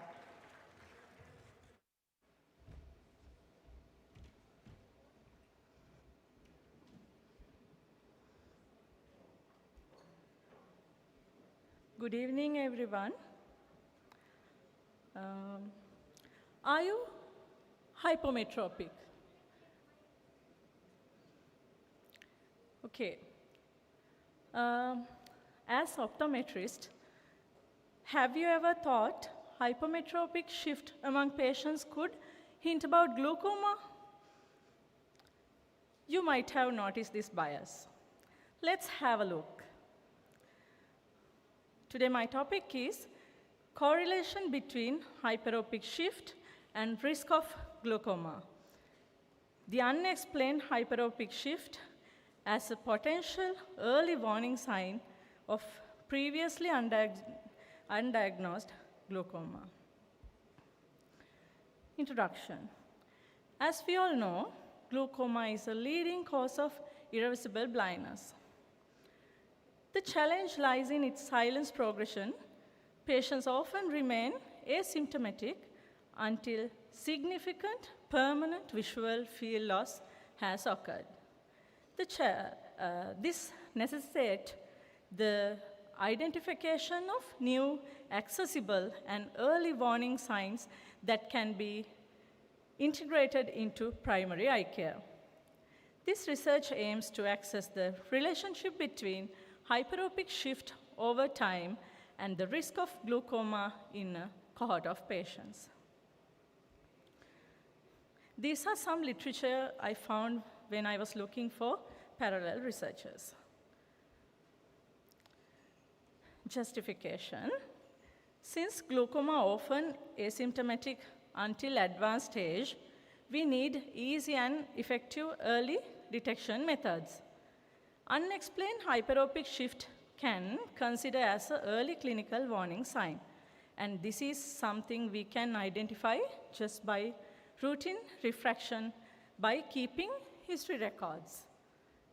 It is mandatory to evaluate the fundus and IOP, enables earlier diagnosis and prevention of irreversible vision loss. Method. I have selected 546 patients who are continuously visiting non-eye care and being followed up for a duration of 6 to 10 years. Here I had to consider only the patients who we had a good duration of history. The age group I had to select was 40 to 83 years. There were 90 males and 65 females.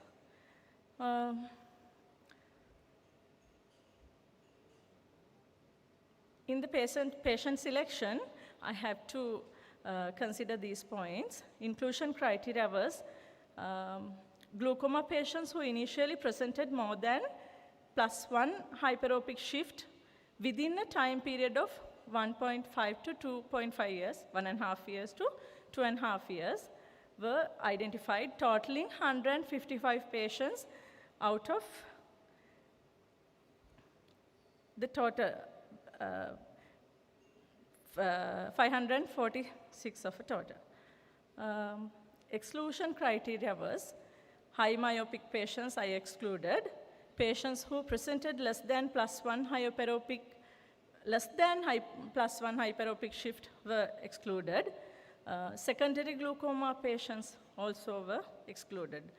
I think you all know who are secondary glaucoma patients, patients such as neovascular glaucoma, NVG, uveitis, diabetic retinopathy, trauma, surgery-induced cases, and other pathological issues that can cause for a hyperopic shift are excluded. In my final sample, the cohort consisted of 69 patients. During the research, my characteristics of final cohort was primary glaucoma patients who initially presented more than +1 hyperopic shift within a time period of 1.5 to 2.5 years, over 6 to 10 years, and they were all primary glaucoma patients. Among 69, low tension, after exclusion, I had 69 patients. As you can see, 69 showed unexplained hyperopic shift before glaucoma diagnosis. That indicates a possible early link between hyperopic shift and glaucomatous changes. I suggest hyperopic shift may cause visual field loss and severe, we can take hyperopic shift as a visual field loss and severe, serve as an early risk marker. Among these 69, low tension glaucoma patients were presented. 6 low tension glaucoma patients were there, and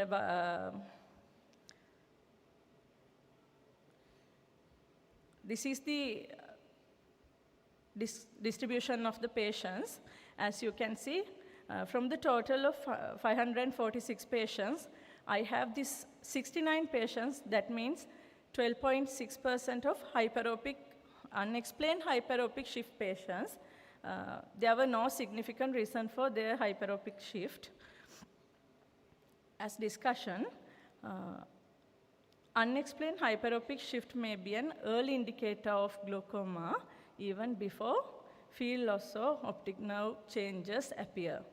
Reflex posterior segment alternations, lens iris diaphragm, ciliary body, choroid. But I could notice the shallowing of posterior chamber might be the main reason for elevating the eye pressure. And the hyperopic shift occurs due to shallowing of anterior chamber, but still angle is not affected. As example, as a sample refraction based Q2 glaucoma detection, valuable in primary care setting lacking tonometry or fundus imaging, should prompt immediate referral to comprehensive screening. Research implications. Findings based on retrospective data, real-world relevance. Need for prospective studies to confirm predictive value, supports a preventive and holistic approach in optometric care. Conclusion. Unexplained hyperopic shift can be an early warning sign of glaucoma. Should prompt immediate fundus and IOP evaluation in primary care. Encourages a preventive approach for early glaucoma detection. Further studies needed to confirm predictive value. There were some limitations. This was done under a retrospective design, limited ability to establish causation.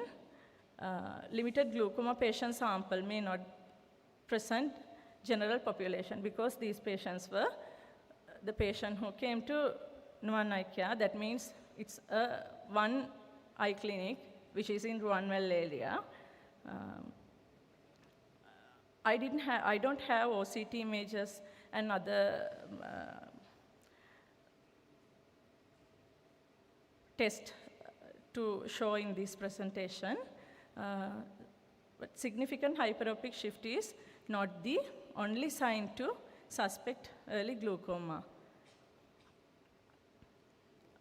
These are the references I found. Acknowledgement. I extend my sincere gratitude to optometrist Nuwan at Nuwan Eye Care for his valuable clinical guidance and support.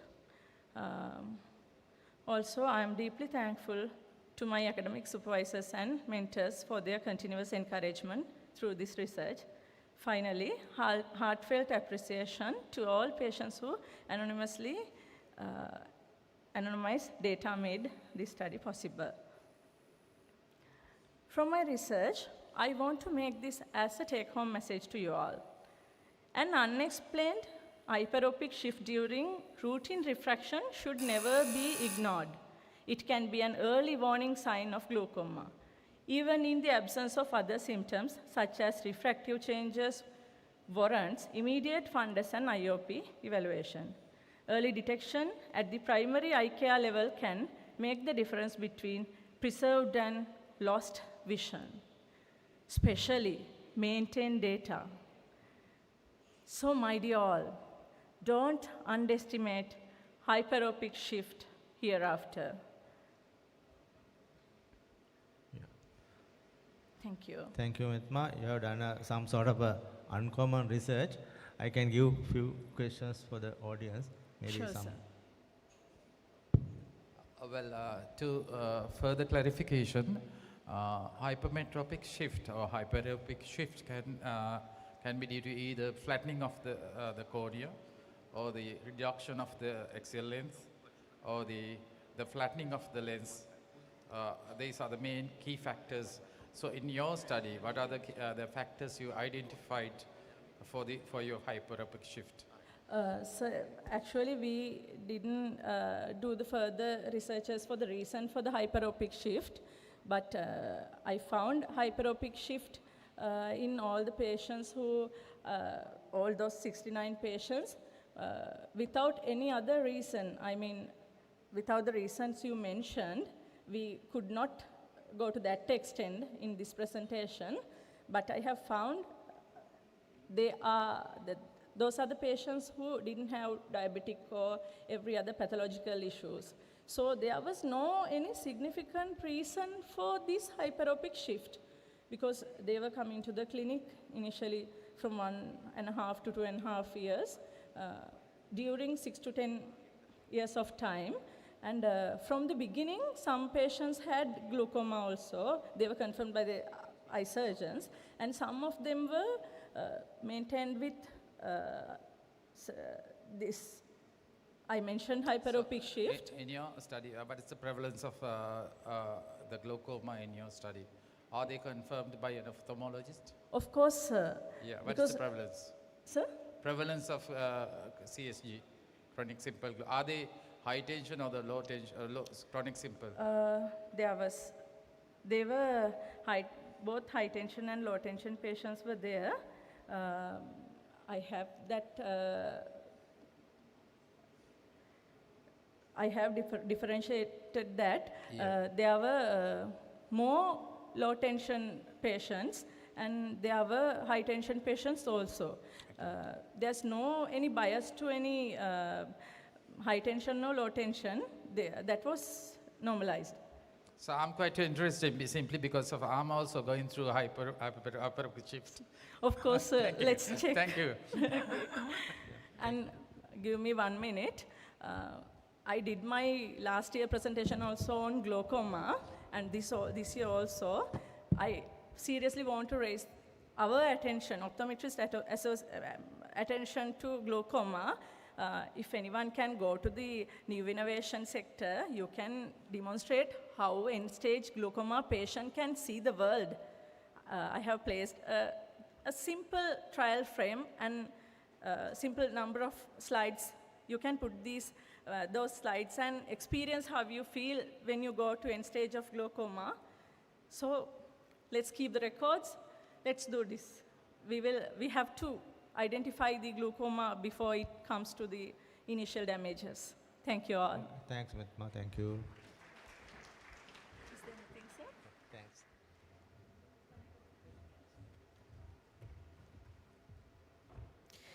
Thank you very much, optometrist Metma Malvatha, for your presentation.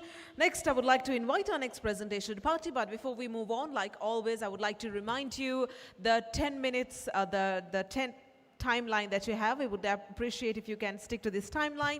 So with that, I would like to invite the next presentation party, and that is going to be optometrist Viranga Pemsri, and he will be talking to us about progressive lens contribution for increased productivity of different occupations. Ladies and gentlemen, please put your hands together and welcome optometrist Viranga Pemsri.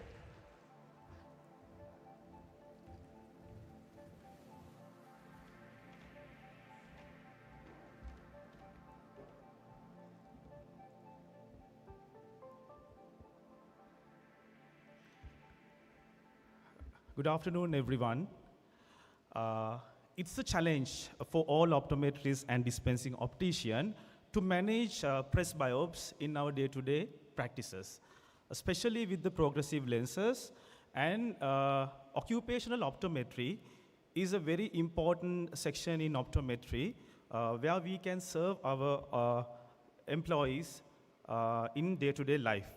So my case studies, today I'm going to present some case studies about progressive lens contribution to increase productivity for different occupations. So which I did this research started from 2012, and today I'm going to based on progressive lens management only.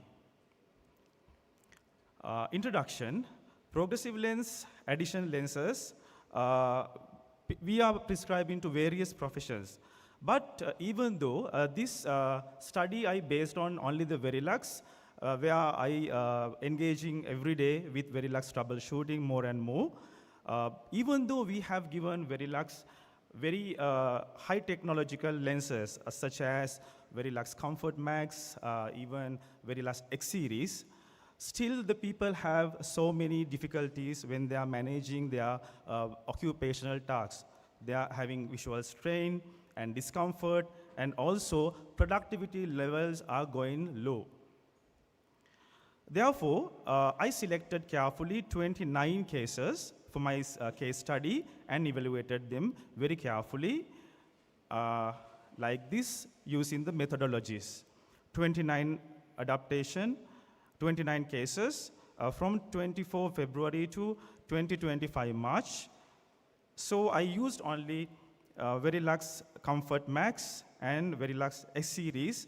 In why I chosen these two, these two are very high technological lenses which we have very good feedbacks, but still we have a lot of complaints and troubleshooting from these two. Then why I wanted to see what are the real causes, what are the real incidences we need to find. Exclusion criteria. So I excluded all these ocular pathologies and also insufficient fitting data and dispensing some kind of missing clinical data and other all progressive designs. And inclusion criteria, first time presbyopes, also people who are wearing already progressive lenses, and included only Verilux Comfort Max and also S-series lenses. And parameters are prescription accuracy, pupillary distance, frame types and fittings, lens centerings and positioning, occupational and visual lifestyle needs, previous lens design adaptation, etc. So I selected 3 cases, 3 professions. One is a beautician, one is a banker, the other one is a heavy vehicle driver. So the beautician actually, she complained about painful eyes even after PAL lenses changes, and she was wearing glasses from 40, and after 13 years, she's complaining she was wearing single vision lenses, but after progressive lenses given, still she's having a problem. So these are the, you can see the data. After the new changes, third day, seventh day, still she's uncomfortable. So the troubleshooting, frame alignments, PAL marking, everything fine. You can see the refraction. For 13 years, single vision plus 250 with the exactly new correction 425, and we evaluated the refraction, the near power is plus 275. The banker, she also complained about difficulty to focus the computer and the laptop with her given progressive lenses. And her refraction, frame analysis, everything is fine, and but still difficulty due to the corridor selection problem. Because she was wearing regular corridor, she was wearing a short corridor, she has given regular corridor in the second case. Third one, container driver. He's also very comfortably wearing progressive lenses for several years, but with the new changes, with the new PAL, he's unable to drive. He says the flows are going up and down, peripheral is very blur, very difficult to drive. Okay, and you can see frames and refractions, everything is fine. The PD differ. Actually, he has taken the previous PD measurement from the PD meter, but newly PAL changes, the PDs has measured with PD ruler. So therefore, PD changes given this discomfort, 1 millimeter right and left eye, temporary decentration causes this discomfort. So you can see the result very clearly. The first beautician's case, the prescription issue. The second one, corridor selection. So we know when someone is wearing about 13 years single vision management plus 250. So though she needs a plus 175 and 250 high number, she's comfortable with less prescription like in the below. So this is something different from usual refraction management. So these are not very common. We need to identify these kind of incidences when we are doing the refraction very carefully. And the second one is, we know someone used for a short corridor and their neck movement and sheep movement, and when they are shifting for regular corridor, they are facing difficulties. So therefore, comfortable corridor again was the short corridor, we have to dispense that. And case number 3, we know the PD difference, you know the consequences. So this discussion is case 1, we need to carefully do the refraction, and we need to control the magnification in the visual area very carefully. And also, it's giving the very good adaptation, and the refraction is not common refraction. We need to carefully look into this. And the case number 2, short corridor and the regular corridor, we need to think about the history. History taking is very important. And case number 3, PD. So discussion are, we need to summarize these: visual performance, corridor efficiency, prescription strategy, and adaptation outcomes. History evaluation is very, very important when we are trying to comfortable employees for their different occupations. And take-home message is, as optometrists, even though we are prescribing high technical lenses, we need to ensure about the monocular PDs, corridor lens, occupations, and all these prescriptions, and we need to carefully manage the magnifications and the peripheral distortions and the swim effect by controlling all these parameters. So the conclusion is, optometrists and dispensing opticians having a very more crucial role to understand the employees' behaviors and the visual task, and the beautician and the heavy vehicle driver, and also the banker. So their gaze of direction, their head-eye behaviors are very different, and how they are using their eyes for their occupation, visual task analysis, and our management. And especially, we need to think about the refraction, monocular PDs, and corridor selection, since they are using the practiced PAL lenses in the industry. So with that, I would like to conclude. I was inspired by Dr. Krishna Kumar, who came to Sri Lanka for 50th SLOA in Taj Samudra. He was the person who talked about occupational optometry. And also I should thank Mr. Dasanta, who inspired me to do the occupational optometry in the field, and also my colleague Vidya, Amila, and Harshani. Thank you so much. Thank you, Viranga. That's a very day-to-day problem you have touched, and I can allow about one question from the audience.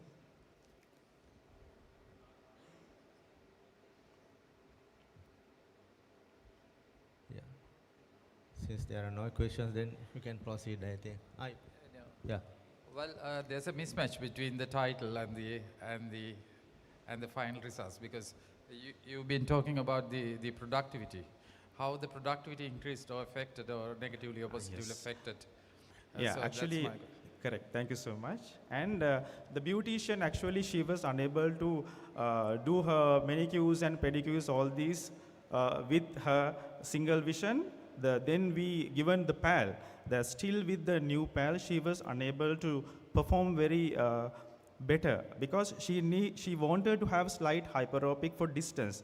So she came to the clinic because she is unable to focus for distance. Now she is 55. So with the lesser prescription, she was able to manage with the PAL. The second one is the banker. After changing the corridor, she also was able to do the computer and everything, the digital devices management. Thirdly, the heavy vehicle driver. So he was able to manage all this swim effect and the peripheral blur, and everything went off after carefully centering the optical centers using correct PDs. Okay, thanks, Viranga. Thank you very much. Thank you so much. Thank you, audience. Next. Thank you very much, optometrist Viranga Pemsiri, for your presentation. Next up, we shall move on to our next presentation, and that will be conducted by Ms. Himaji Dinojika, and she will be doing a presentation on the topic of relationship between symptomatic headache and anterior chamber angle parameters, diagnostic and therapeutic implications. Ladies and gentlemen, please put your hands together and welcome Ms. Himaji Dinojika.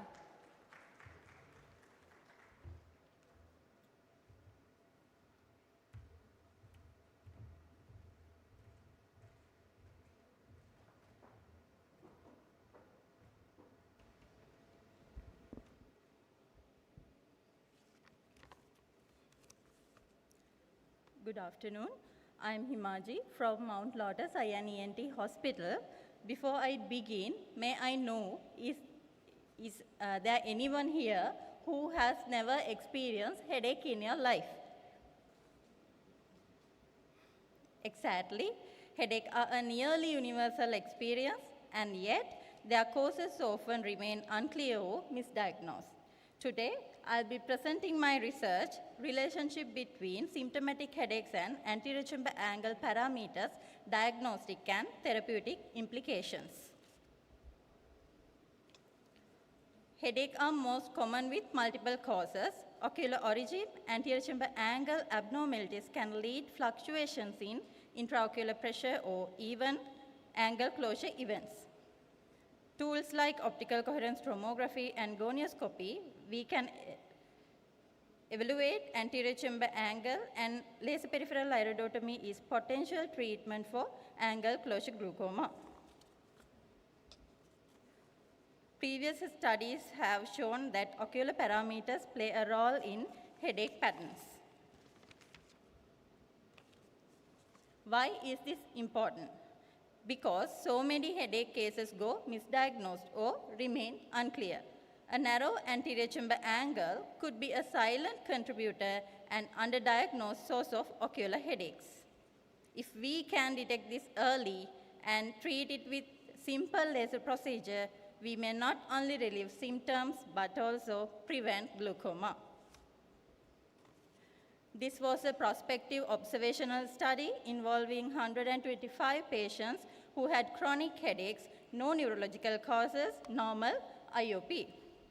Firstly, use OCT to screen in for narrow anterior chamber angle defined as less than 10 degrees. Refer for ophthalmologists to confirm OCT finding with gonioscopy. All confirmed cases treated with laser peripheral iridotomy. Finally, use the international validated headache impact text questionnaire to assess headache impact before and after at least 4 weeks. The procedure. Score above 50 was considered as clinically significant.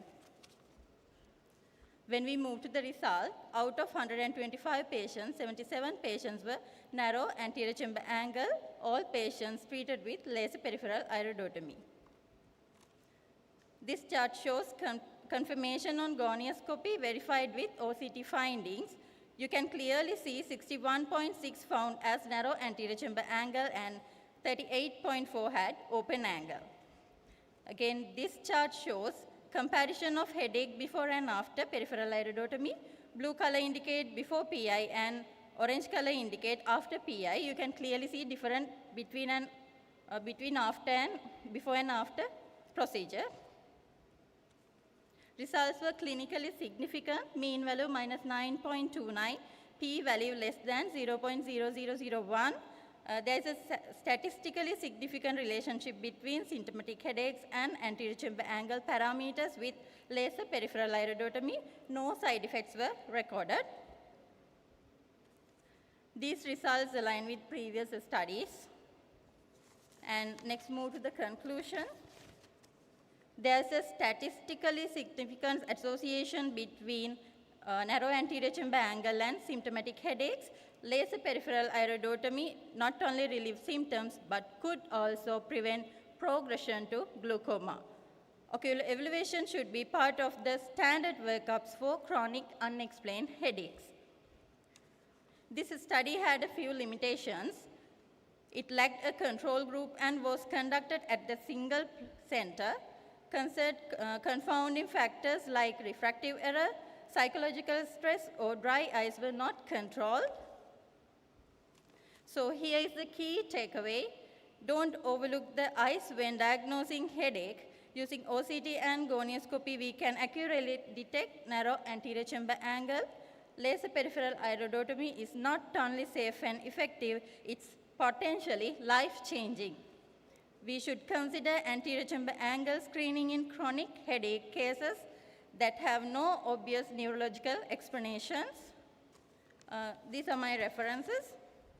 And finally, I would like to express my sincere gratitude to all patients and Mount Lotus INET Hospital, especially Vision Care Academy, and my mentors for their invaluable support throughout this study. Thank you so much for your attention. I hope this presentation encourages all of us, especially clinicians, to take a more holistic and interdisciplinary approach when treating with persistent headaches. Thank you. Thank you very much, Himaji, for the good presentation. Any questions from audience? It's a great presentation, well done. Yeah. So I have two questions. One question you answered in the last slide. So one question I was supposed to ask, mostly among middle-aged females, the most common cause of headache is migraine. Most common cause of headache in middle-aged females is migraine usually, right? Sorry? So is migraine. Yeah, right. So in the last slide you said that it was a limitation that you couldn't exclude migraine. So that's good. So you found a significant, the p-value was less than 0.0001, no? 0001. Right, so there was a significance. And how did you exclude all the neurological problems? Initially you had said that with no neurological problems?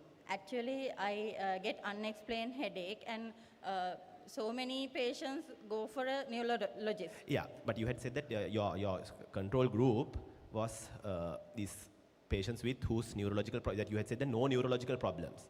No right? neurological. Yeah, so I have all these patients been evaluated by a neurologist or an MRI has been done? Yeah. Only I get that type of patients. All right, so so that has been excluded, no? Right. Yeah. Right. Thank you. Okay, Himaji, thank you very much.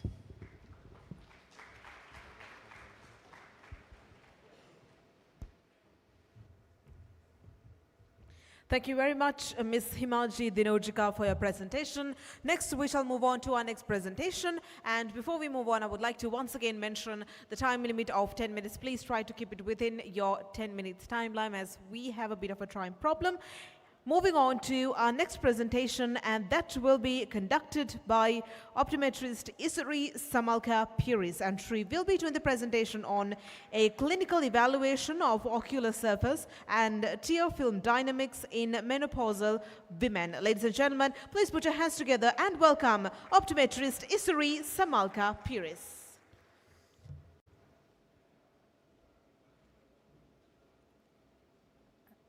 Good evening everyone, I am Isri Piris. Today my topic is a clinical evaluation of ocular surface and tear film dynamics in menopausal women.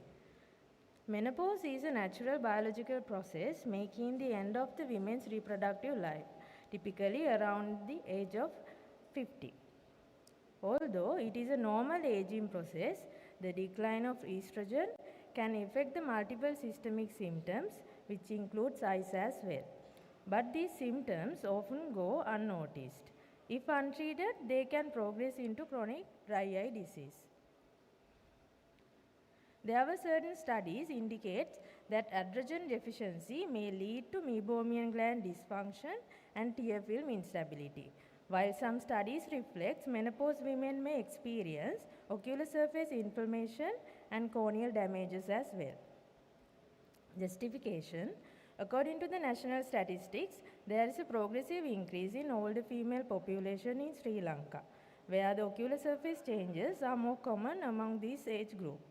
Therefore, there is a need to identify functional and subjective changes in them.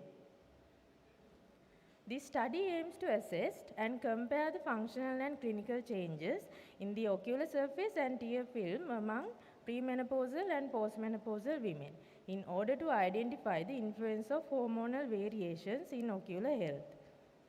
This is a prospective cross-sectional study conducted at Vision Care Optical Services Corporate Office, around 11 months of duration, and age range is 45 to 55 years, and the samples were divided into two groups, premenopausal and postmenopausal, and each group contains 50 participants. Inclusion criteria continues: healthy individuals with no active ocular surface disease, history of ocular surgery, use of ocular systemic medications, contact lens wear, ocular pathologies were excluded from this study. Primary eye examination followed by dry eye index, fluorescein tear breakup time, meibomiography, tear meniscus height, tear volume, corneal epithelium thickness, and corneal endothelial cell count were evaluated in every subject. After obtaining in clinical data, the normality was checked with Sapphiro-Wilk test, and for the comparison between two groups, Mann-Whitney-U test were used. So each group contains 50 subjects, and the average age is 50 plus or minus 3 years. So the distribution of all data were non-parametric, so Mann-Whitney-U tests were performed. Let's move to the graph. So this graph shows the comparison of OSDI dry eye index. So x-axis shows the number of participants and y-axis shows the OSDI score. So in average, OSDI score in postmenopausal is 34 and premenopausal is 13. The difference between two groups is 21. So the p-value is equal 0.011. So the data was statistically significant. The dry eye index 47.5% higher in postmenopausal group. This graph shows the comparison of fluorescein tear breakup time, and average in postmenopausal is 5.2 seconds and premenopausal is 9.7 seconds. So difference is 4.52. As the p-value is less than 0.05, the data was statistically significant. In postmenopausal is 30% lower than the premenopausal group. Average meibography score in postmenopausal is 4.9 and premenopausal is 0.94. So the difference is 3.98. As the p-value is less than 0.05, data was statistically significant. So meibomian gland defect 75% higher in postmenopausal women. Average tear meniscus height In postmenopausal is 0.126 microns, and in premenopausal 0.286 microns. So the p-value is 0.02. The data was statistically significant, and tear meniscus height is 37.5% lower in postmenopausal women. Average tear volume in postmenopausal is 6.94 millimeters and premenopausal is 18.68 millimeters. So the difference between two groups 11.74, as the p-value is less than 0.05. So the data was statistically significant, and the tear volume is 42.6% lower in postmenopausal women. Average corneal epithelium thickness shows in this graph. So the difference between two groups is 15.74 microns. So the data was statistically significant with the p-value of 0.017. So the corneal epithelium is 36.5% thinner in postmenopausal women. Average corneal endothelial cell count in postmenopausal is 2,648 and premenopausal is 2,679. So the p-value is 0.118. So the data was not statistically significant, only 1.5% lower in postmenopausal group. This graph shows the distribution of dry eye severity among the study group. So premenopausal 50% in mild stage and the postmenopausal 50% in severe stage were recorded. Finding the current study shows similar characteristics with the previous studies, which report reduced tear secretion in postmenopausal women. Severity of the dryness in the Sri Lankan group were higher compared to the Western data that emphasize the need of the regional studies. Postmenopausal women showed greater meibomian gland dropout and thinning corneal epithelium, as some contrasting studies suggest that menopause may lead to lipid layer instability and ocular surface damage. However, there was no significant changes in endothelial cell count, indicating that menopause may limit the anterior ocular surface. In conclusion, postmenopausal women demonstrate significant ocular surface and tear film alternation compared to the premenopausal women, except the endothelial parameters. Being conducted at single center, influence of environmental and lifestyle factors, also not including the hormonal and biochemical testing, were the limitation of this study. For you to take home, many women develop ocular surface changes during menopause, but often go undiagnosed. So, as an optometrist, it is important to include tear film and ocular surface assessment as a part of every postmenopausal eye examination. Ensure better visual comfort and eye health. These are my references. Thank you all for your kind attention. Thank you, Isuru, for the wonderful presentation. Any questions from audience or from the judge panel?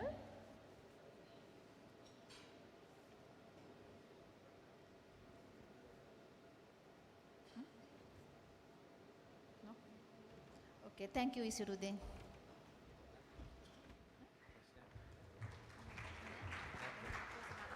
Thank you very much, optometrist Isuri Samal Kapiris, for your presentation. And with that, ladies and gentlemen, we move on to our final presentation for the day, and that will be conducted by optometrist Asuni Abesena.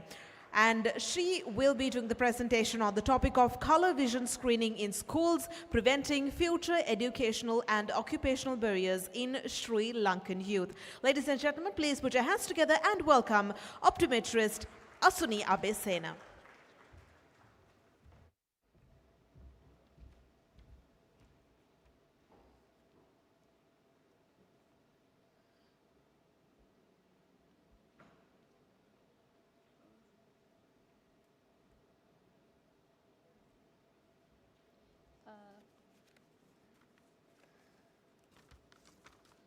Good evening, ladies and gentlemen.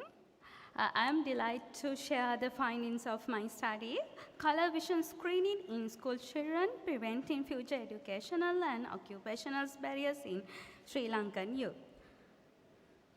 Color vision deficiency is a visual disorder characterized by the inability or reduced ability to perceive the difference between the certain colors. It is most commonly congenital. X chromosome-linked recessive conditions predominantly affected male. There are three main types of color vision deficiency. Color vision deficiency does not affect visual acuity, but it can significantly impact color-dependent tasks, especially in the educational and occupational setting. Introduction. Global prevalence affect approximately 4.38% of males and 0.64% of females in worldwide. Often remain undiagnosed in school-age children. Why early detection is matter? Color code educational materials are widely used in early educations. Children with CVD may misinterpret or miskey informations, leading to reduce the academic performance, especially in subjects like science, geography, and arts.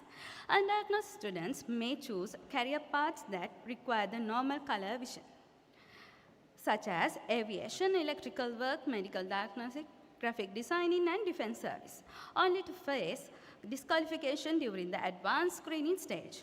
Early identifications allow for timely educational support, career counseling, and adaptation strategy, helping students make informed academic and occupational choices and reducing the future disappointment and exclusions.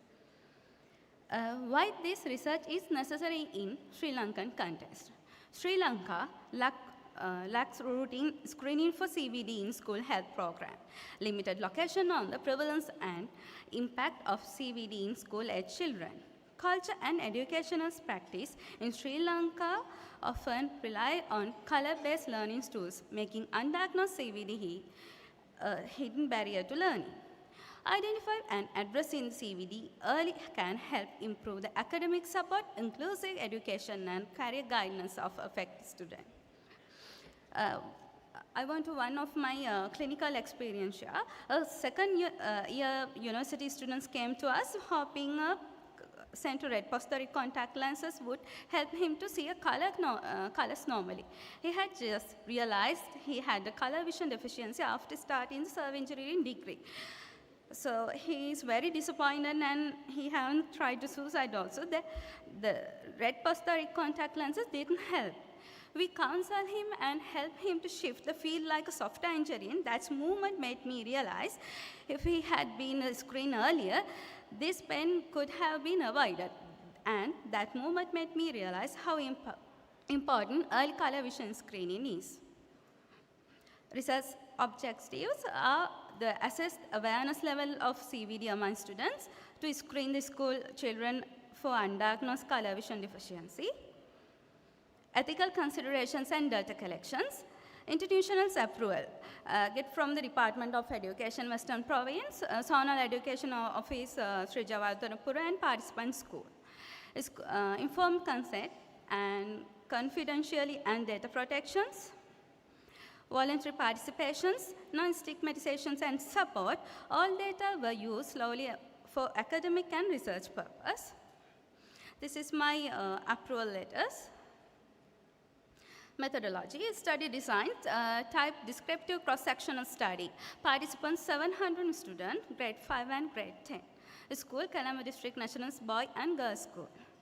Screening assessment, awareness tool, questionnaire, interventions, distribution, the awareness leaflet, screening tool, Ishara 38 plus test book. Above two papers are my questionnaire paper. Below one is a data recording sheets, and right corner is my awareness leaflet. Methodology. My full study, I divide this 6 steps. One step I already mentioned, and second step is conduct screen on school health day. Ishara 38 plates test book use 1 to 24 plates. Grade 5 and grade 10 students participant, natural daylight condition, 30 inches between the students and Ishihara textbook.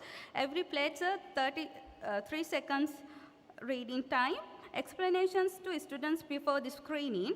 Distribution the awareness questionnaire to students.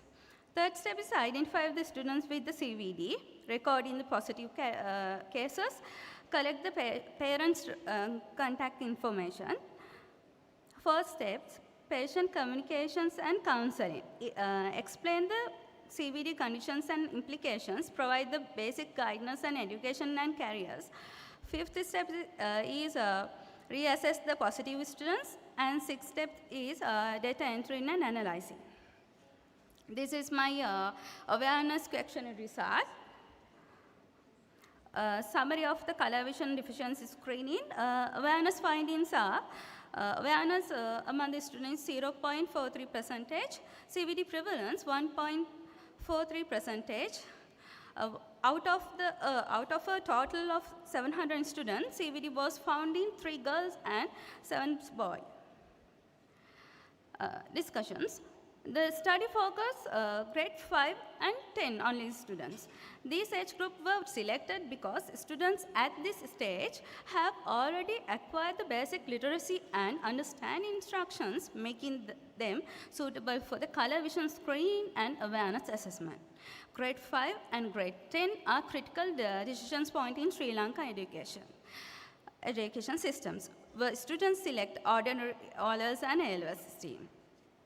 However, younger children and all the children were not included this finding. Conclusion. Color vision deficiency affect 1.3% of students in study with low awareness student. Most affected students had not received the relevant career guidance. Early screening, especially at grade 5 and 10, crucial for identifying the CVD before the key subject selections. Integrating optometrists into the school health program can support early diagnosis, raise the awareness, and guide the students toward the suitable education and career pathway.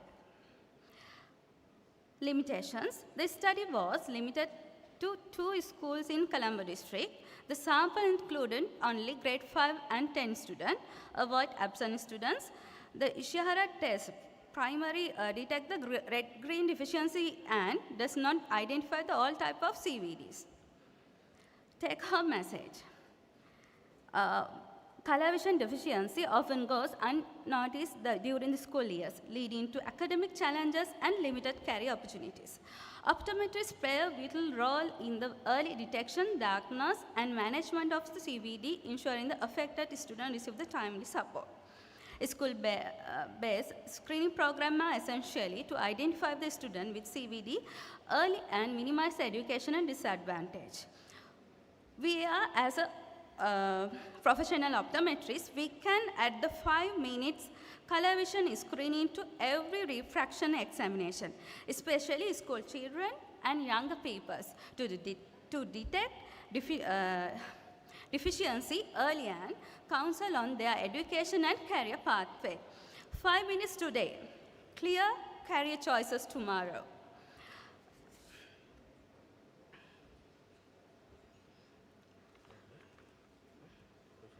Acknowledgement. Thank you so much for your support and encouragement. This journey was not easy. It's faced many challenges, especially getting the government approvals for physical color vision deficiency screening. Thank you for once again for being a part of this effort. Thank you so much, my team. This is my reference. Thank you so much. Thank you very much, Asuni, for the nice presentation. I have a small question. The 2 schools are girls, boys, or Separated. 1 girl, 1 boy? 1 girls school and 1 boys school. Okay. Did they you? Have, 700 students, no? 350 students and girls and boys. Boys, okay. Did you? I couldn't see the data from here actually. That's why I asked the question. Yes. Did you analyze the data with the gender base as well? No. Okay. Yeah, Thank you. I get the I get the data in individually, every individual For the female students and- and female and boys students. Okay, thank you. Any other questions from the audience or the judge panel?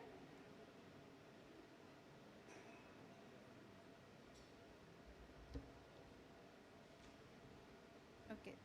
Thank you very much, Aswini. Thank you.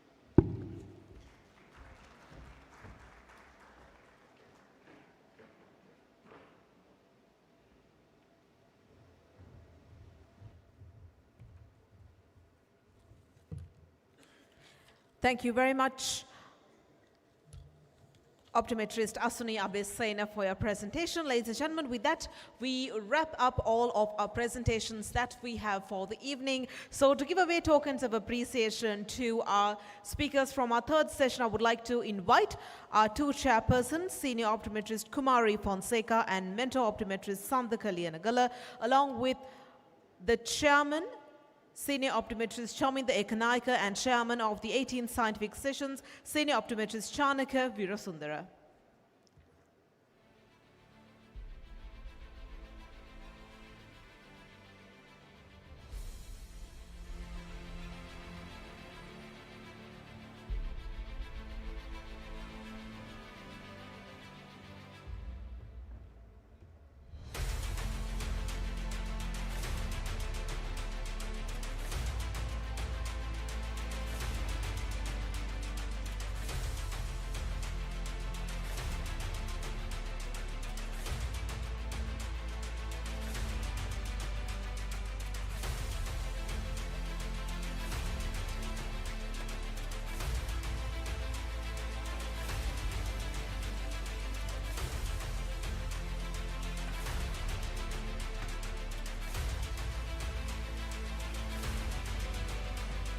First, I would like to invite optometrist Methma Malwata.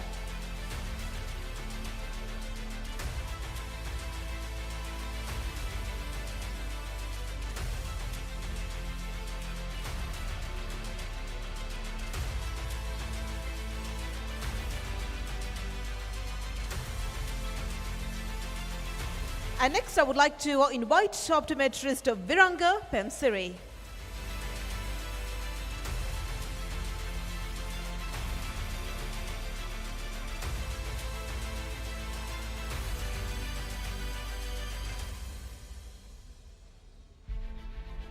Thank you very much, optometrist Viranga Pemsiri, for your presentation.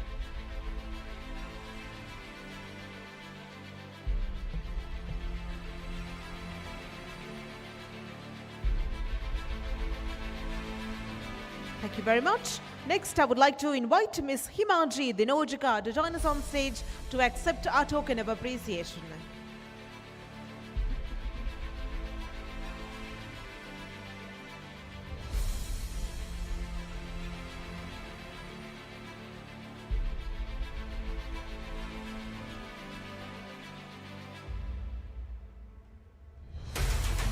Thank you very much, Ms. Himaji Dinojika, for your presentation at our session.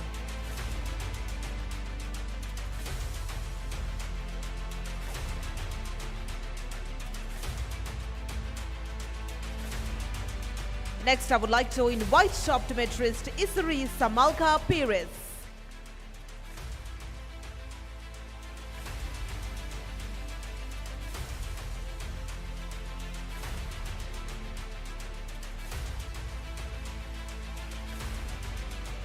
Thank you very much, optometrist Isri Samalka Pires, for your presentation at our session 3.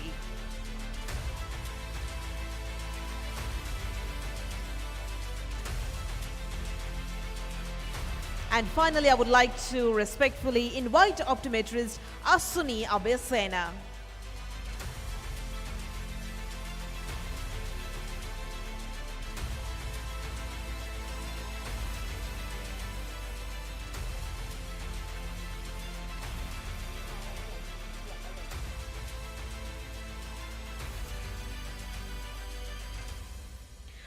Thank you very much, optometrist Asuni Abesena, for your presentation.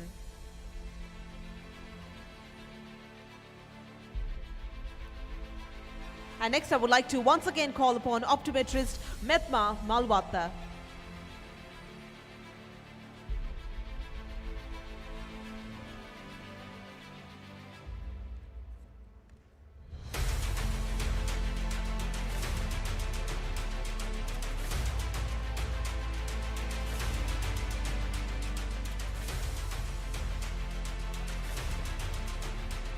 Thank you very much, gentlemen and chairpersons for joining us on stage. And ladies and gentlemen, with that we wrap things up of all of our sessions. Before we move on to our next segment in our agenda, shall we put our hands together once more for all of our presenters at the 18th Annual Scientific Session.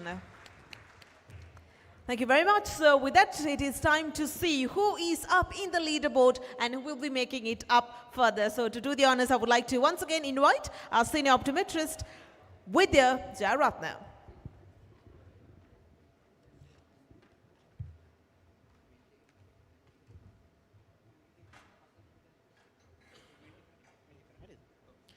Right.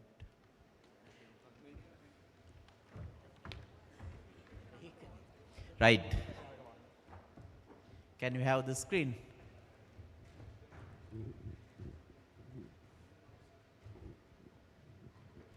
Yeah, be ready for the last session. I hope everybody is ready with the third round of the Menti quiz.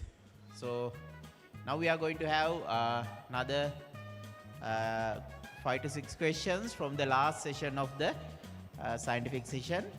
And right, around 30 people are in the yes, 35. There are nice emojis representing your name.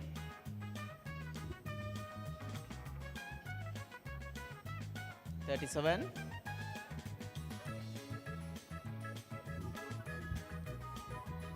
Yeah, 40.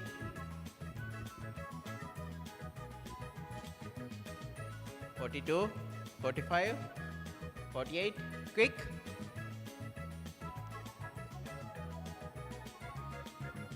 53.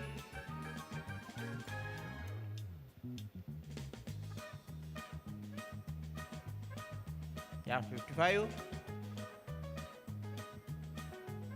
Come on. You need to be quick to get the more answers. Yeah, you can. Yeah, why not? Now, in the third round, you may get some marks, which is adding to the previous points. Okay. So altogether, who's going to take the maximum marks? So that person is going to get some surprise gift from the organizing committee. I have 64.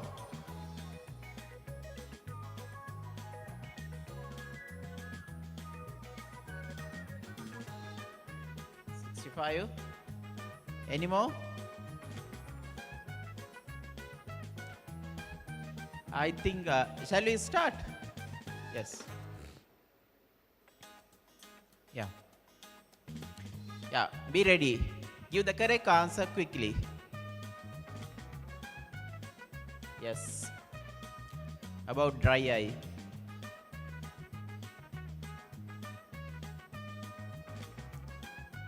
Give the correct answer quickly.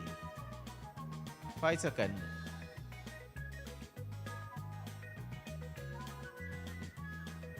Right, done. Okay, 13 people select the correct answer for 12th question. And points distribution.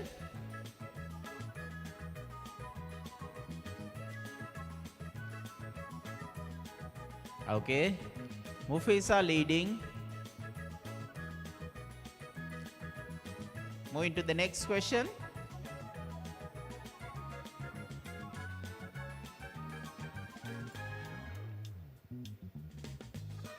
Yeah. 13 question about hyperopic shift.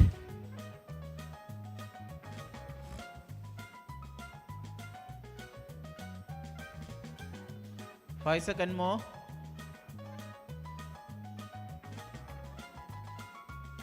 Done. 61 marked as right. 43 marked the correct answer for 13 question. And the point distribution.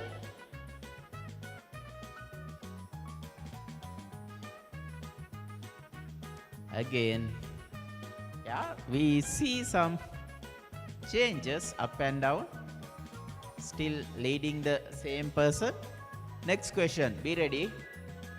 Give the correct answer quickly. Now,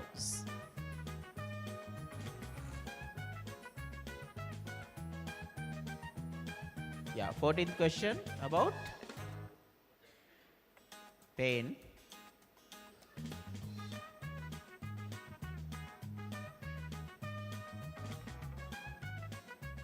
Five seconds more. 55, 60. Yeah, 63 feedbacks. Yeah, 43 show the correct answer. And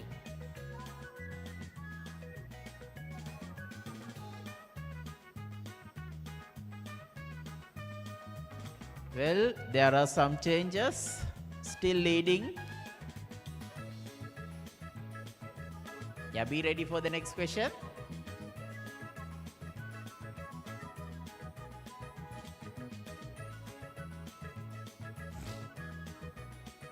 Fifteenth question about anterior chamber.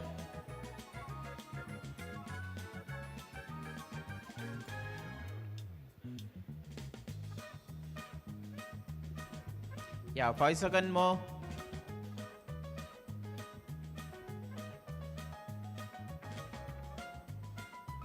Well, 25 people marked the correct answer for 15th question.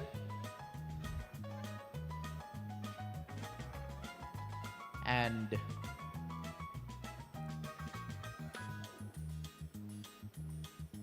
okay. Still first and second point remain unchanged. Yes, be ready for the next.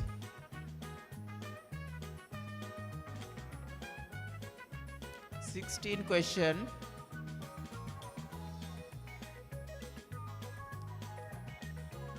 About hormones.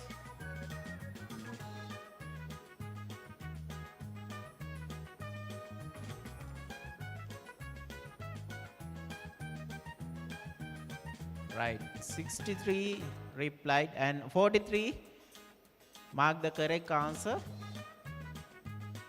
And yes. Okay. Looks like first positions are remain unchanged.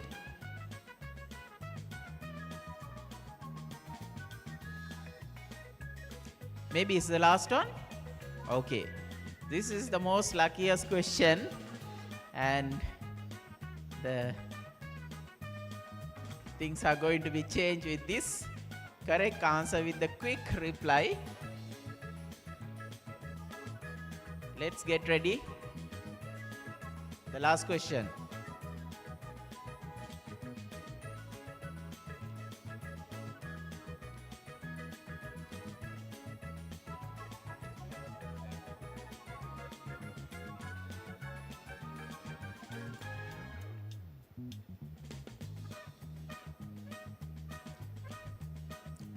Last question. Okay, 28 people marked the correct answer to the last question, and points distribution looks to be different. Okay, there are some names going to be here and there. Okay, 12,342 marks obtained by the Mufisa. Right, congratulations. So this is the end of the Menti quiz, and hope you enjoyed, and see you in another session in the next year. See you. Bye.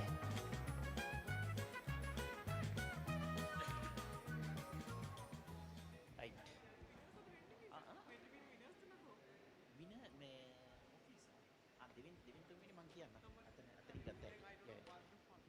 ලියාගෙන ඇවිල්ලා කියන්න. විනාඩිය. For over 108 years, Eric Rajapak's opticians Right. has been your Can we have a look of the points distribution in the Menti quiz?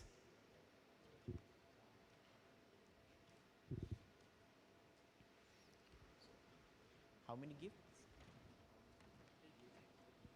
Because there are 3 gifts arranged by the organizing committee.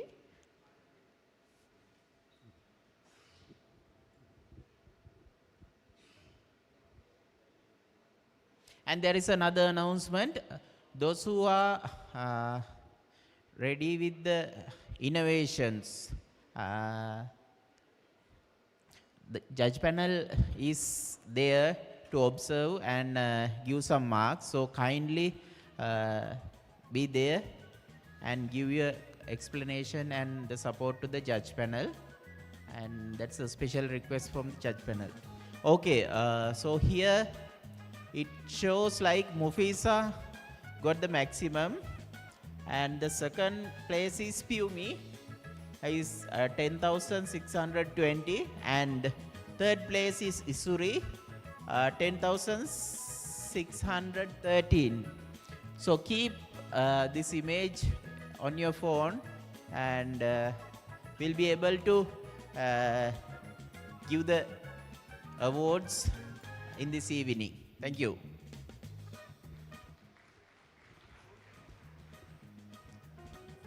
For over 108 years, Eric Rajapak's Opticians has been your most trusted family eye care partner.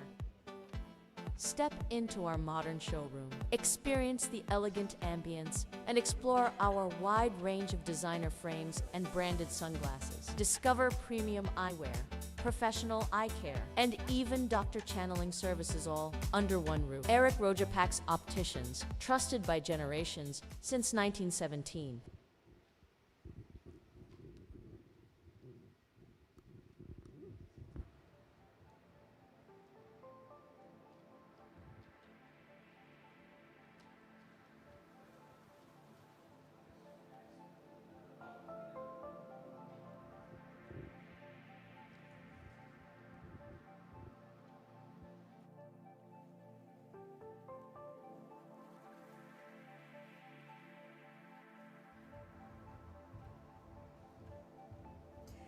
All right, so ladies and gentlemen, it is time to recognize our top 3 winners from our Mentimeter quiz. But before we do that, I would like to invite to join me on stage the chairman of SLOA, Senior Optometrist Chaminda Ekanaika, chairman of the 18th Scientific Sessions, Senior Optometrist Chanaka Veerasundara, along with our Senior Optometrist Vindhya Jayaratna, who conducted the Mentimeter as well, to give away our gifts that we have for you.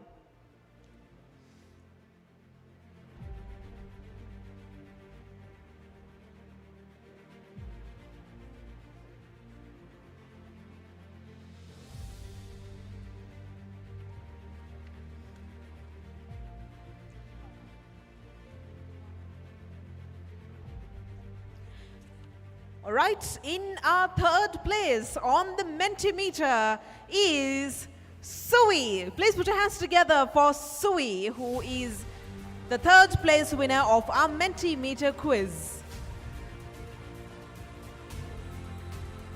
So the participants of this quiz, the top 3, will be winning cash prizes. So for everybody who participated, let's see who the second and first will be.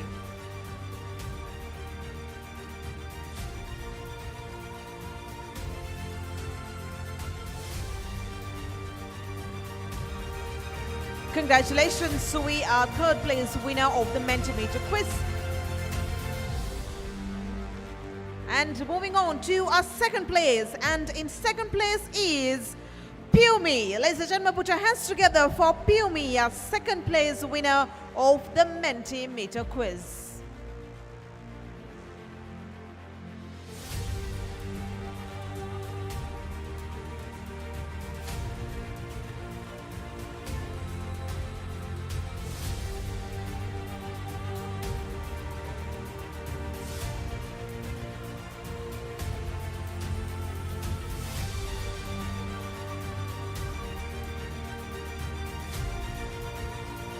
Congratulations, Pumi, on becoming the second and finally, ladies and gentlemen, your winner of the Mentimeter quiz is Mufiza. Ladies and gentlemen, put your hands together for Mufiza, our winner of the Mentimeter quiz.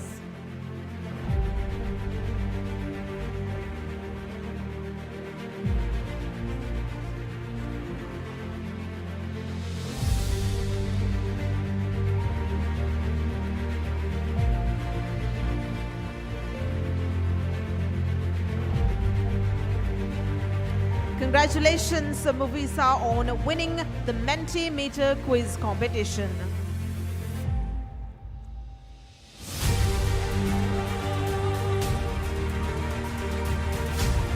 Thank you very much. Thank you very much, gentlemen, for joining us on stage. And ladies and gentlemen, with that, I have a few announcements to be made. And that is, as far as I'm concerned, you have been given a ticket book, and that is on your tables. So this is a fundraiser for the Diabetes Awareness Walk, and per ticket it is going to be 1,000 rupees, and there will be a raffle draw where you can win cash prizes for all of those who buy the tickets, and this raffle draw will take place on the 14th of November 2025 at the Jayasingh Hall in Dehiwala. So if you have not received the ticket book yet, you will receive it shortly. And with that, as you can see, there is another raffle draw right here in front of you. So that is for everybody who filled the form, the questionnaire that was given to you. So if you have filled it, you can now put it into this raffle box, and we will be drawing the raffle in the rest of the proceedings.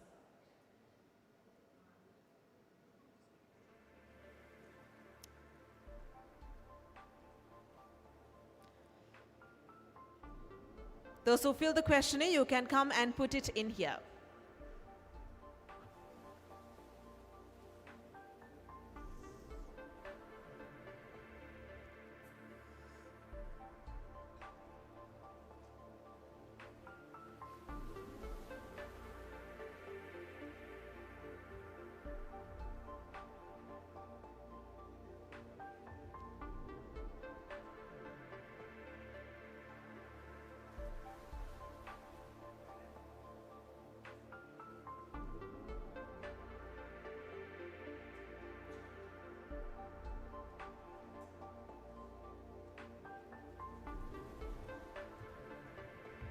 Everyone else is also welcome to come and put your form into this.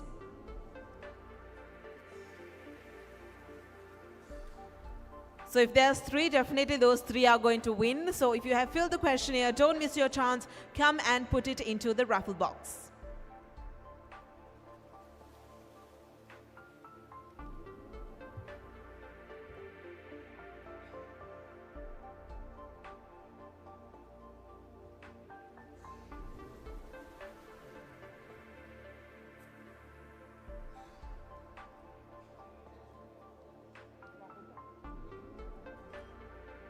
All right, this is open for anybody who want to come and put it into the raffle draw box, because you don't want to miss the gifts that you have.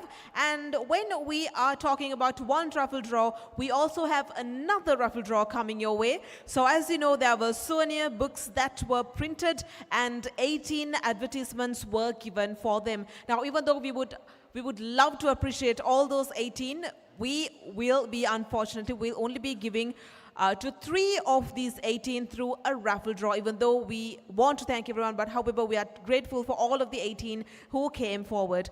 To do the raffle, I would like to respectfully invite to join me on stage Dr. Tasnima Rahman, Dr. Nafish Abdul, and Senior Optometrist Satish Kumar.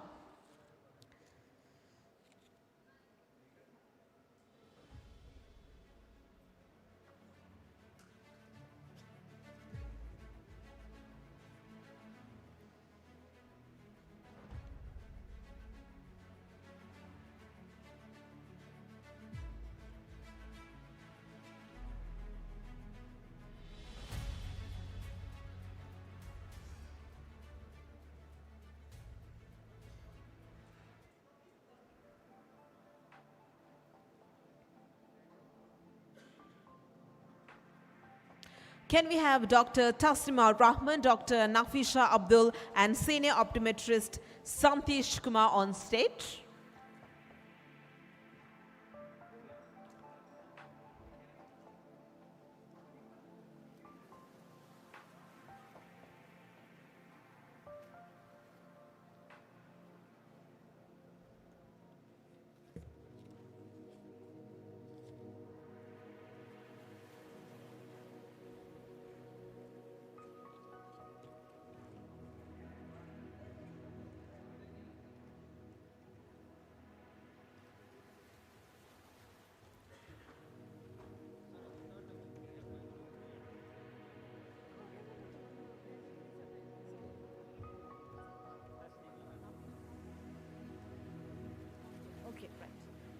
Okay, so we will be selecting 3 winners out of this who will be recognized, and I would like to invite you to do the first raffle.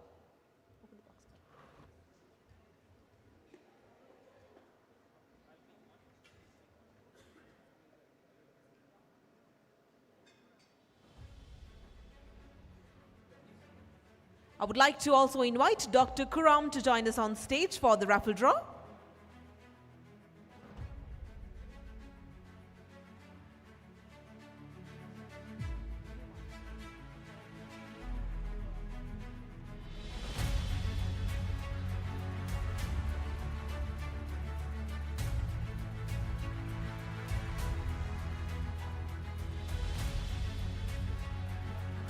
Ladies and gentlemen, in 3rd place is Vienna Vision.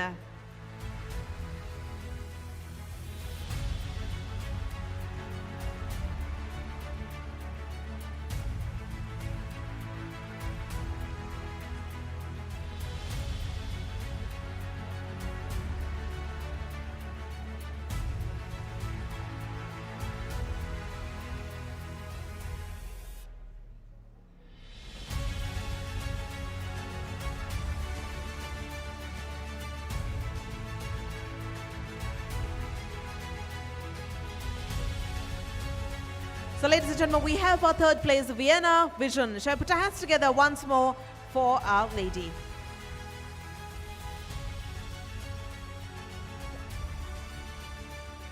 Congratulations, Vienna Vision.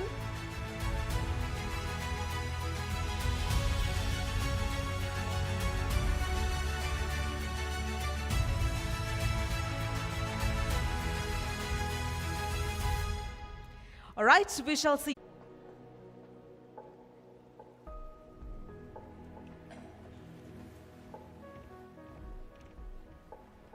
Well, very good evening to all of you.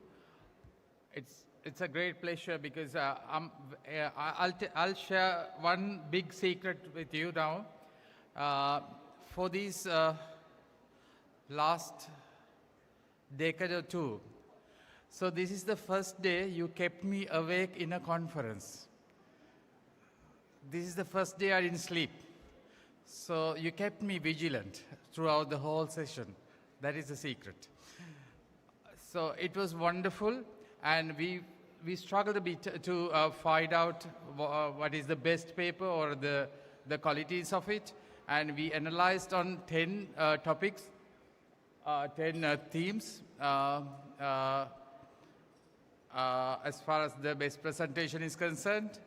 So out of that, the papers were very nice and very standard, but some papers still we have to think of how to improve and go to the next stage. So by having this in your mind, you can work for the next year. That's anyway. I'm very happy by looking over these years right from the inception and today. So the SLOA and the scientific sessions has improved to a greater height. So I'm personally very happy, and today I experienced very nice presentations. In conclusion, so the judges were in one opinion to select one presentation. So I think our Kampier will announce the name. So it's over to you, Kampier.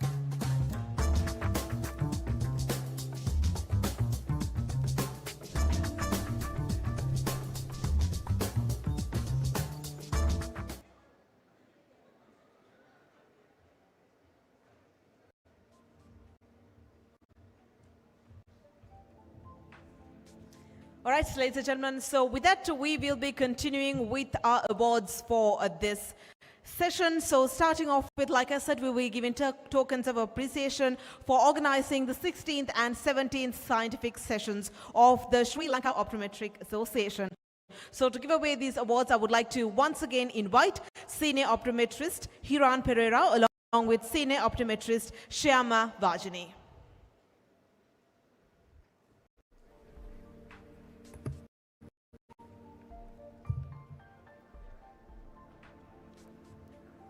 Starting off with, we will be giving a token of appreciation for the 16th scientific session, the chairman, mentor optometrist J.U. Sikubadu.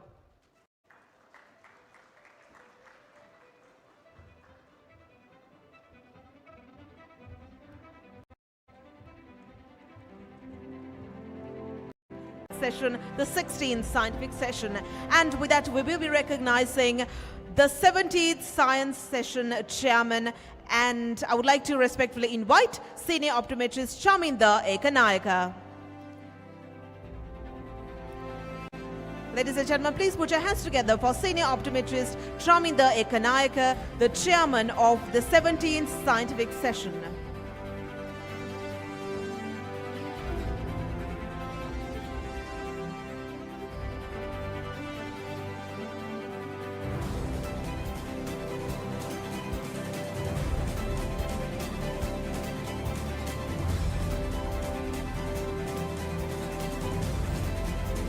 Thank you, and thank you very much to our presentation party as well. And with that, we will be moving on to the category-wise award presentation. And to give away these awards, I would like to respectfully invite the chairman of the Sri Lanka Optometric Association, Senior Optometrist Chaminda Ekanayaka, and the chairman of the 18th scientific sessions, Senior Optometrist Chanaka Virasundara. With that, I would also like to invite the secretary of the sessions, Senior Optometrist Shyama Vajani, once again.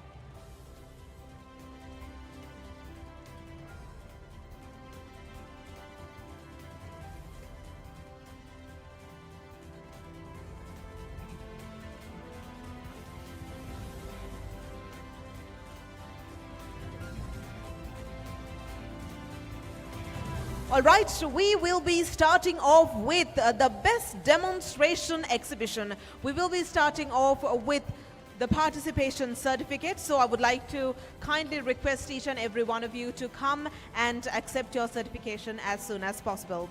Starting off with Miss P.P. Sewandi Dayananda.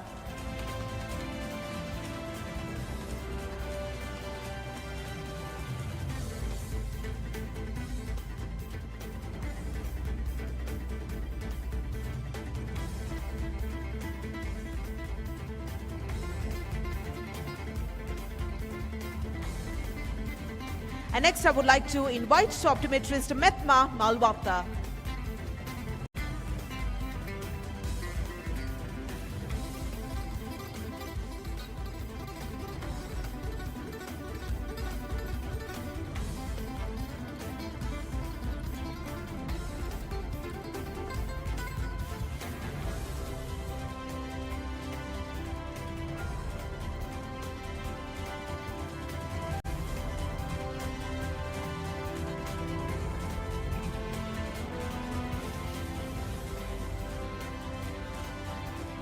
And next, I would like to invite the two chairmen to give away this certificate for Senior Optometrist Shyama Vajani.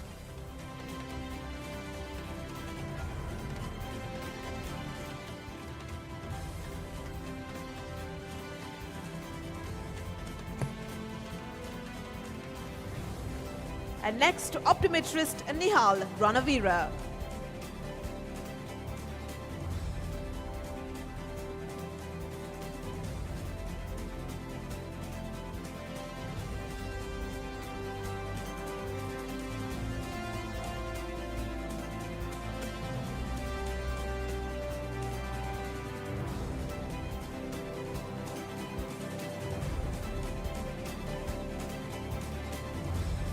And next up, Ms. Sewandi Gunawardana.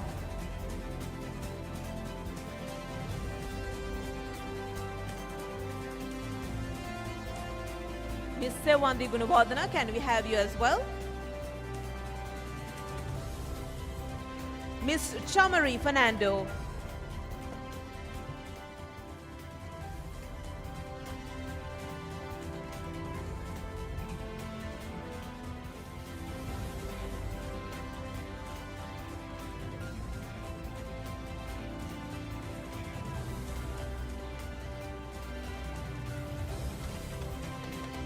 And next, Mr. Gayan Marasingha.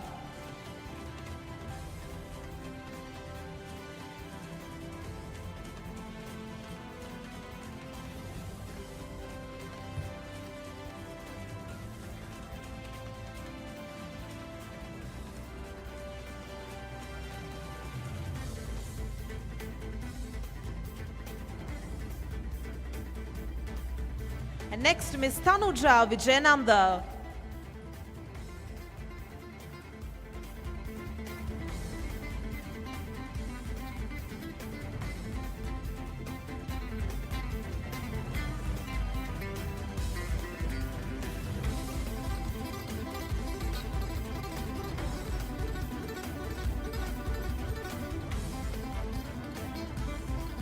And next, Senior Optometrist Nuan.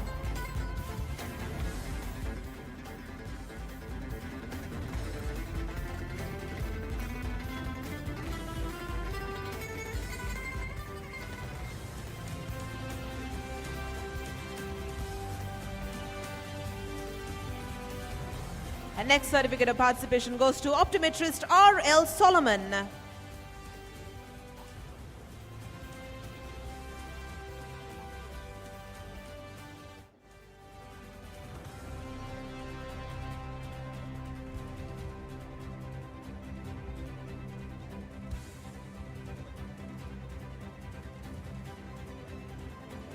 And next certificate of participation, Ms. Nishani Madhushika.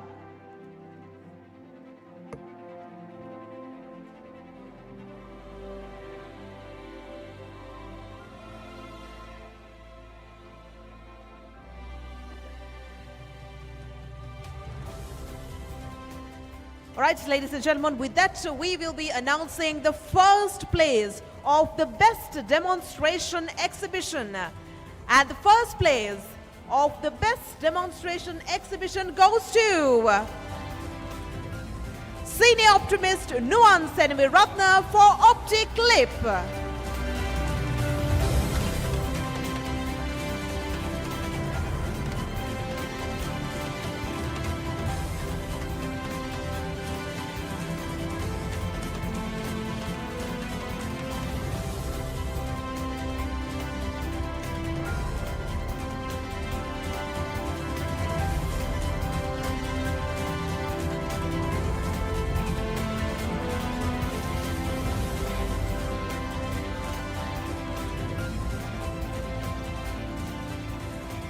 Right, with that, we will be moving on to one of the most awaited categories of the day, and that is the best research paper. So throughout the day,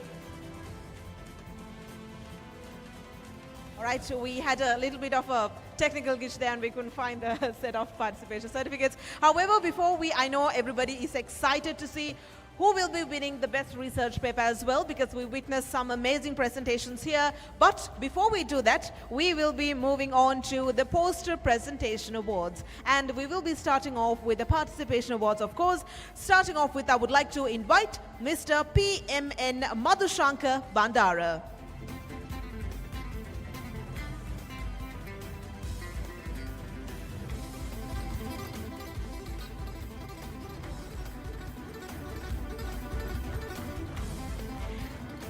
Optometrist Yashoda Gunawanta.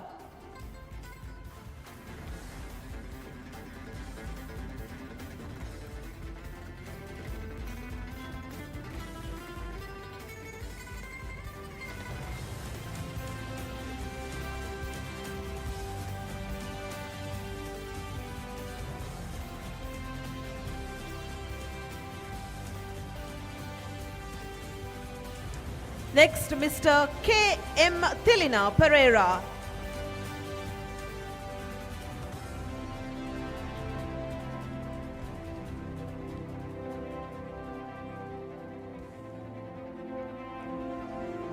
Optometrist Thanuja Vijayananda.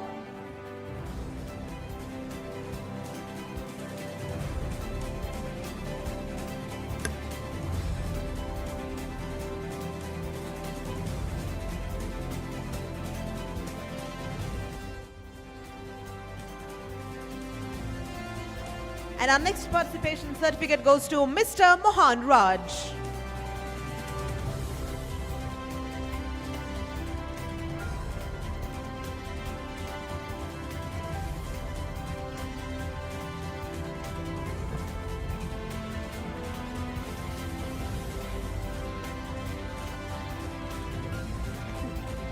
And next up, Miss Tamashi Kavya.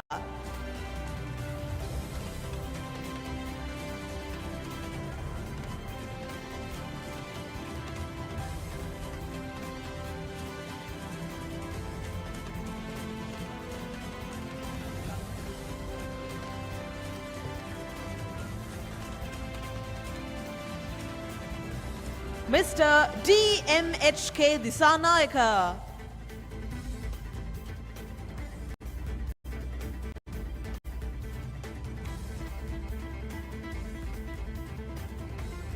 And next, Miss JKH Bhagya.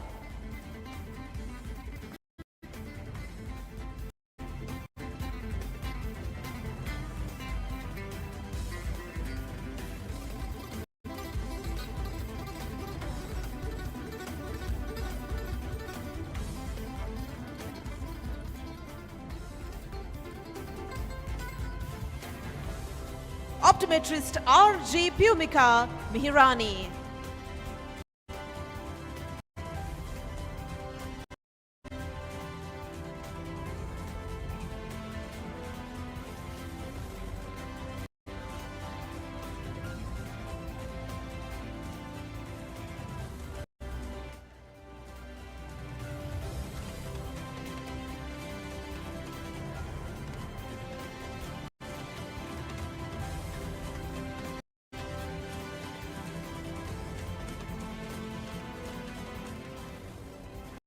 All right, ladies and gentlemen, with that we have our first place for the Poster Presentation Award. And the first place goes to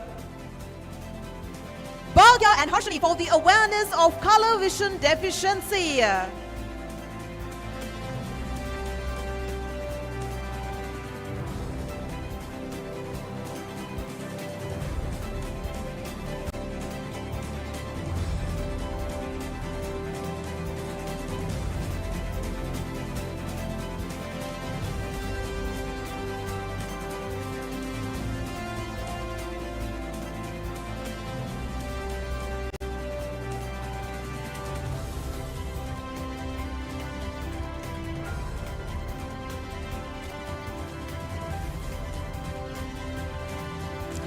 Congratulations to our winner of the poster presentation, Bhagya and Harshini.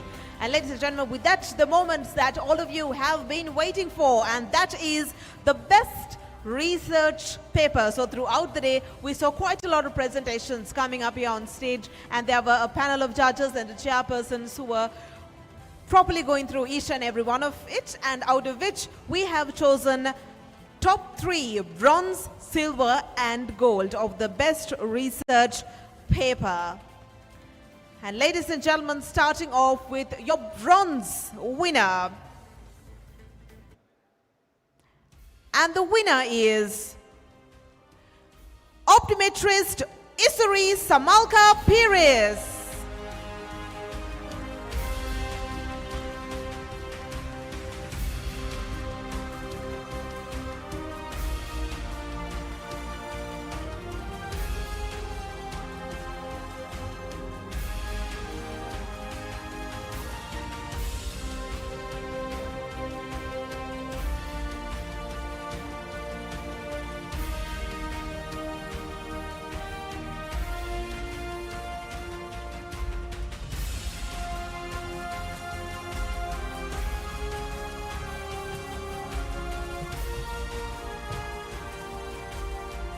And ladies and gentlemen, with that we move on to the silver winner under the best research paper. And the award of silver goes to optometrist Raghuvaran Selvadurai.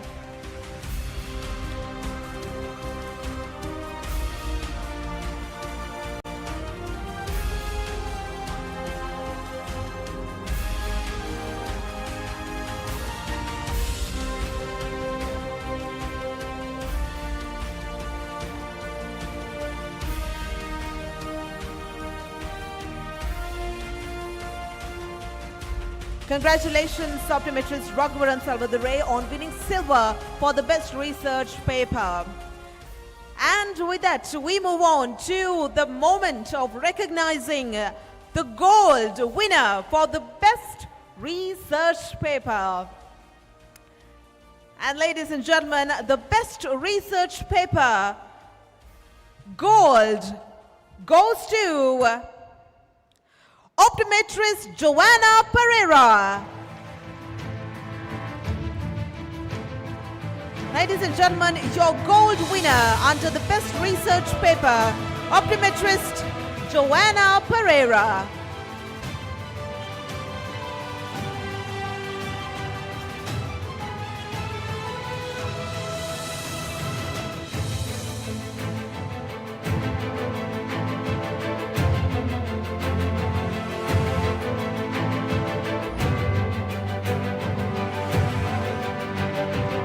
Congratulations, optometrist Joanna Pereira, for winning gold under the best research paper at the 18th annual scientific session of the Sri Lanka Optometric Association. Ladies and gentlemen, before we move on to our next category, shall we put our hands together for all of those who did presentations and especially for our top 3.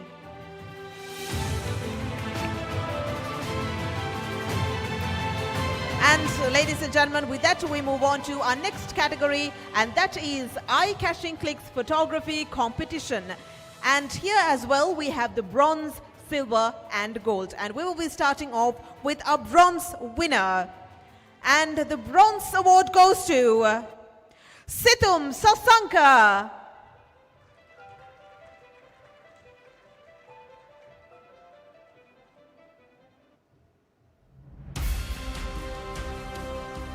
Do we have Situm Sasanka with us? All right, with that we move on to the silver award under the eye-catching clicks photography competition.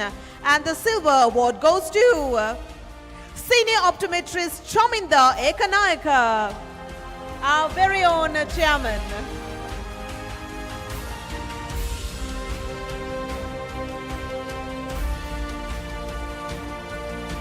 Congratulations, senior optometrist Chominda Ekanayaka, for winning silver under the eye-catching clicks photography competition.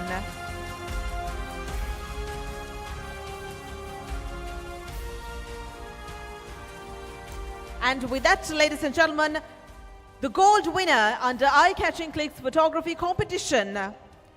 And the winner is optometrist Raghuvaran Selvadurai.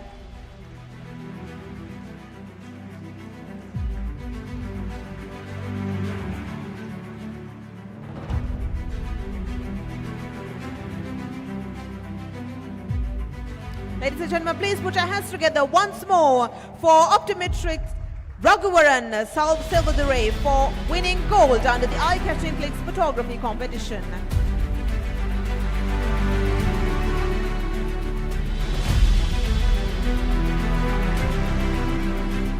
Thank you very much. With that, ladies and gentlemen, we move on to recognizing the trade stall participation appreciation. And for participating in the trade stalls, we will be giving away a certificate of appreciation. And I would like to request you to come onto stage and collect it. Starting off with Vikrama Rachi and Company.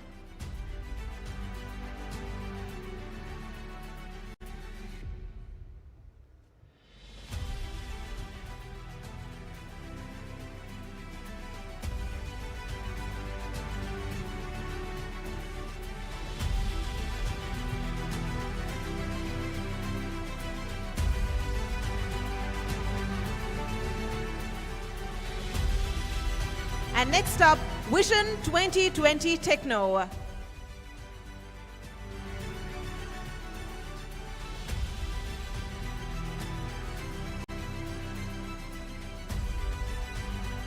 And next, Global Vision Private Limited.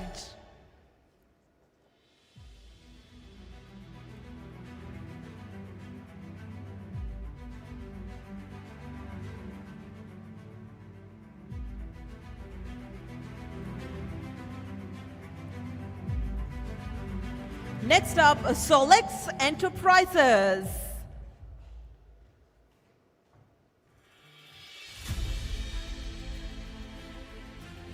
I would like to request the audience to applaud and support all of these because they have been exhibiting their stalls at the 18th Annual Scientific Session 2025. Next up, I would like to invite Solex Enterprises.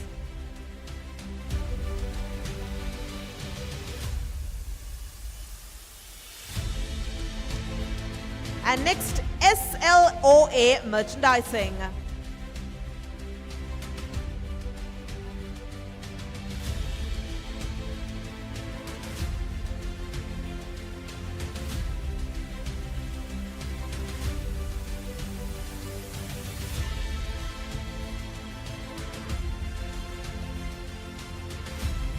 And next up, Sineth Industries.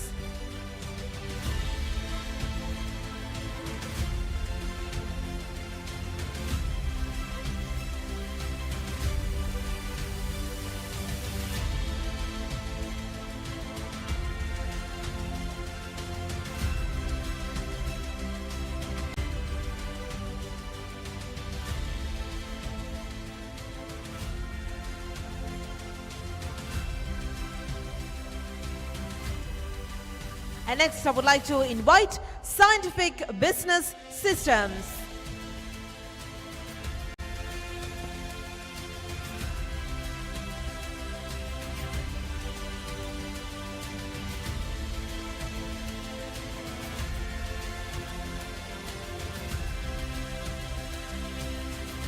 And next, Preeti Optical Lanka Private Limited.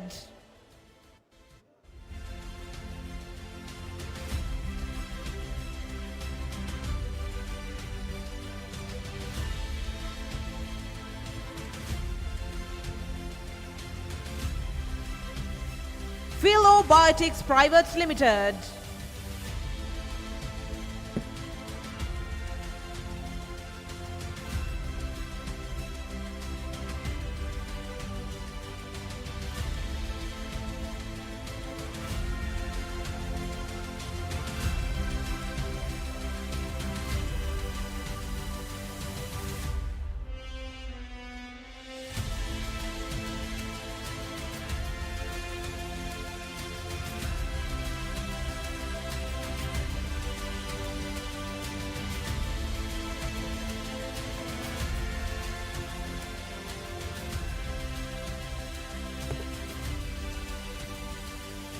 And we have Preeti Optical Lanka Private Limited joining us as well.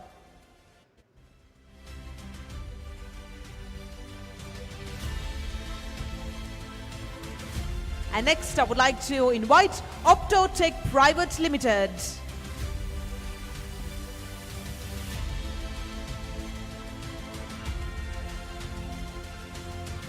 Do we have Optotech Private Limited?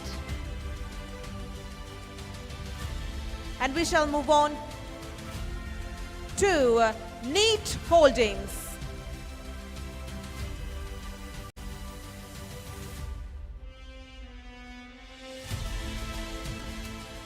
And next up, iTech Solutions.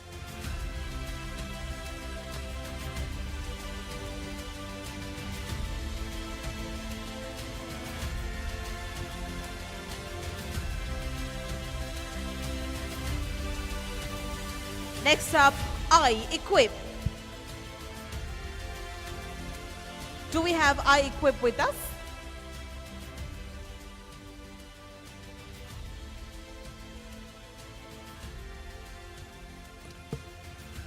Ellison Lanka Private Limited.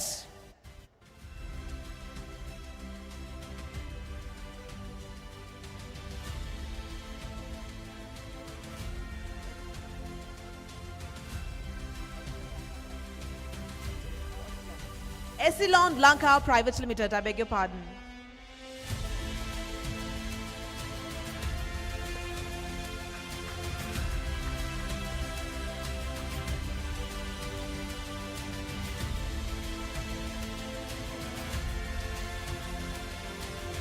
Next, I would like to invite a representative from the College of Optometry and Vision Science.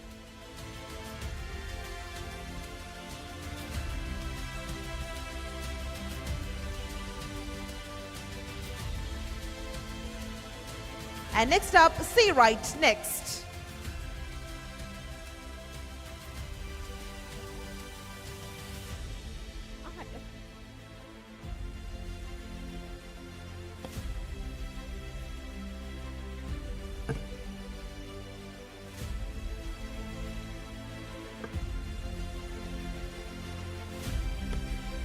And we have See Right Next as well.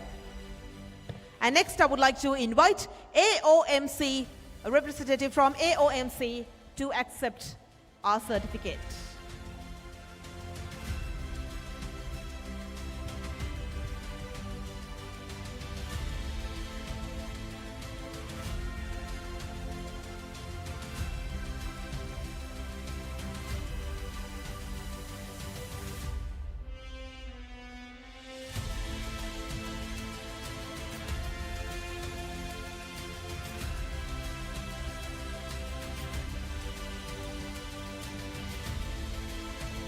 Right, thank you very much, ladies and gentlemen. With that, we move on to the SLOA certificate of membership that will be handed over. So I would like to invite each and every one of you, when I read out the name, to take it and pose for the photograph and the next person to come. Starting off with Dilini Mahesha Nishadi.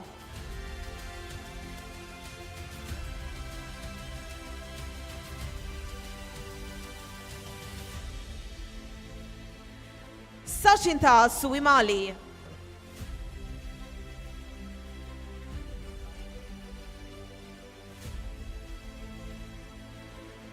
Prabhat Withana.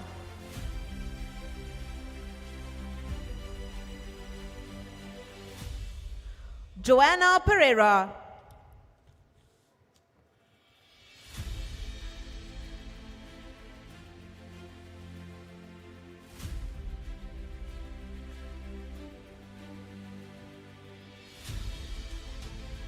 Sachini Niroshima.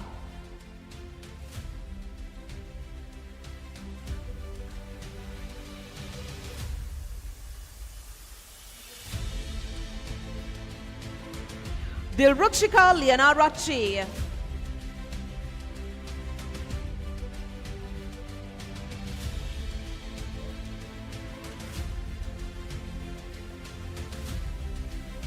Shanura Mahindapala.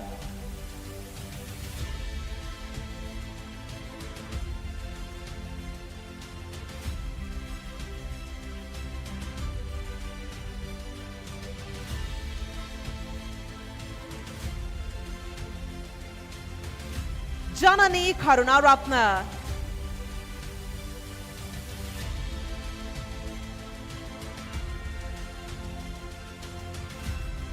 Shehani Subasingha. When I am reading your names, I would like to request each and every one of you to come and line up so that it is easy to come and take away your certificate. Next up, Tanya Meladeth.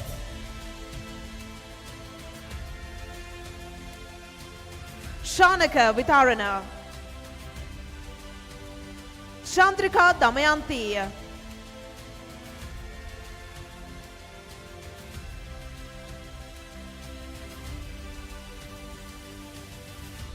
Vatsala Karunaratna.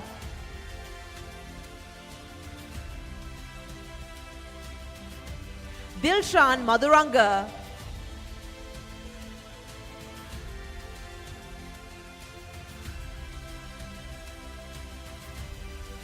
Situm De Silva.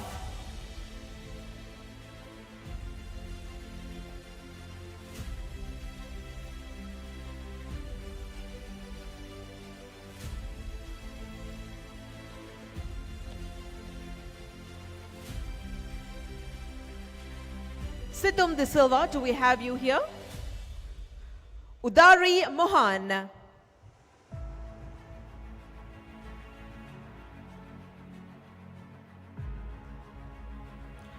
Tushari Dayananda.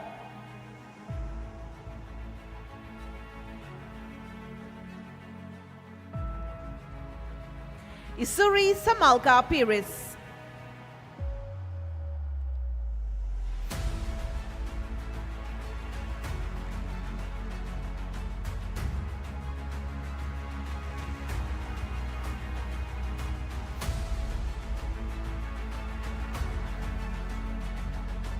Fatima Salim.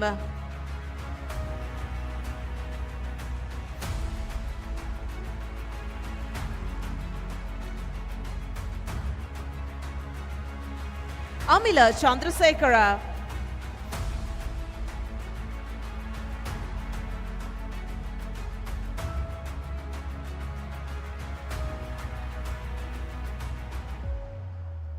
Siddharth Aravinda.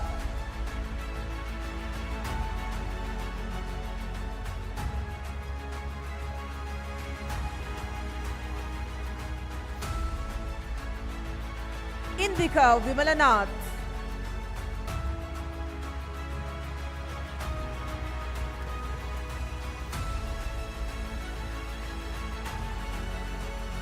Nilanthi Veragama.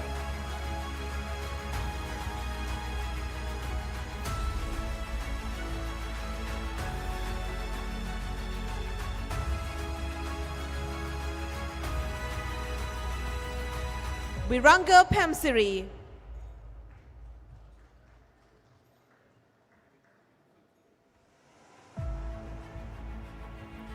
Shamila Chaturika.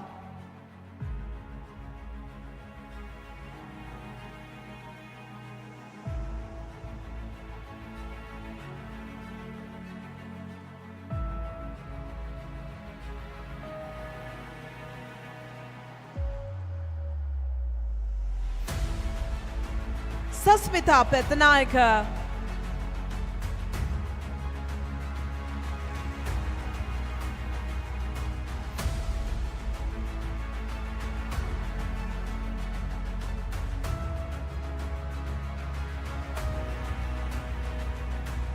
Shashi Jayasuriya.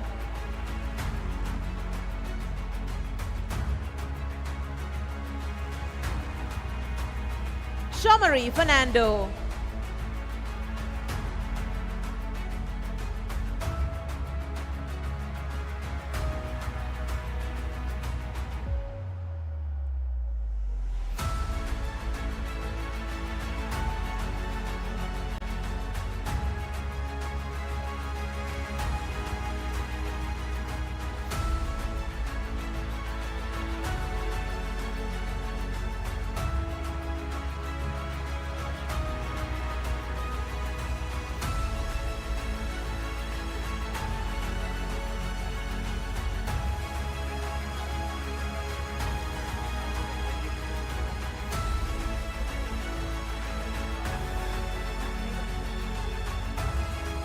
And with that, ladies and gentlemen, we also have iEquip stall certificate to be distributed as we have a representative now. Can we have iEquip joining us?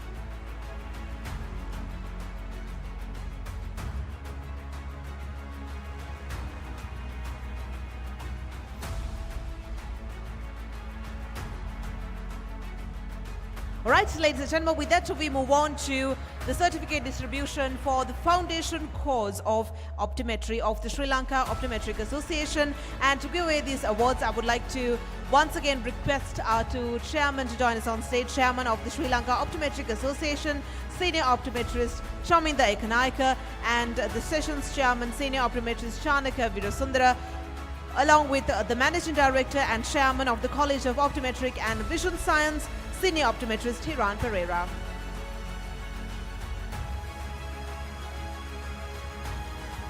We will be starting off with the foundation course of optometry, starting off with K.A. Amaya Mayumi.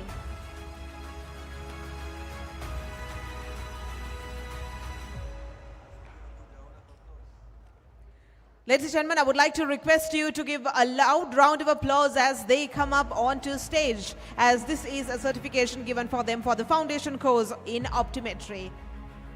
They are the budding talent in your field, so we would like to request you to applause and support them. Next up, M.K. Nirosha Harshini Fernando.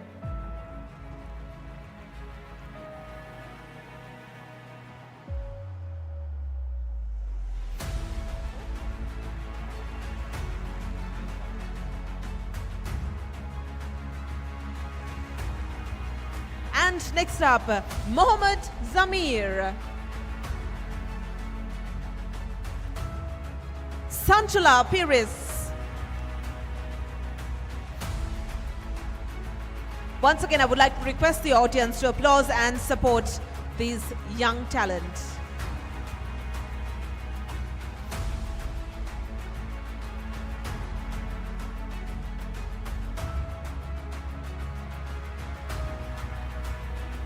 And next up, Chomari Rajani De Silva.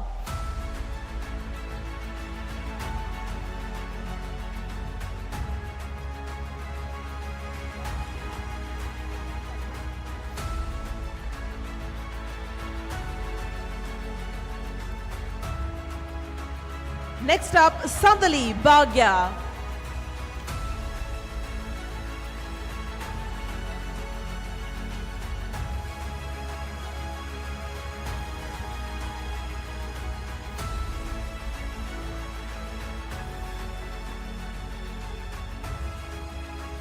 Disna Fernando.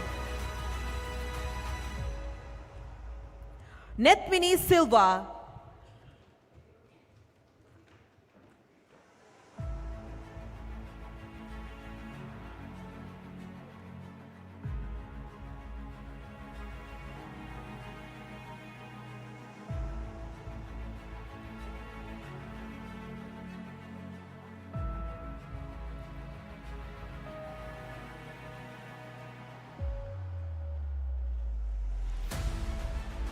Rumeka Malangini. I beg your pardon, Rumeka Milangini.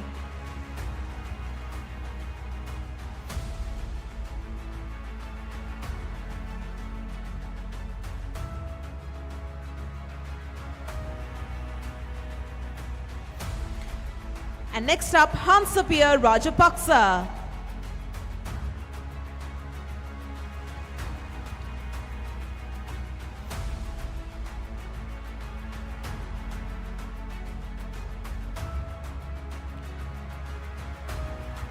Next up, Shehani Senadira.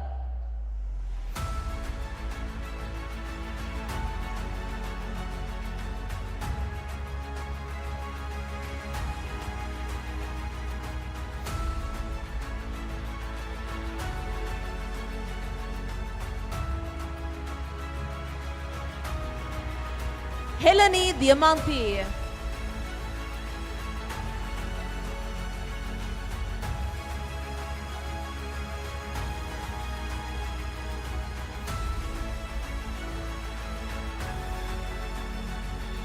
Upeksha Caldera.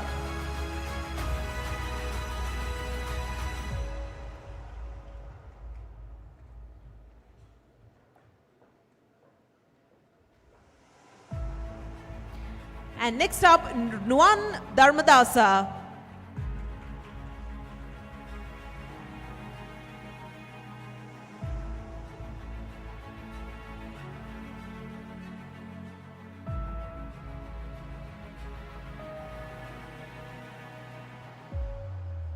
Lahiro Aryavansha.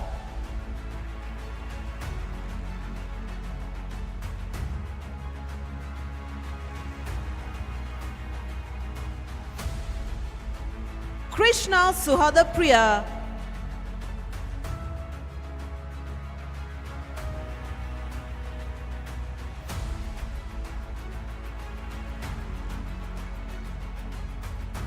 Anuradha Chaturangani.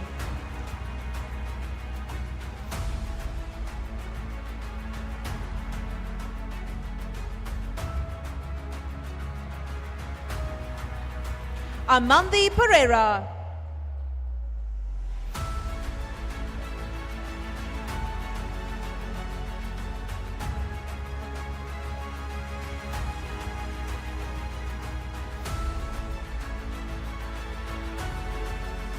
Chamodi Hansika.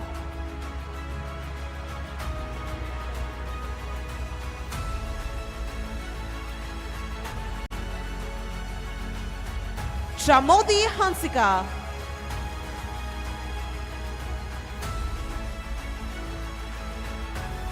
Pabasara Gunawardana.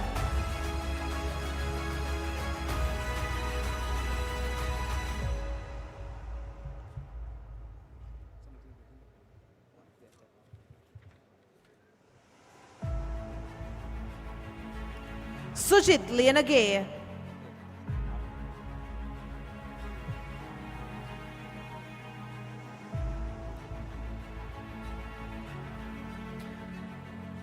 Muhammad Ahmed.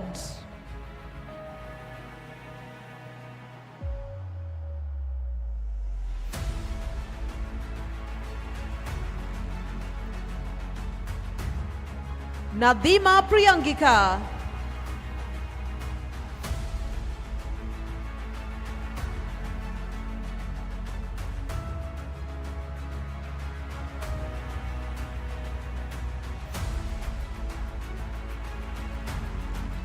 Priyangika Vimalasena.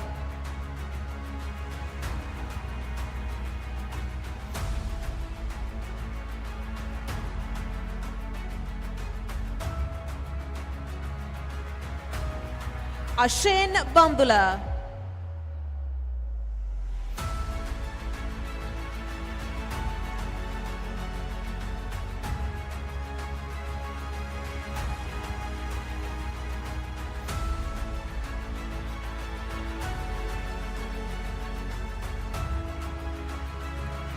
Charuka Udagadara.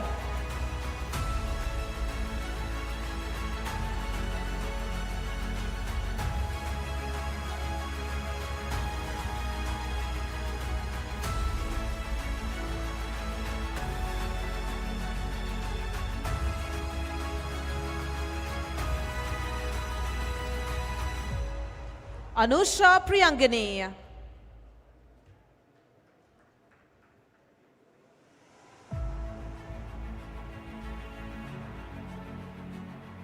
Nuwantika Sandamali.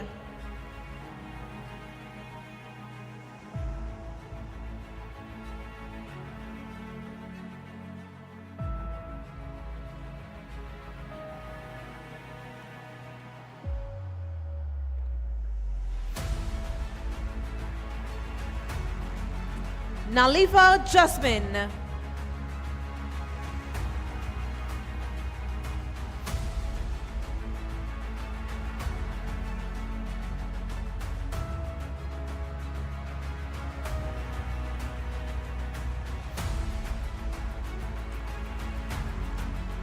Hiruni Subhashini.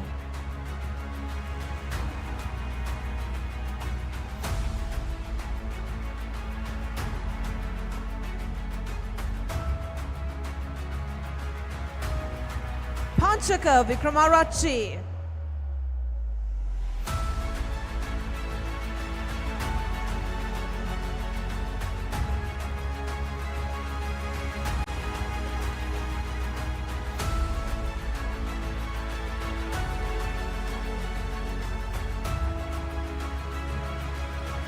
Satsarani Palya Guru.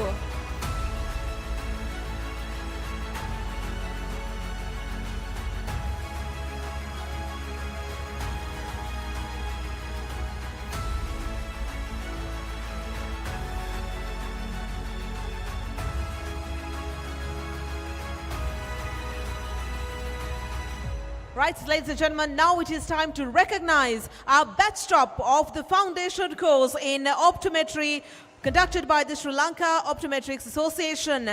And our batch top is Rumeka Milangani.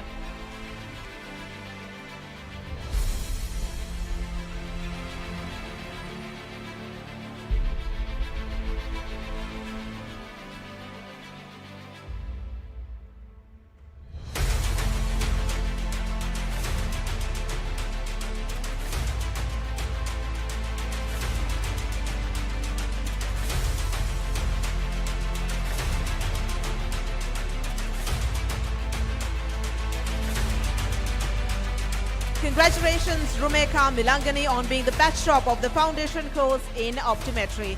And ladies and gentlemen, with that, we will be moving on to the raffle draw that we just witnessed, where you came and put in and filled the forms and filled in the raffle box. I would like to request the gentleman to remain on stage, as you will be going to do the raffle draw as well. So I would like to request one of you to go down and do the raffle, please.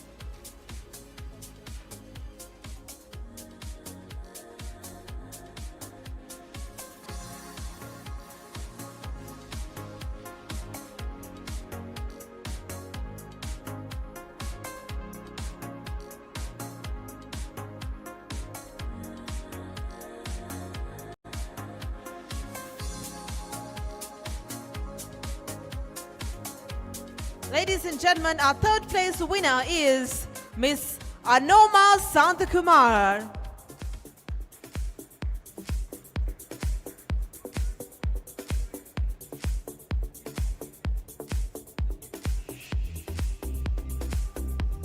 So these gifts that you will be receiving are from AOMC.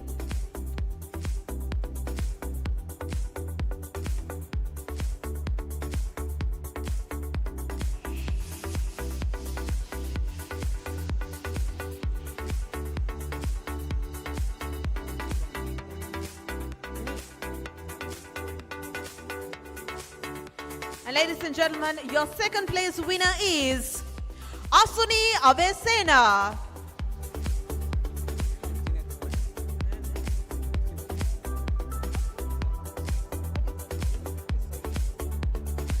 And the second place winner will be getting a gift from Sinet Holdings.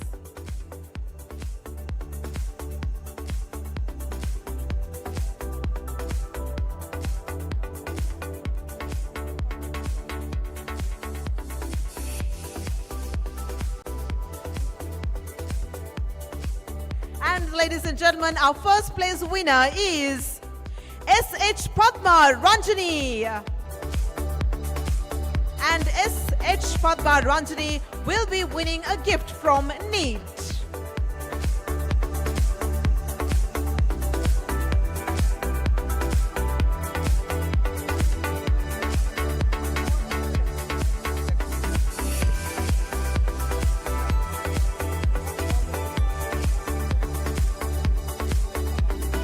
All right, thank you very much, gentlemen, for joining us on stage.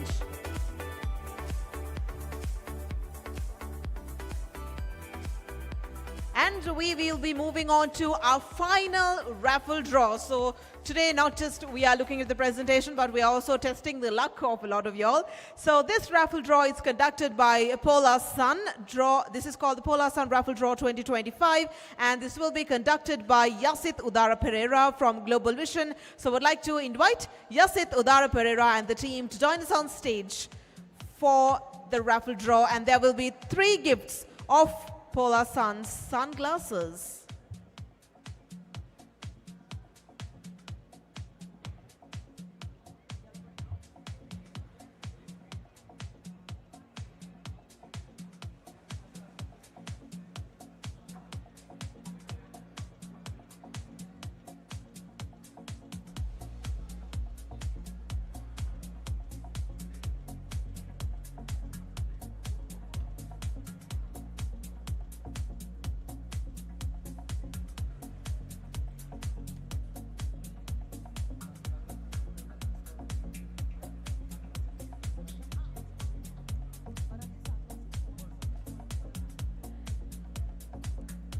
So ladies and gentlemen, we are about to see who will be our third place winner, who will be winning a Polar Sun sunglasses from Global Vision.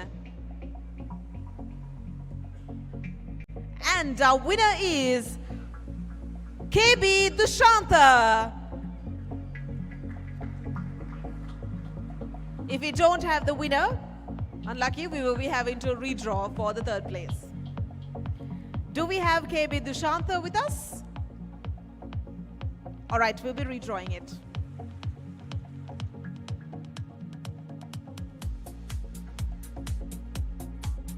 And our lucky winner is Nimali Pereira. All right, we have Nimali Pereira with us, our third place winner.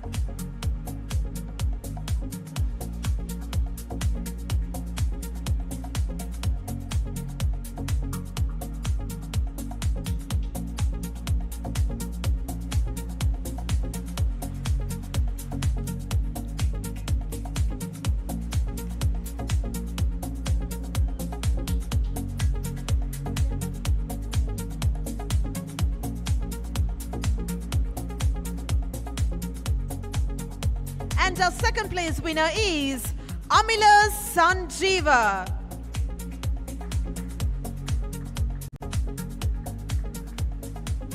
Amila Sanjeeva or Jeevan, whoever, the Amila Sanjeeva.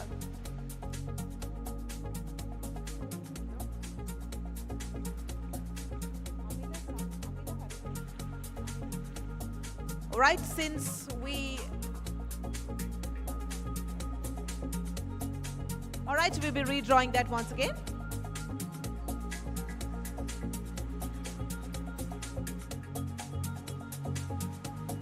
And our next lucky winner, the second place winner is MCS Pereira. Do we have MCS Pereira with us?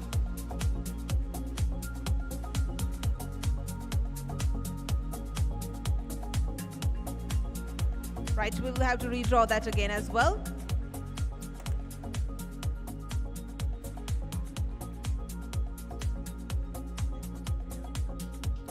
Optometrist Priyanti. Do we have optometrist Priyanti with us? All right, we have a true lucky winner, optometrist Priyanti.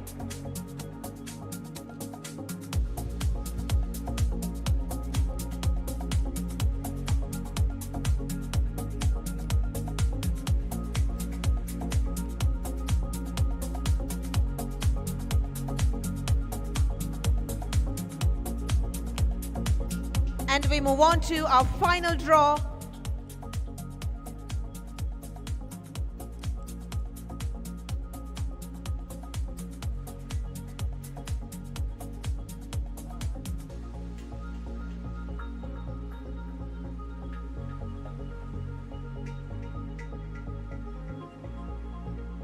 All right, our first place winner, our lucky winner from the raffle draw is Shaman De Silva. Do we have Shaman De Silva?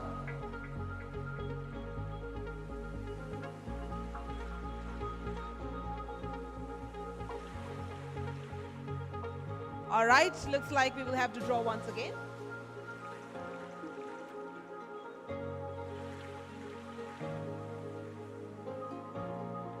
All right, so do we have Udesha Manigama with us? Udesha Manigama or Udesha Manigama? Udesha or Udesha?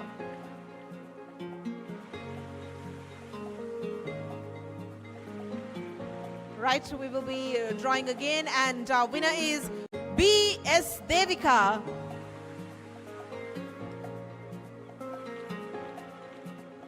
Okay, looks like we'll have to go for a draw again.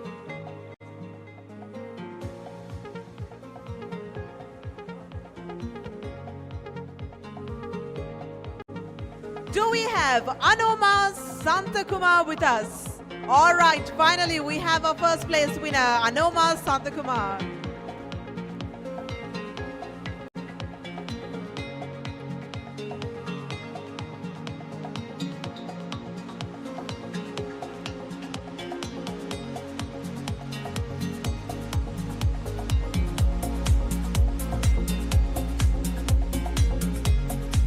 All right, ladies and gentlemen, and that is a wrap of our raffle draw for the Polar Sun sunglasses conducted by Global Vision. Thank you very much. And shall we put our hands together for our gentleman from Global Vision as well.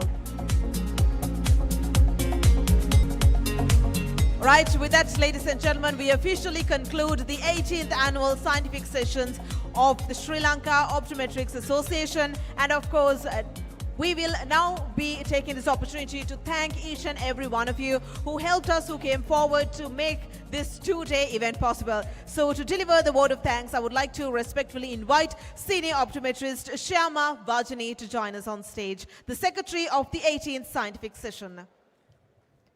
Ladies and gentlemen, please put your hands together and welcome Senior Optometrist Shyama Vajani.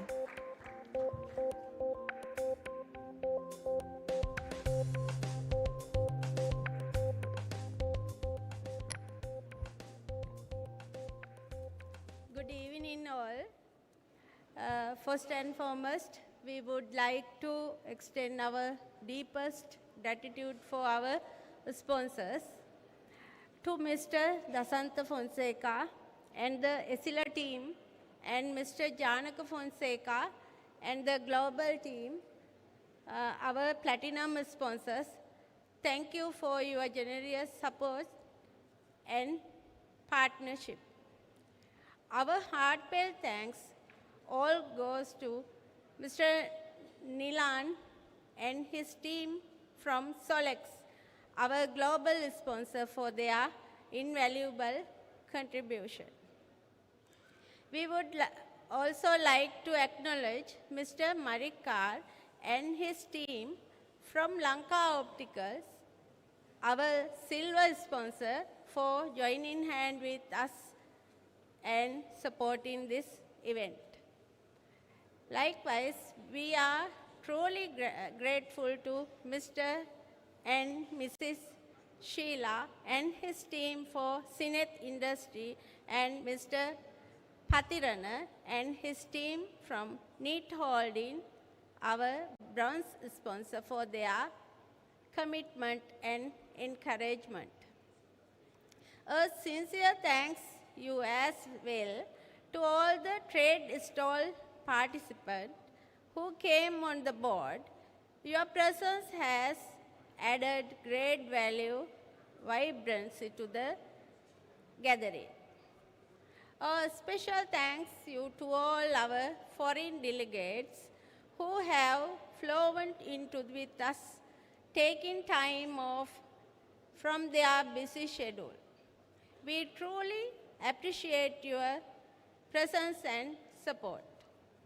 Our gratitude also goes to the Vision Care Academy to provide an Mentimeter, which made our Q&A session so engaging, this seamless.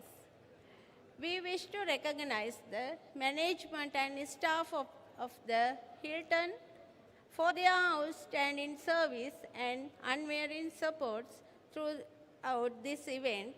Thank you for your help in everything run so smoothly.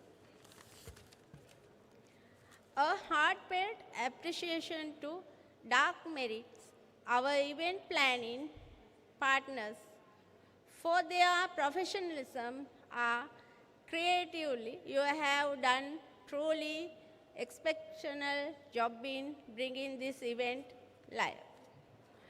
Our sincere thanks also go to the SAARC countries' embassies for kindly allowing us to borrow their flags.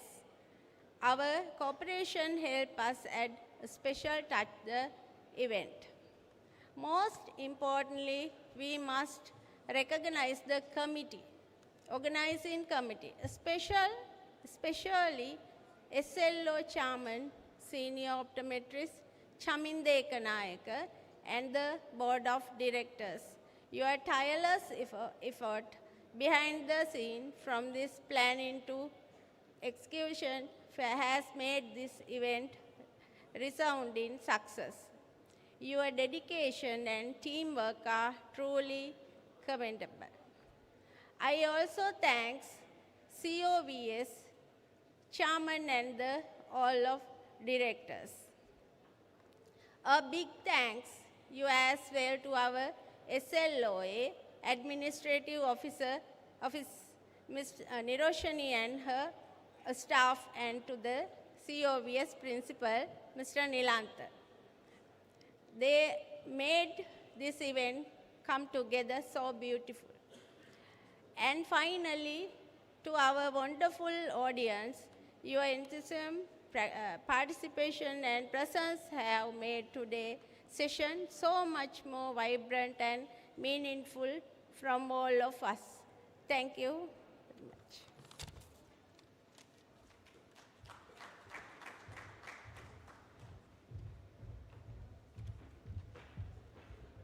Thank you very much, Senior Optometrist Shyama Vajani, for your word of thanks. And ladies and gentlemen, with that, I would like to also give a special thank to our panel of judges who are with us throughout the day. Shall we put our hands together for our panel of judges as well?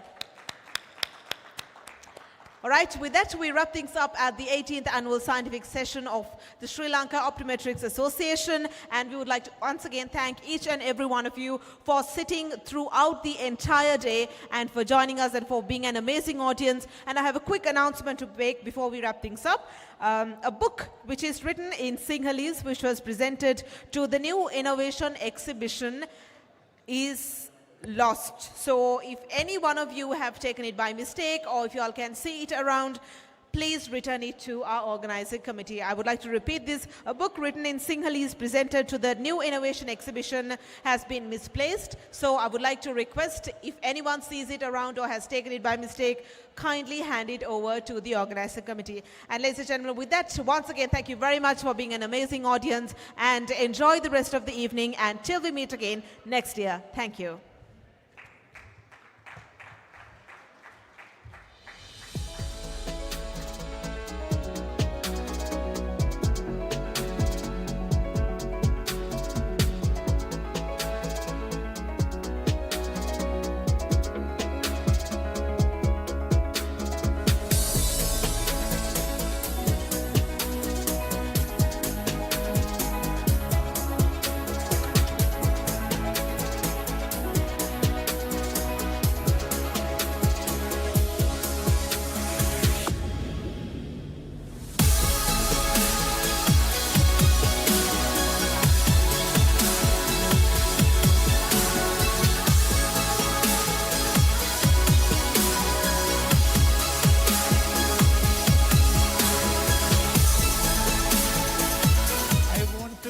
Congratulate you all, really, because I have been associating with this process, this scientific session for the last 3-4 years. I see not a gradual, but a very, very fast growth. It's very, very interesting, and this time it has become an international, truly international conference. So congratulations. We will all give a big applause for them.